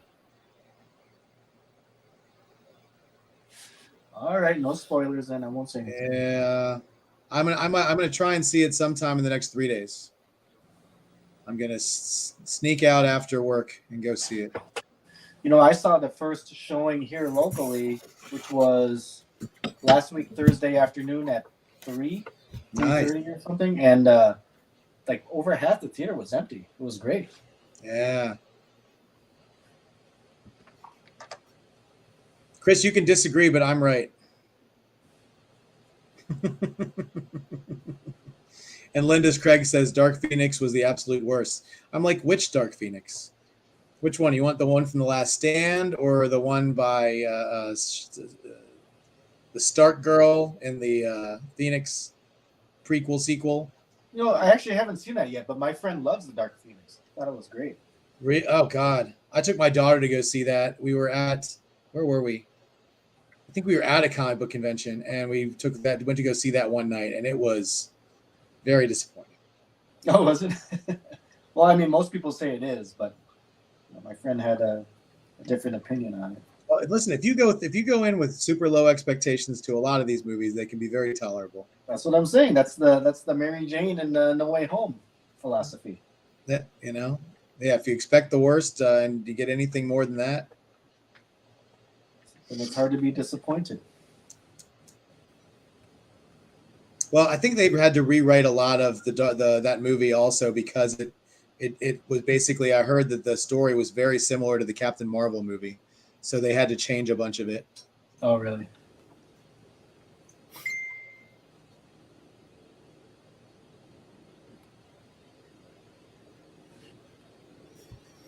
So 5 out of 10 spots have been claimed. Oh, so there you go. Half your commission list is already full, Tom. Oh, the commission? Yeah. Yep. Oh, cool. So that'll be full probably before morning, I would imagine. Well, I am very flattered by this whole experience. Well, you deserve it, man. Your stuff is great, and yeah, thank you so much again for being on. And I hear you. This is one where you had low expectations, and you could have come in with high expectations and been happy with tonight. I can't imagine myself having high expectations. Yeah. And listen, this I is mean, what have you hap- ever had anyone come in with high expectations and they just get like really pissed off? That Yes. they- Well, not pissed off, but we've had high expectations of artists, and they come in and flop pretty hard. Yeah. Uh-oh. Can you guys hear me? Looks Yeah, like- we got you. It's you flashed maybe out for a second, but you're back. Oh, something's wrong with the sound. I don't know if you guys. Someone's sound is. Oh, a I little don't odd. know. Jeff sounds funny to me. I don't know why. No, I don't know. Your screen kind of flipped out and came back, so I don't know if that maybe that I don't know if that was just on my end or on everybody's. Jeff's got a high pitched robotic voice. Domo arigato, Mr. Roboto. Sorry. I was gonna lean into it That's for your awesome. speaker. Let me see if I can. Sure.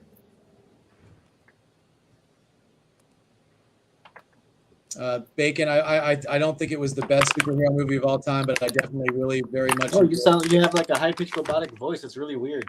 The Days of Future Past. I know. I want to say something cool like exterminate, exterminate, exterminate.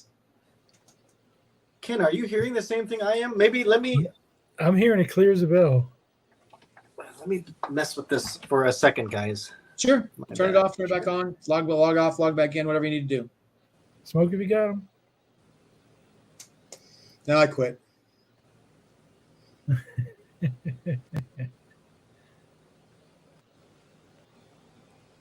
Oh, Jason was like, wow, I was cleaning and I didn't see Tom's list went live. Well, you better go check now, buddy.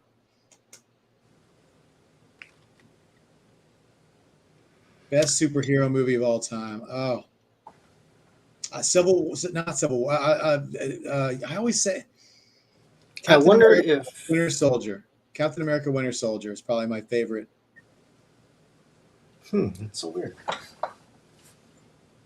Winter Soldier, Civil War is one of my favorites too.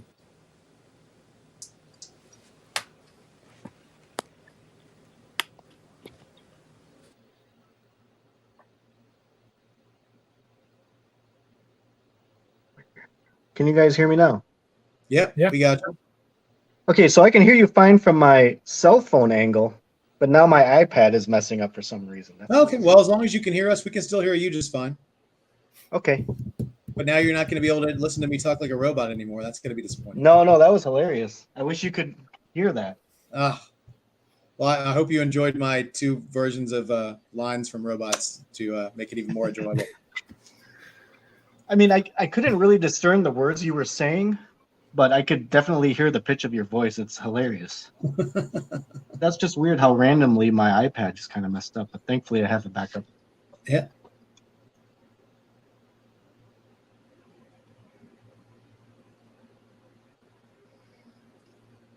Chris.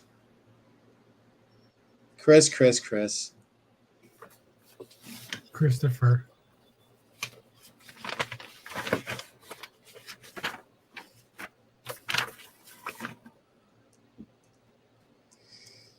The flaw in Days of Future Past, and I'll point this out to you, is that how there's a formula that gets rid of Professor X's mutant power heal his spine from a gunshot. Can you explain that to me?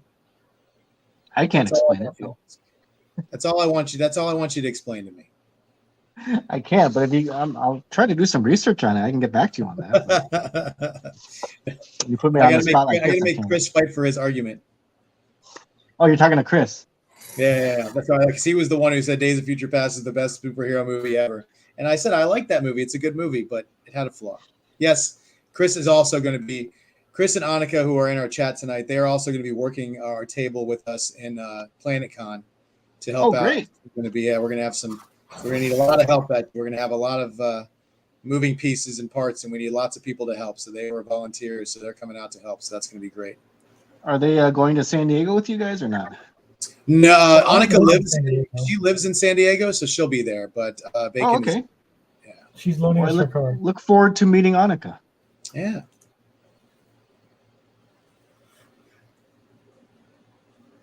And we'll be there Wednesday through Sunday night, so we'll have a lot of time. Hopefully, we'll be able to hang out.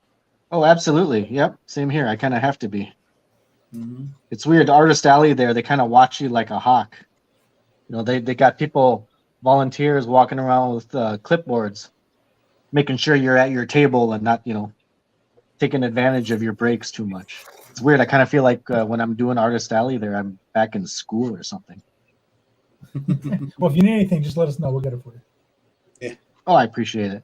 I mean, they got people that can sit at my table and also, and make friends with my neighbor artists, and they're more than happy to watch the table. But yeah, I mean, I totally get it. I mean, they're giving you a table for free, so they expect you to take advantage of it and not waste it.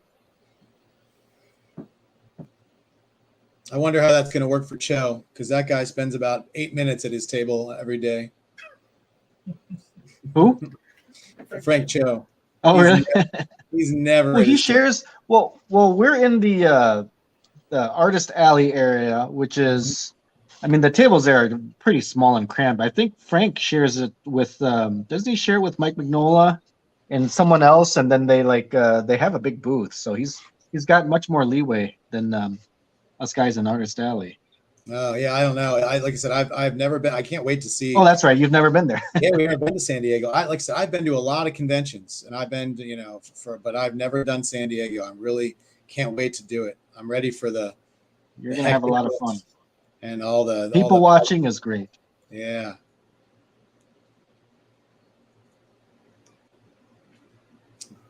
Like Mardi Gras with cosplayers. With cosplayers and less vomit smell, I would imagine. Yeah.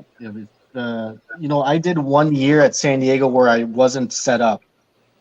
I applied too late, so I wasn't going to do a table there. And then my friend, who was an artist, he lives in California. He convinced me to just come out. So just crash in the hotel room with me and just come hang out.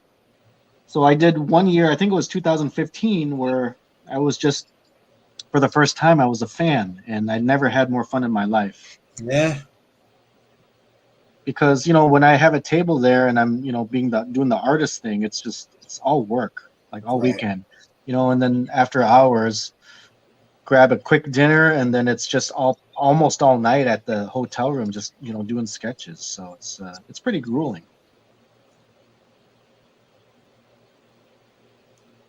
We'll do a live sketch show for San Diego with you.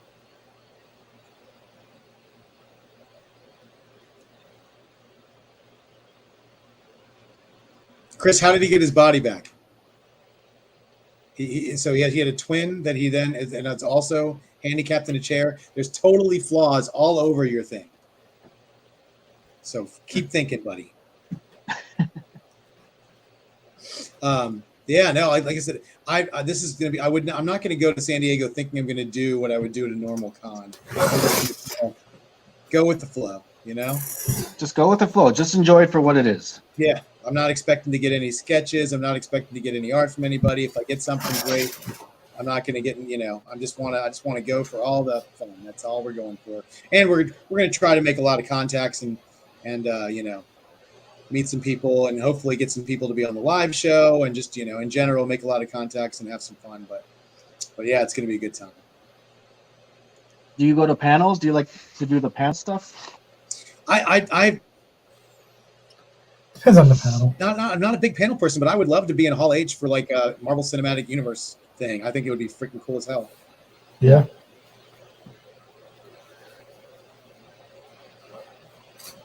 Yeah, the people that camp out for Hall H, I just can't do that. I mean, God bless them, but that's hardcore right there.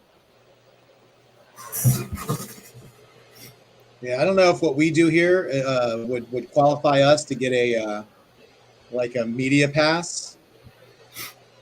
Since we do interviews while doing sketches, I don't know if that would qualify us. But it's definitely. Yeah, I don't know how stringent the qualifications are to get a media pass. I almost considered doing it 1 year for fun, and pretend like I was a photographer, like for the press or something like that. And right. I don't know. I just didn't follow through with it. I got too lazy with the application process, and I didn't think I would get in anyway. Yeah, like I said, the great thing we've got going for us is Bill he's a special guest for the show. So hopefully, if he wants to have great. access to places, we'll be able to get access. So Absolutely. we may get the grand tour. All right. Well, I think got a couple minutes left on this one. I mean, it's close enough to where I can just put finishing touches and more blacks and just add the fancy gorgeous. grays. But how's that look? Sexy, sexy. I can't wait to see when you do the hair with like the white strip. It's going to look so cool. Oh, yeah, with the skunk Oh, stripe yeah. or whatever she's got. It's going to be awesome. Do we still have people left? Oh, we got people. There's people. There's only one way to find out. Oh, and there's another claim. Look at that.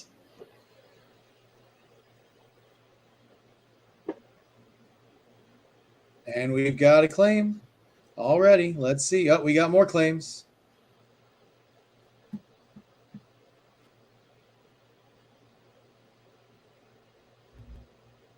time is it? 11 o'clock. I guess we've lost quite a few viewers, but we still have enough to get you 5 claims, which is all we can put on the wheel anyways. So we're done. We got 5 claims. Perfect. Should we just do one more then? Yeah, we'll call this one the last one. We'll call this the last one. Let's call this one the last one. Good. Sure. All right, what do you got? I got Kevin, Jason, Linda, Brian, and Homer. I don't know how fast you think I type. Kevin, Jason, Linda, I got it. Brian, Homer.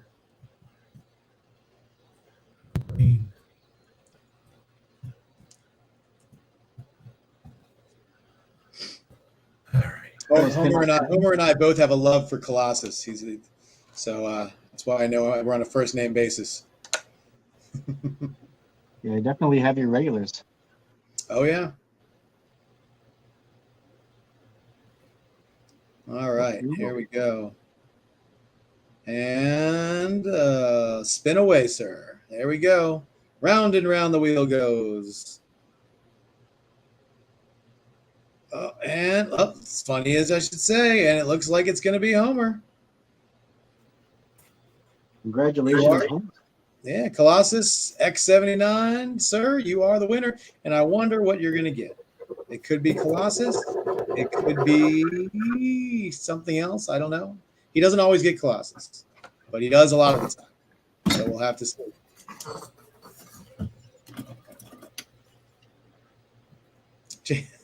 Jason, we're just trying to save you money, man. You sometimes we feel like you're single-handedly putting 4C Comics in business, so we got to give you a break every once in a while. Yeah, we got to keep you hungry a little bit.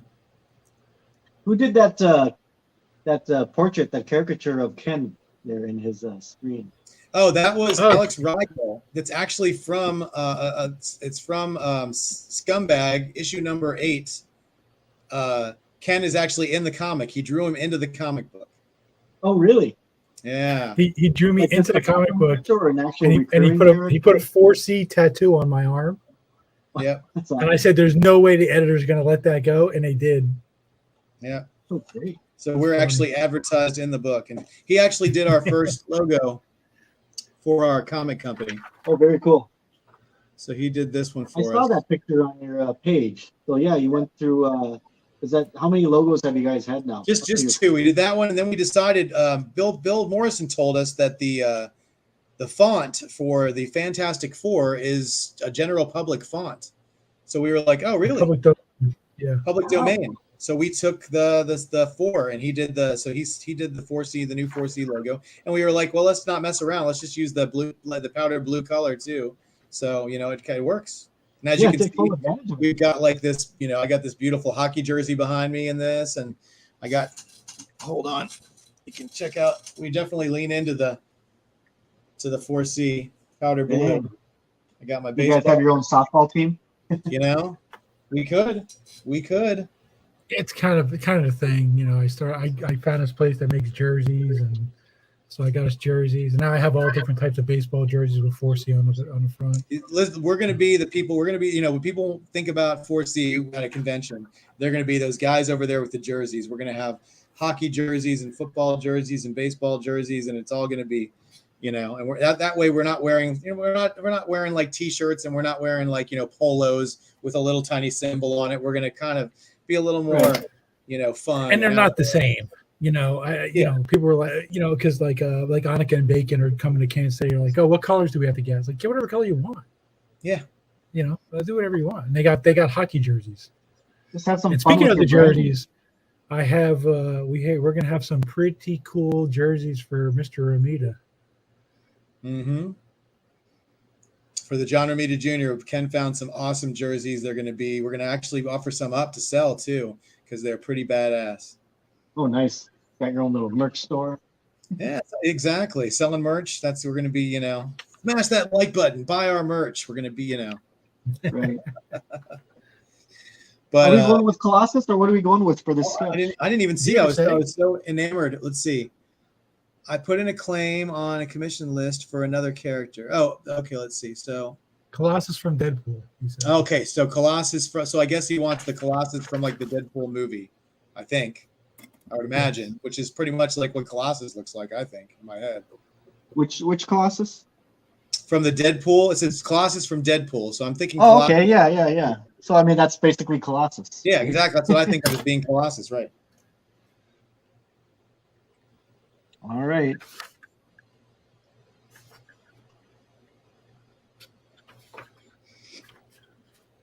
We can do it. Is there since this is going to be the last one, is there any just general questions or anything that like anyone has in the chat that they need to get out of the way, or throw it out there, guys? We've been fielding them all night. I think unfortunately some of them kind of fell to the wayside. We were so enamored with doing other stuff earlier. I tried to ask as many of them as I could from the chat all night. And I don't know if everybody's here anymore who asked questions, but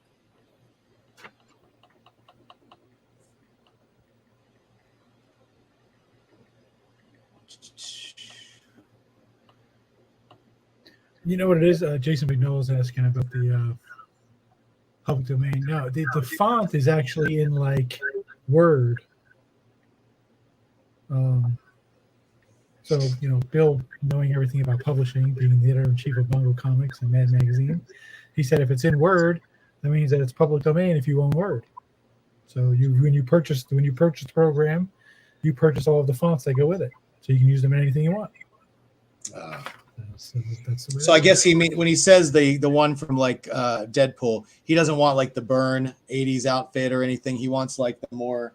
I'll have to find a picture of the outfit for Colossus. Hold on. yeah, I'll look it up. And I'll make sure I'll get the details correct. Let me see.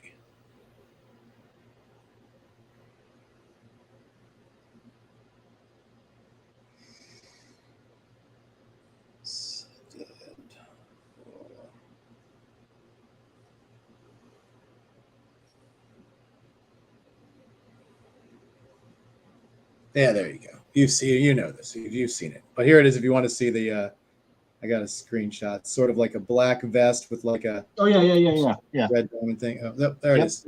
Here it is again. More full screen. There you go. Okay. Yeah. Got it.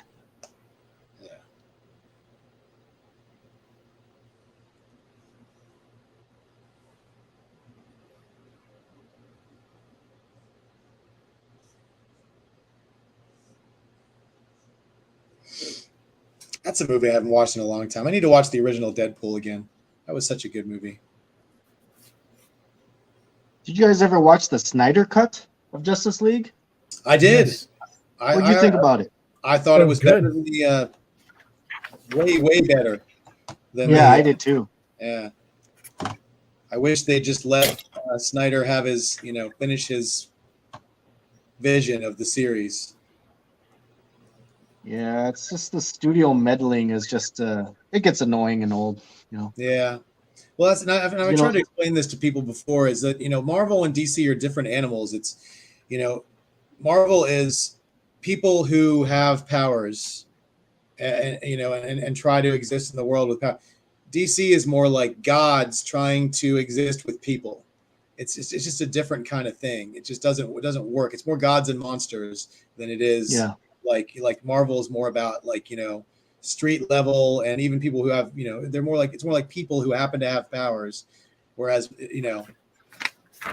DC's definitely, it's all about the superheroes, and their personalities and private lives are secondary to their public lives, and you just can't do it the same way. You can't treat them the same.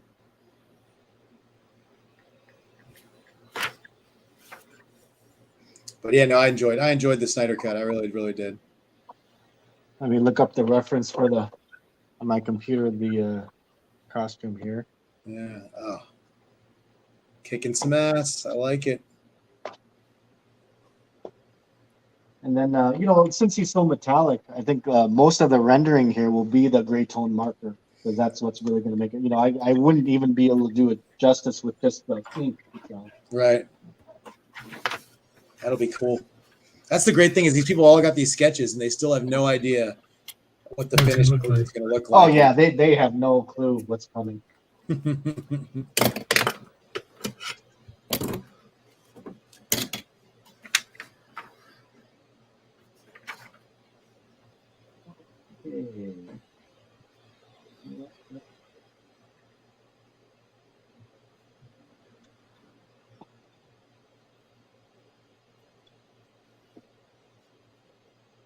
Yeah, this vest that he's got in the movie is actually simpler than the classic comic book version.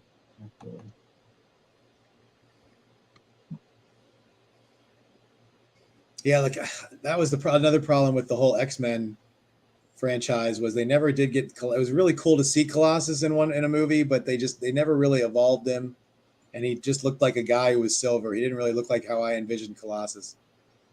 Which movie are you talking about? The X-Men movies or the X-Men? Yeah, the like X2 and yeah. Last Stand and Days of Future Past. Nothing The against Deadpool version actor, was authentic. What? The Deadpool version was more authentic. Oh yeah, definitely.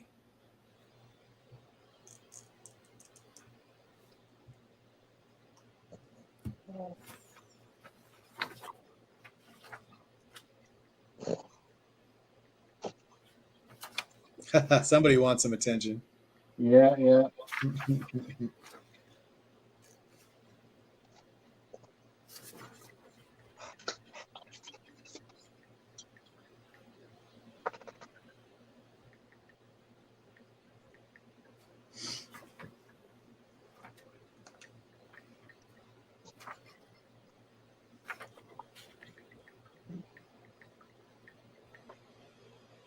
If there's any other questions in the chat, we have them.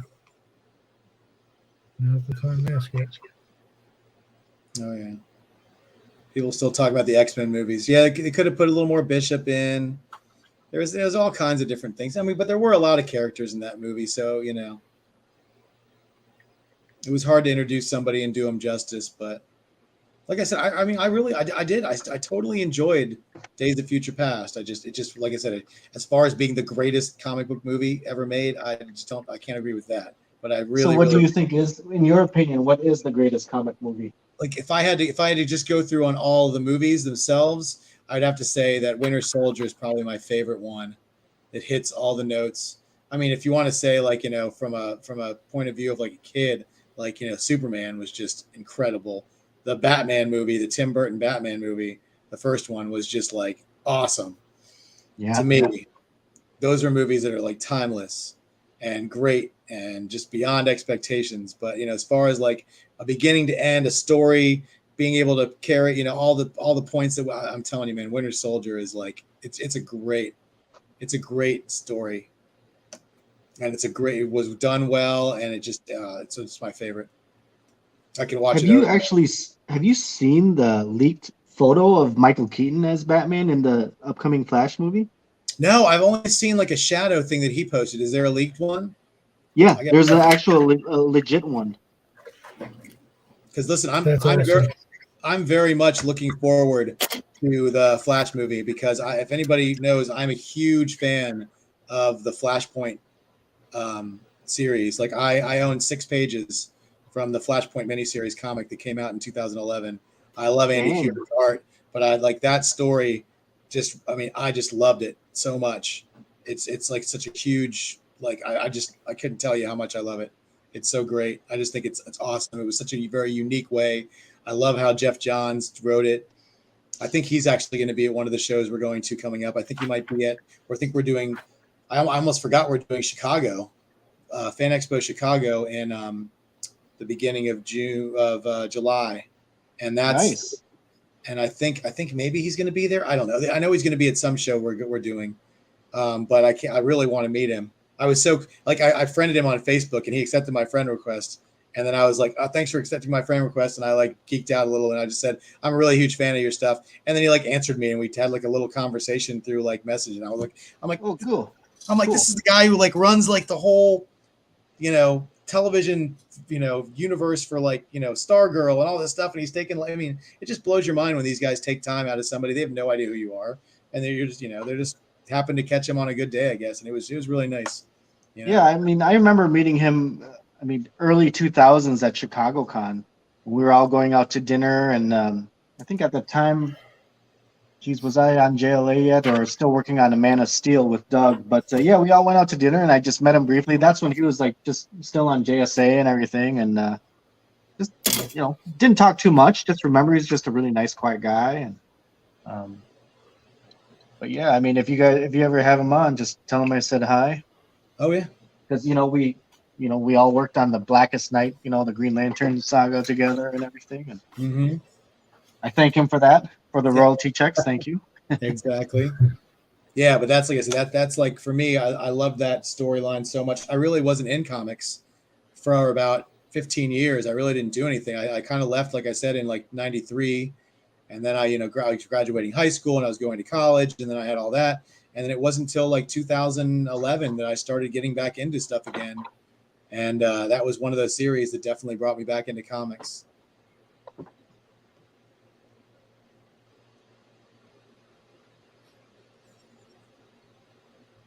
Yeah, next time tell your viewers I want more variety in my Green Lantern commissions.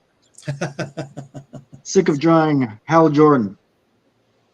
There you go. Well, hey, you didn't draw any of them tonight. Nobody got one Green Lantern from you. I know, right? And just one Red Hood. Yeah. Well, I said we have a very eclectic crew here, and it's they definitely you didn't even get to see a lot. I mean, you did know Mac, which is pretty up there. We usually have like a Daenerys from Game of Thrones. We'll have like what's her name? Erica Slaughter from Someone's Killing the Children. We'll have we have Jane Foster Thor. Yeah, Jane Foster Thor. It's just all these different characters that people just love to get, and they're regulars on our show, and just out there stuff. Not like your normal sketches, but.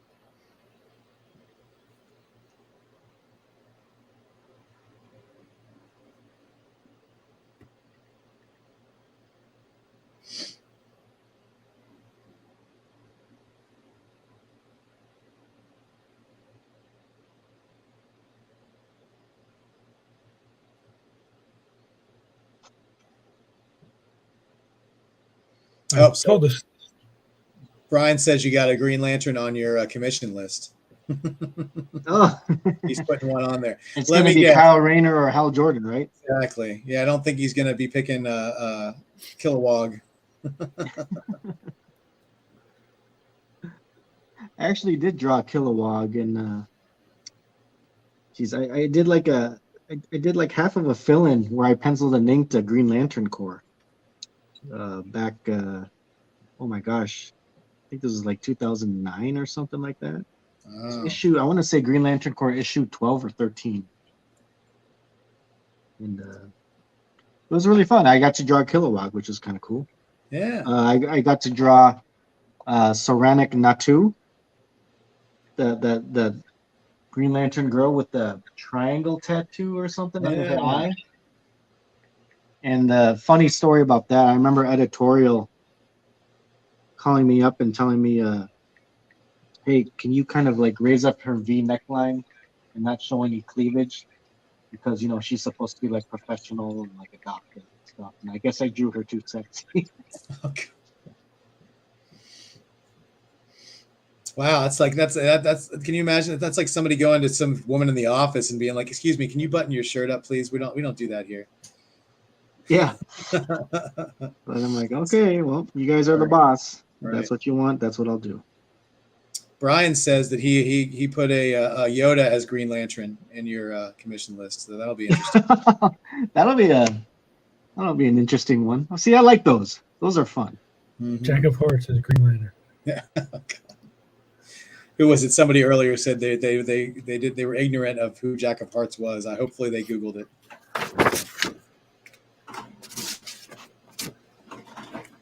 I recently saw him in a comic too, and they changed his costume.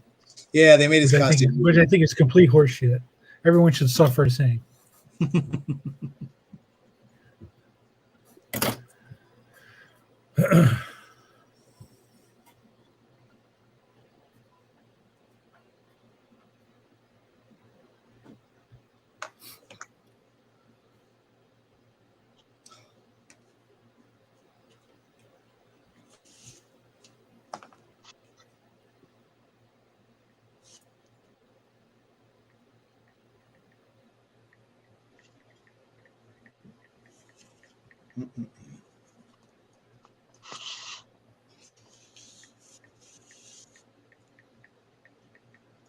I don't know if you've heard the story, Tom. I told the story a few times, but you might enjoy it.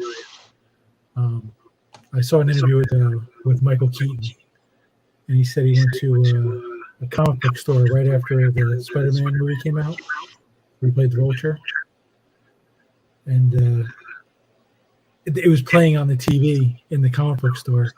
He said, and the clerk looked at him, looked at the screen, and kind of looked at him and said, is that you? And he said, no, I'm Batman. And he walked out.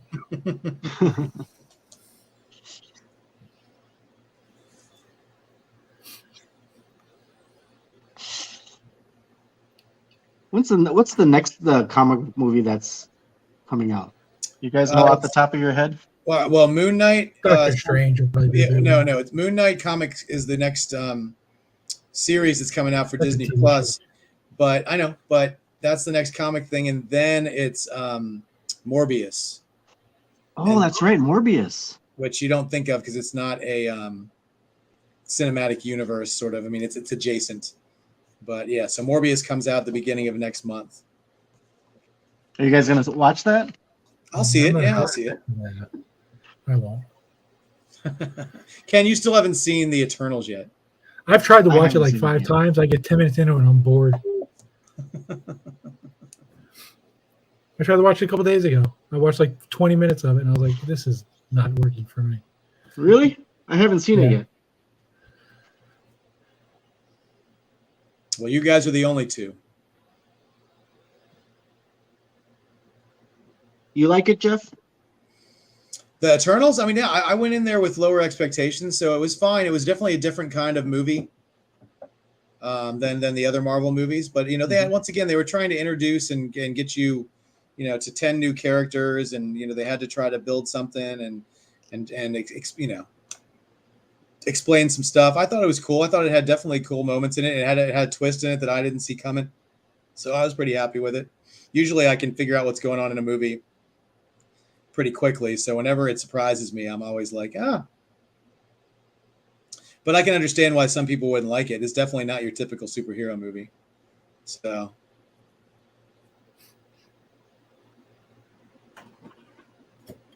But yeah, I'm looking forward to the Moon Knight. I'm looking forward to the Morbius. And then, yeah, Doctor Strange will be the next cinematic one to come out. Yeah, see, I don't even have Disney Plus. So I don't get to see all the goodness that it offers. You have to steal somebody's password. No. I know. I do have HBO Max. See, I don't have HBO Max, so we're on different ends of the spectrum over here. But I haven't even taken advantage of that, even, you know. I mean, I saw the Snyder Cut. I mean, with all the DC stuff that it offers, I mean, really, what it comes down to is that when I want to watch something, I really want to watch it and not just listen to it. And you know, my work, since it involves me drawing all the time, it's really hard for me to just, you know, watch these things. You know, when I'm working, I generally have YouTube or documentaries or, you know, a podcast or something, because I don't need to keep my eyes on that just to get something out of it. Right.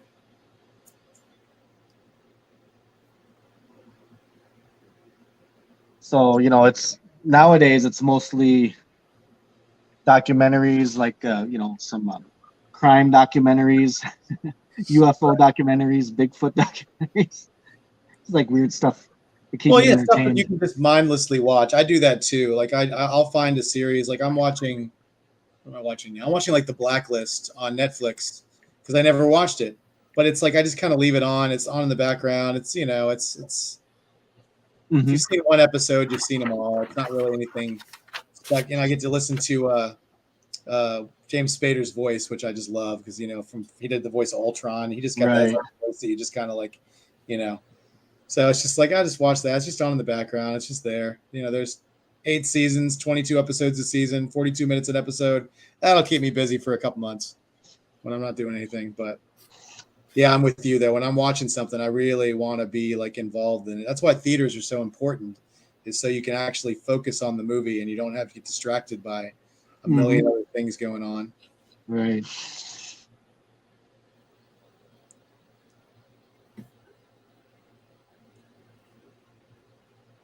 Yeah, there are definitely way too many streaming services.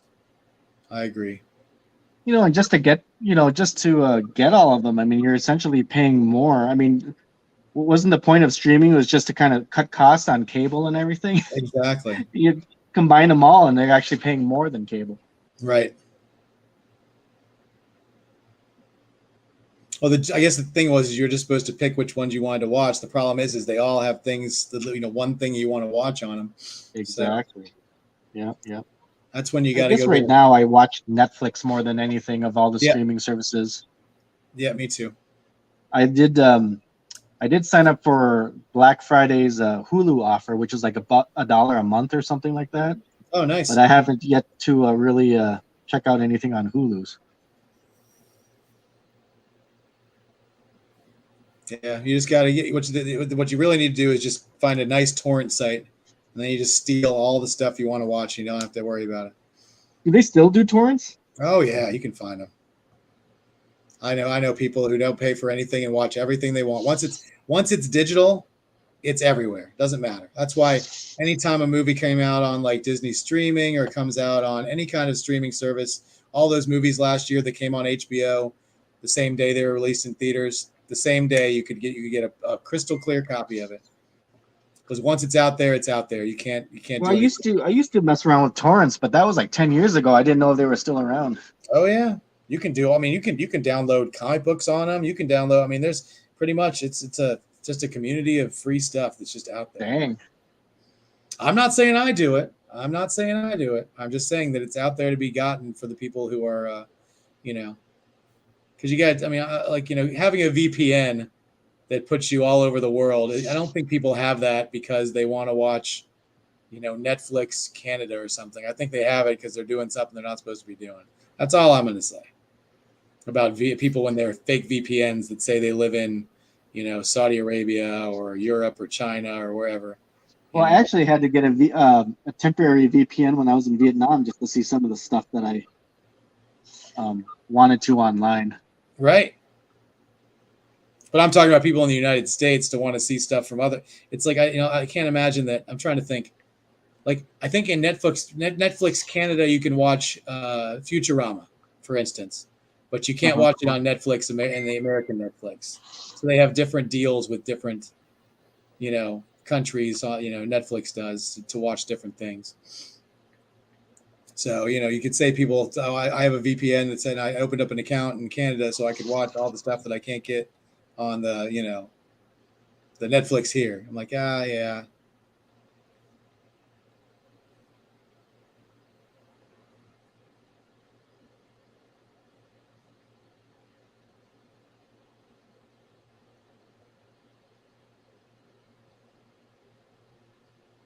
How long were you in? Last time you were in Vietnam, how long were you there for? The last time I was there was in late 2019, and I was there for 3 weeks. Oh, okay. And I was there to come back with my wife because I met my wife in Vietnam 6 years ago. Oh, okay. And then I would go there about every year and spend about a couple months. And then when we finally got engaged and decided to get married, I was like, well, let's do the 90-day fiance thing. So have her come over here, and then we get married within 90 days, and then she can file for her green card, and that's where Vegas came in, because it was the cheapest and fastest way for us to get married without planning, Right. and that's what we did. Nice. So yeah, that was in late 2019. So she's been here for a little over 2 years now. Oh, and she's had, I'm sure, the funnest 2 years that ever existed in the entire, United States, right? Well, coming to Minnesota winter, not exactly. Minnesota But, winter, right before a pandemic. Oh gosh, I mean, the timing is pretty crazy on that, because she came here at the right time, right before the pandemic set in, and then they were like clamping down on traveling and everything, and we just barely, squeezed in under the radar. But it's definitely a culture shock for her here. And, but she's doing great. Her English, she's been really diligently practicing her English and getting better and more confident at it. And my parents being here and close by, it really helps her.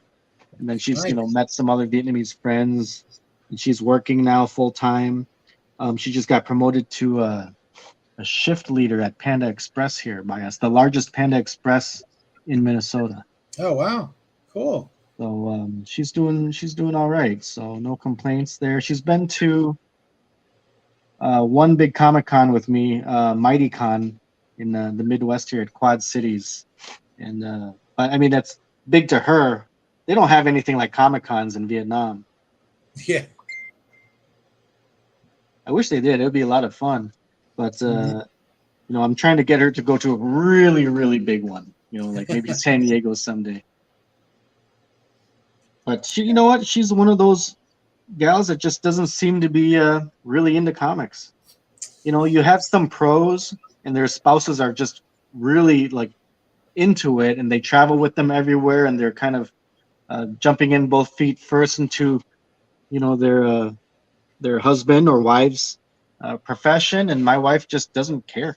She just wants to do her own thing, and she's like, okay, she doesn't even quite understand comic book culture and how popular it is here.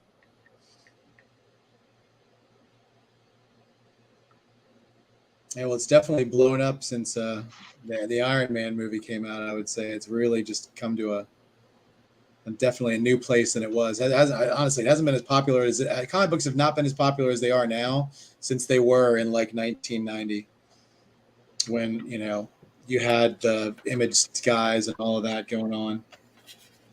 Well, with Iron Man, I mean, isn't that about the time where I guess celebrities from these movies started doing Comic-Cons? Because I don't know if you remember, but there was a time where it was like shameful for a celebrity to do a Comic-Con.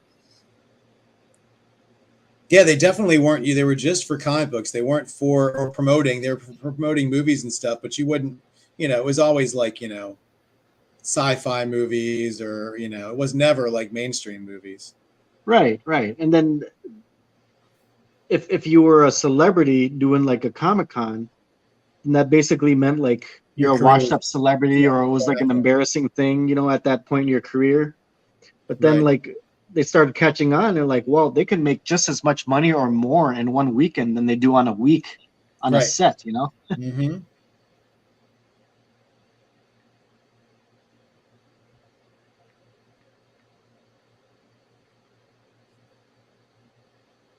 Yeah, and that's when everything just kind of blew up. When the success, when Iron Man first became a success, and then you saw the Hulk movie, and then they made Iron Man 2, and then all of a sudden they had they were getting ready to team up to do the Avengers movies, and then you still had the Batman movies were still coming out at that point with Christian Bale, and stuff was just really starting to build and build and build.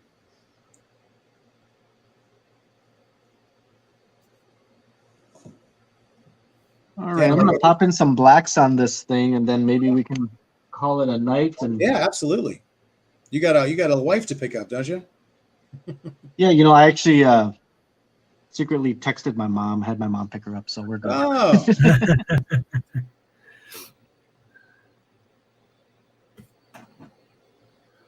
Ken's not on screen right now because he was sleeping in his chair. That's what he, I'm invoicing. I didn't want you guys to see her watch me work.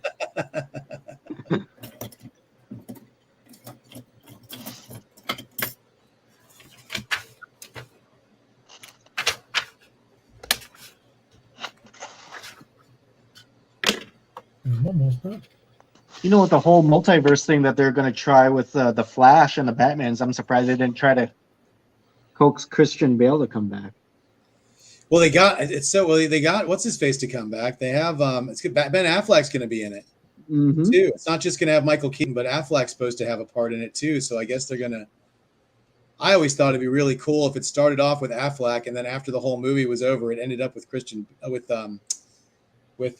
Robert Pattinson, so you could kind of see the continuity a little bit to where he changed it to where, it's still there's still a Batman, but he's just a different Batman than he was when he went in, Oh yeah.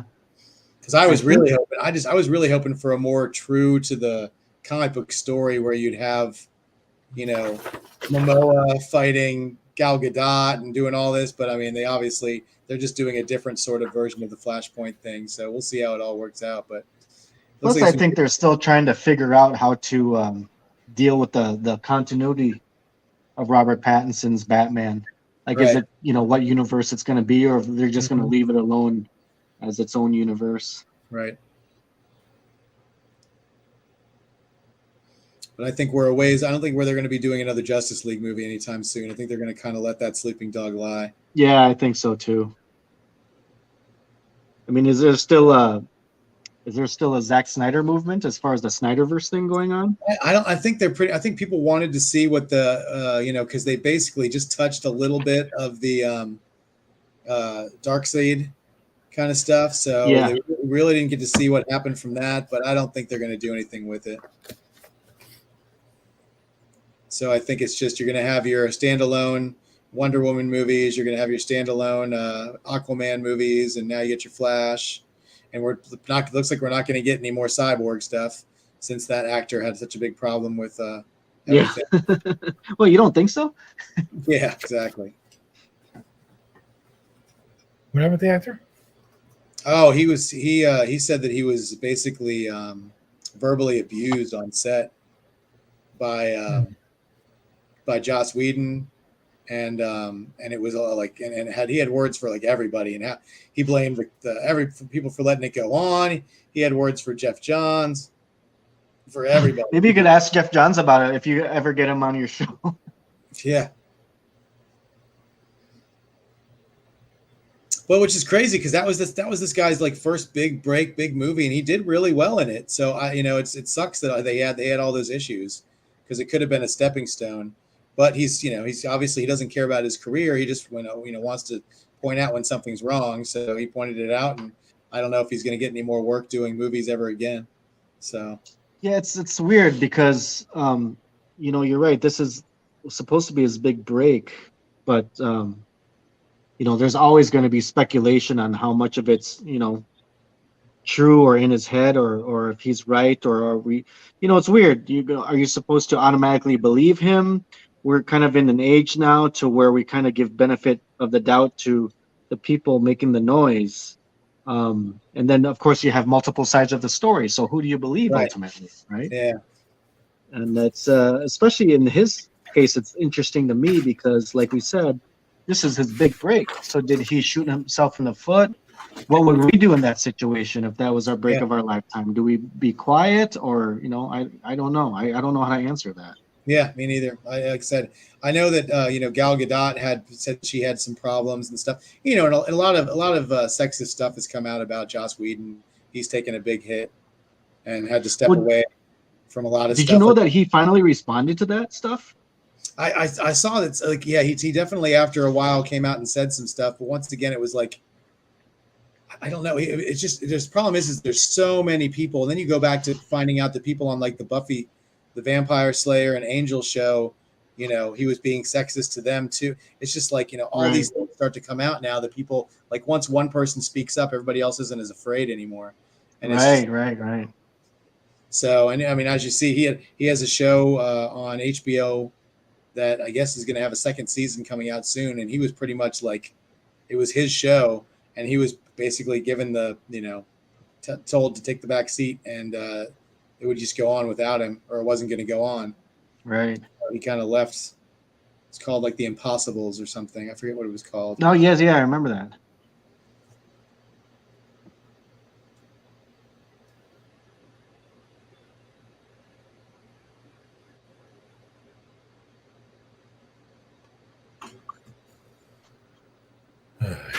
Let's see. That looked fantastic. I can't wait to see. Yeah, I think we've got the basic gist of it. I mean, like I said, most of this stuff here and all through his body is just going to be a marker to get that metallic effect. So I think you could probably. Oh, look at that! That's awesome. Nice. A little more than a headshot. Yep. Well, I think it's time to call it. Yep, Okay. we did. Let's see, we're almost did 5 hours. So, congratulations. Holy crap! I can't believe it. I listen, man. Time flies when you're having fun, buddy. I hope you had some fun guess. tonight. No, it was a lot of fun. It's just like it felt like we're just hanging out. Yeah, and that's exactly what we go for. Is just having a conversation, hanging out, shooting the stuff, people buying art. Can't imagine a better time than this. So let's see. And that's why people watch too, because the conversation is very light. We let them interject and make comments and watch some great art being drawn. Are we missing anything as far as like questions that went unanswered or anything? I think we got it all. Great. Yeah. We'll just have to have you back on. That's all. Yeah, exactly. Sure. We just got to get you to come back on again sometime. That'd be awesome. Sure. So are you guys gonna just hit me up offline as far as the final details and how we're gonna complete? Yeah, Well, so hang you on can- after we end the show. Yeah, we'll end the show. We'll be in the green room afterwards. So don't go anywhere just yet. I'm just Okay. going to say, just to end the show, thank you everybody who joined us tonight. Thank you all who watched. Thank you all who got stuff. Thank you, Tom, so much for joining us. It was a blast. Another marathon. We like when we can get these in every once in a while. Make sure you tune in next Tuesday for. I have no idea who we have next Tuesday, but I'm sure we have somebody. Nothing yet. Who is it? Nothing yet. Nothing yet. Well, we're always coming up with stuff. So please catch us next Tuesday, and please get vaccinated. Please get boosted. I want to see you all at all the cons this year, and have a wonderful night. And thank you for supporting us. Thank you, Tom, and thank you for supporting 4C for me and for my buddy Ken. Have a great night. Take care, guys.